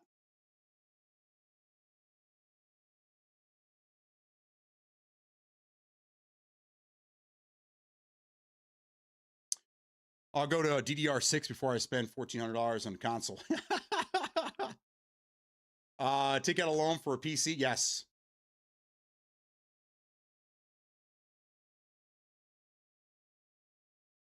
I think we've touched on this before, but when we're in the conversation now, I think that's where a lot of people are gonna. That's the line, right? When your console is just within a couple $100 of a pre-built PC, I think that's where people are going to draw the line and go, okay, I don't think we need this console. Especially if people already are talking about walking away from consoles if they don't have physical media. Then who is going to buy these consoles? If the difference between the next console and PC gaming at the time are only just a couple $100, you would have to be a diehard fanboy to pick the console over the PC. A diehard. And even then, I think those people would still have a PC. They just want to have the newest console as well. So, see, we're getting into uncharted territory here. So it's hard. It's hard for both these companies to know what's going to go on, what's going to happen. before it was always, it was easy because they knew they were going to sell the consoles. But now in this day and age with PC almost at 50%, they're much easier to get a hold of. They're much easier to work with. They're much easier to maintain. They're much easier to, everything.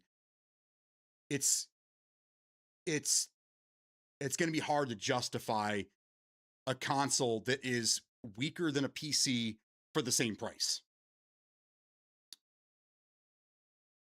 It's going to be a toughie, man. It really is.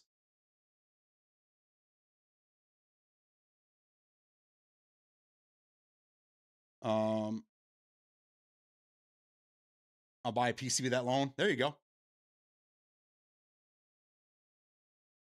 Uncharted territory is PlayStation territory. Got to get a good Microsoft PC. My miss has a laptop, but what sucks is she can't install Steam to it. Can't install a lot of games like FF14 we tried. Why? Why can't you install Steam? Steam has a Linux version and a PC version and a Windows version. What are you running on a laptop? What operating system are you running on a laptop that won't allow you to install Steam? That is weird, man.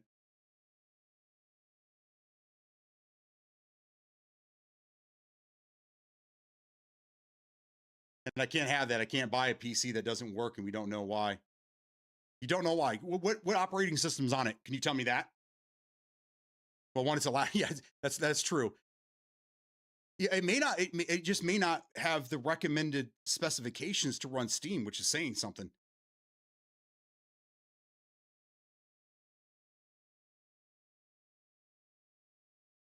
It just refuses. I can't tell you. Oh, okay. Well, I mean, you got to have a little bit of knowledge on PC to deal with a PC. Not much. But I mean, if I were you, I would just start researching things, man. Just like this right here. Grab your girl's laptop and just start going through it.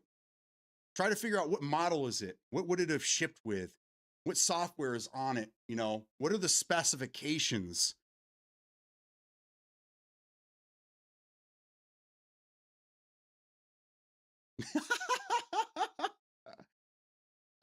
Is it a Chromebook? If it's a Chromebook, I understand because it's running Chrome OS and that you can't. Yeah, that's a completely. But I mean, nobody should be using a Chromebook. Like, no. I already have a hard time when people tell me they get gaming laptops. But if I find that you have a Chromebook, I'm going to come to your house and slap your ass. No one should have Chromebook. Those are for kids in school to learn shit. No adult should be running Chrome OS. None. If you have a Chromebook, you need to figure out how to get it off Chrome OS and go put Linux on the fucking thing like an adult. Sorry if I'm talking to you.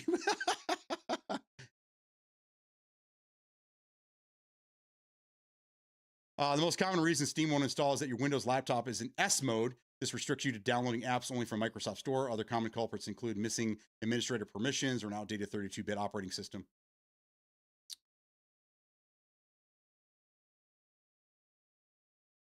Got it. Okay. Well, I mean, we could help you. We need to know more. We need give me a make and model. Give me a model number of this damn thing so I can look it up and see, what it is. It might tell me.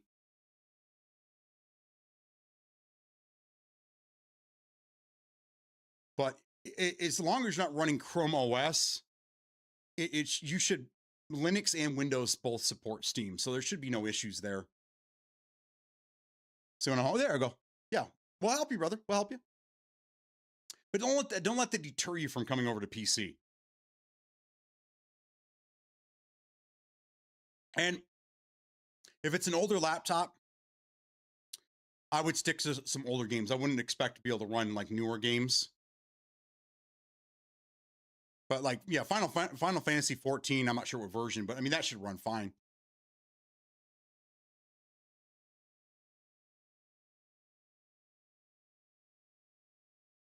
Like what Smokey's saying, that's very rare. I know what he's talking about. It's a Windows. There's a mode that you can put in there for it's like a kid mode, I guess. So you can't fuck things up. So you might just have the child safety locks on. I don't know. I think it's also in a different version of Windows. There's like a Windows student version or something like that. But I don't know how you would have got that version on the laptop. So that's why I have to buy her a Switch too, just so she can play. I got you. I mean, we might be able to help you out with this later today. Maybe it's just a couple keystrokes and you're gaming.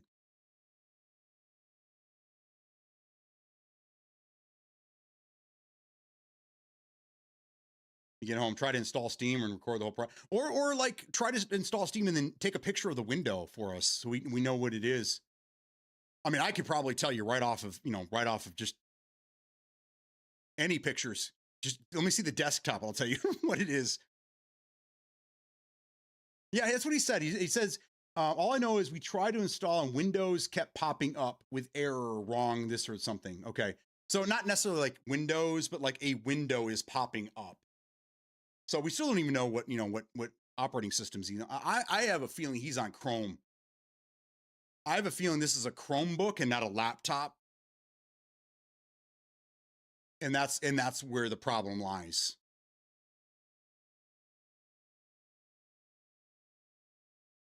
I'm like 65%.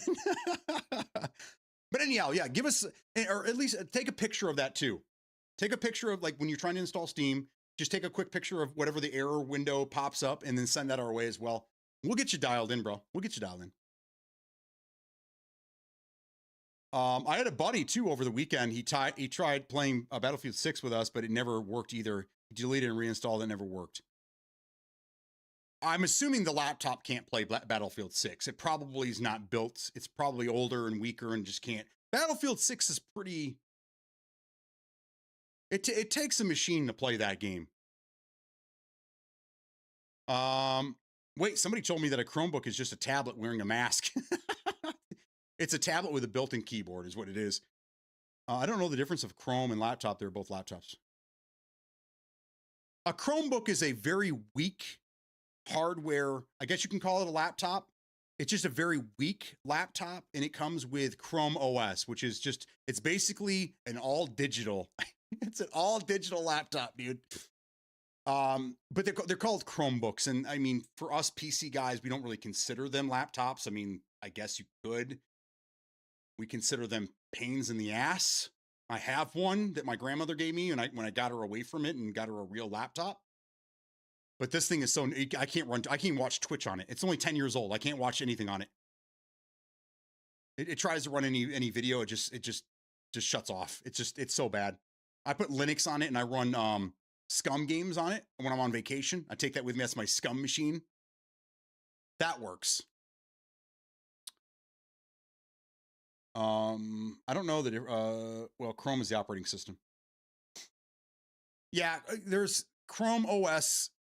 You can actually put that on. There's a Chrome OS Slim or something like that, I think, or OS Flex is what it is, which you can put on anything. It's recommended for older, outdated, bottom of the barrel laptops, just to get it running. And if you don't want to put Linux on it, you can run Chrome OS, and it's a little easier to work because I think everything's cloud-based, right? So it has all your Google apps on it.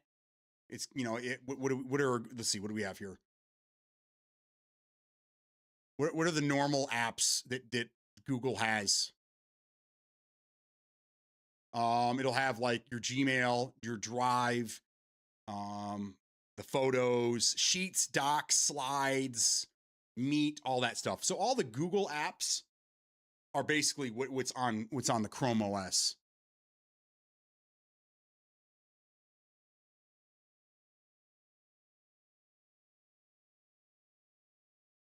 My buddy with the BF6 was on PC. He bought a PC, and when there's issues, he always had to go to the guy he bought it from because he can't fix them. Yeah, I mean, well, it just like anything else, you got to once you learn it, it just got to get yourself out there and learn some things. And Chrome is amazing. The web browser. If you any errors that you get, you can just punch those right into Chrome, and it'll tell you where the problem is. So it's a lot easier to own a PC nowadays. But I would recommend, like, especially that character there, since he has a PC. When he takes it to people to have him work on it, stay there with him. Ask him if he can look over their shoulder. How do I do this? How do I do that?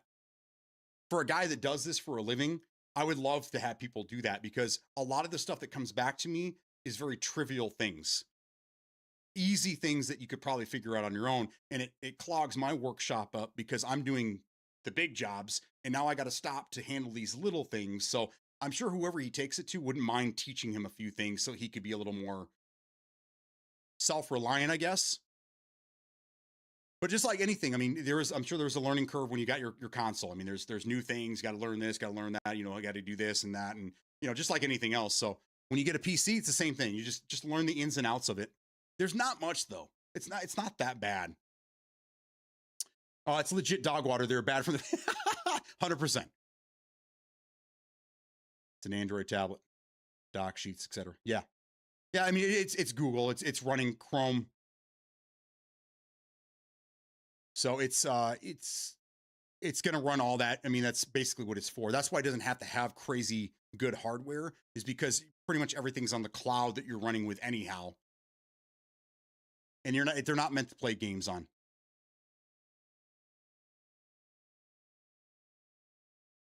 He needs to learn how to use Google.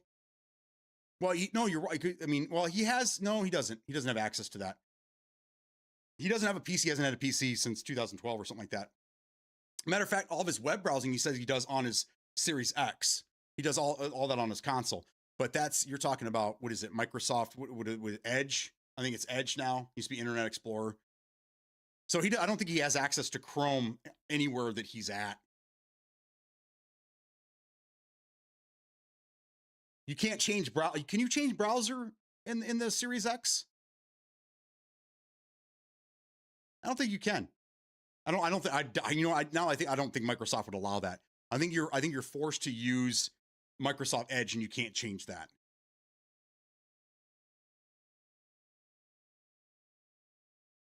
But either way, when you get home, now you got my mind going again.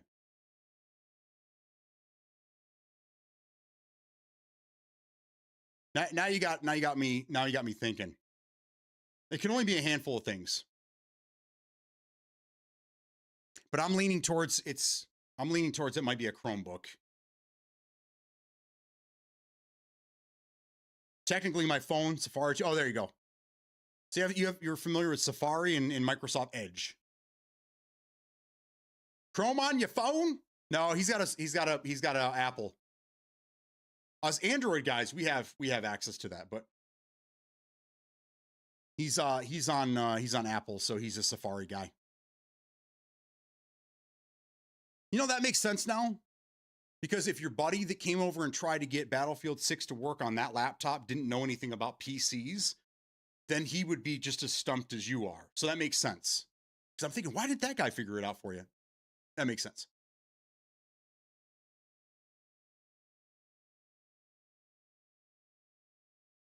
I'm on Apple. I use Chrome. Oh, can you change that?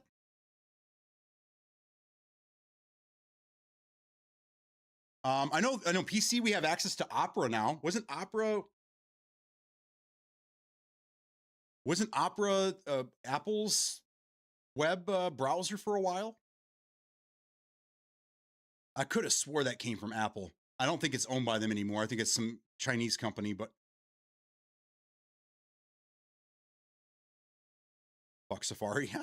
I can't remember if Xbox will let you change the browser. I know you can on PlayStation. They have multiple that you can use.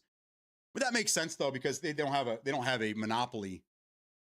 Right? Xbox is Microsoft. They don't want other people's products on their stuff. You know what I'm saying? So I would say probably not. I'd be very surprised if they allowed you to do that.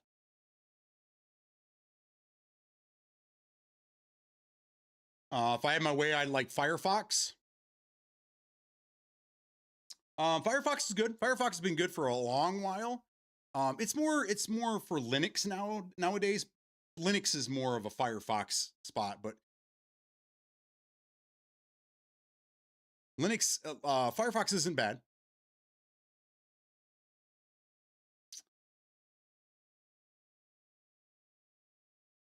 I don't change anything. I download Chrome and use it. Oh, there you go. That's cool. I didn't know you could do that. I didn't know you can do that. Firefox is OG. It is. Firefox has been around for a long, long, long time. That's why it runs on Linux.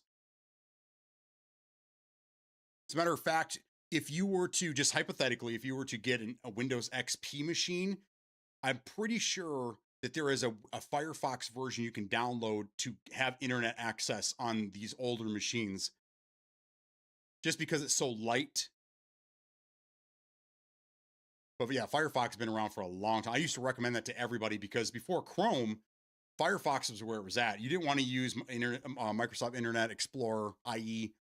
Firefox is where to go. And then Chrome came out and it got better and better and better and better to the point where I use it exclusively on everything except for my Linux machines, which are all Firefox.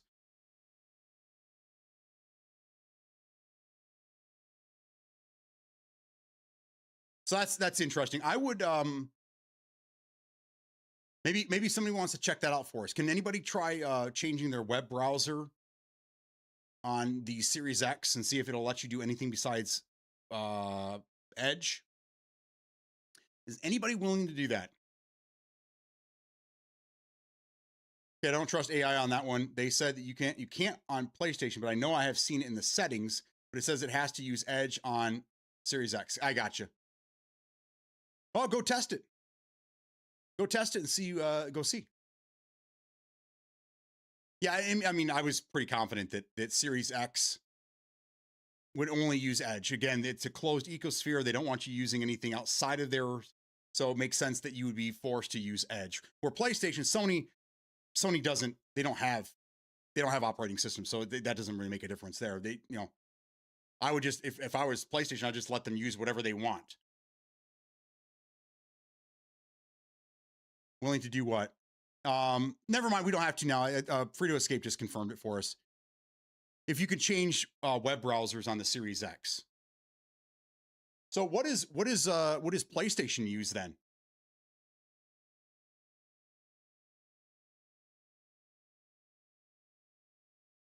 Does PlayStation use Firefox? That'd be interesting to find out. What is the default internet browser that's on a PlayStation?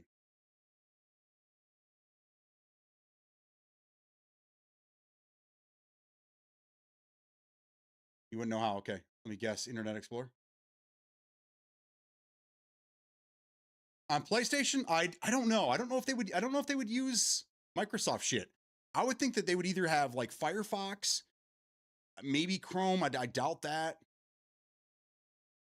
Or maybe they have their own built-in. I don't know. I don't know. They might just have their own whatever in-house built internet browser, which then I wouldn't even use it. I mean, I wouldn't use it to surf the internet anyhow, but maybe they use Ask Jeeves. Maybe Ask Jeeves. My wife brought that up a few days ago. I'm like, Ask Jeeves. Like, Jesus, I haven't heard that in like 20 years. You guys remember that shit? Ask Jeeves? Yeah, I didn't think so. Not very popular.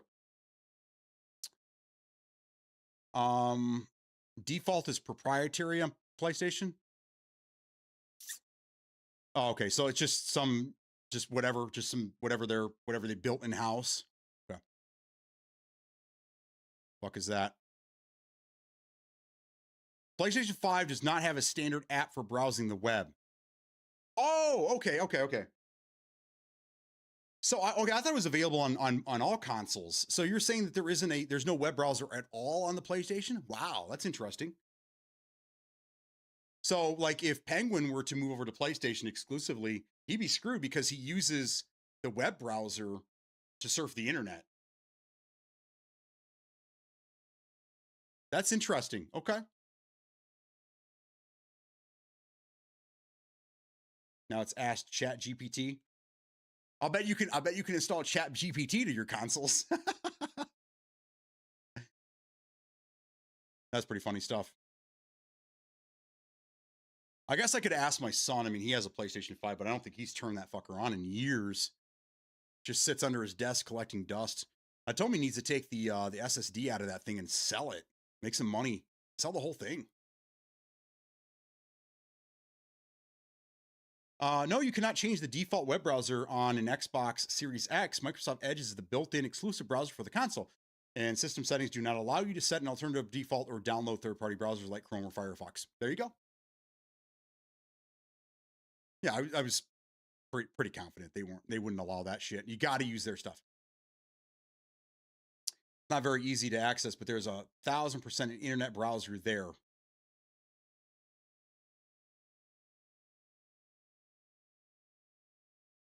On PlayStation? Interesting. Are you having to manipulate something?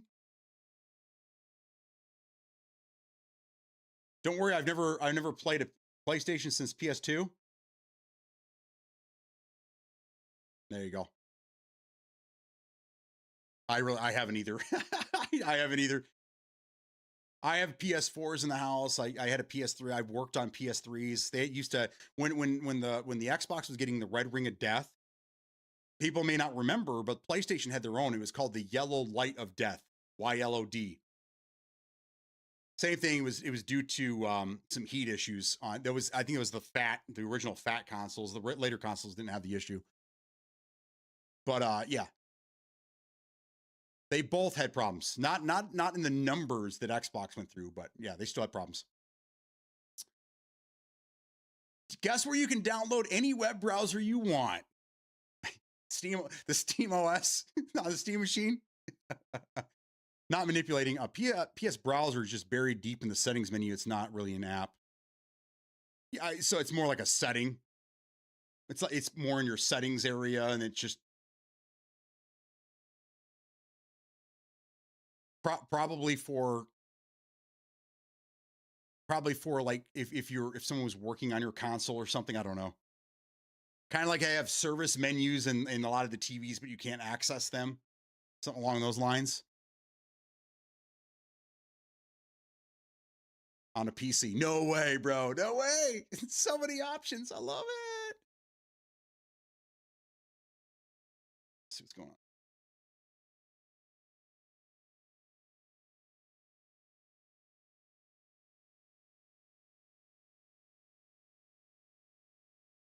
on. Uh-oh.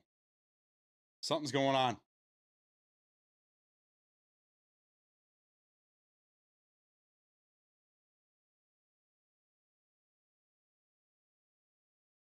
Oh my God. This is why I hate social media and Facebook, man. It's just anybody can write anything anywhere. And it's just they just create false information everywhere, man. Everywhere. It's so hard.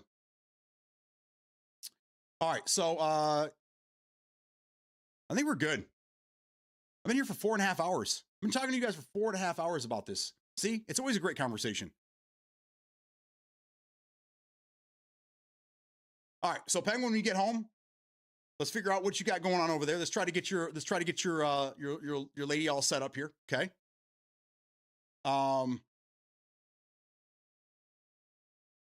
I don't know what I'm doing. I have no idea what I'm doing the next few days. I'll be here in some capacity. I just don't know what I'm doing. My wife has a dinner tomorrow night that she's going to be at, so I don't know. Maybe that frees up my night. I don't know. Good conversation today. We cleared up a lot of things. Time will tell on the Project Helix. I think we're not gonna get any solid information for at least a year. So everything is just rumor. Everything is a rumor right now. Everything.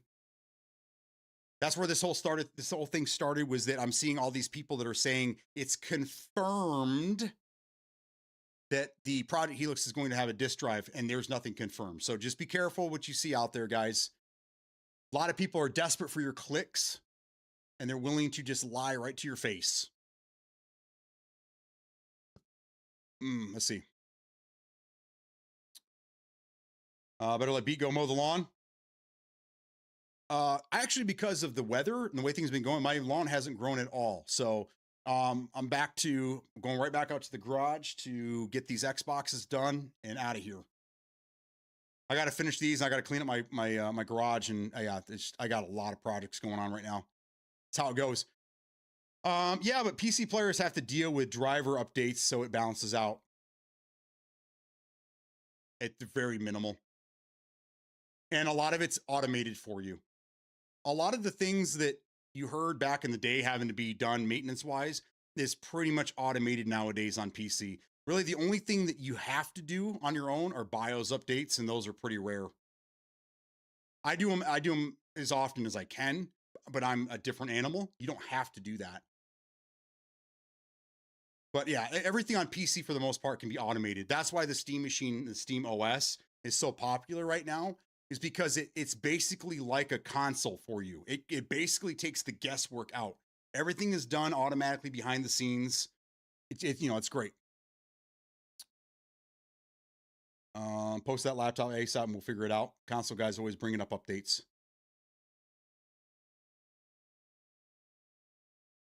I mean, you guys have updates too, right? From time to time, you have system updates, and whenever you install a game, there's always an update that, so you guys have to deal with it as well.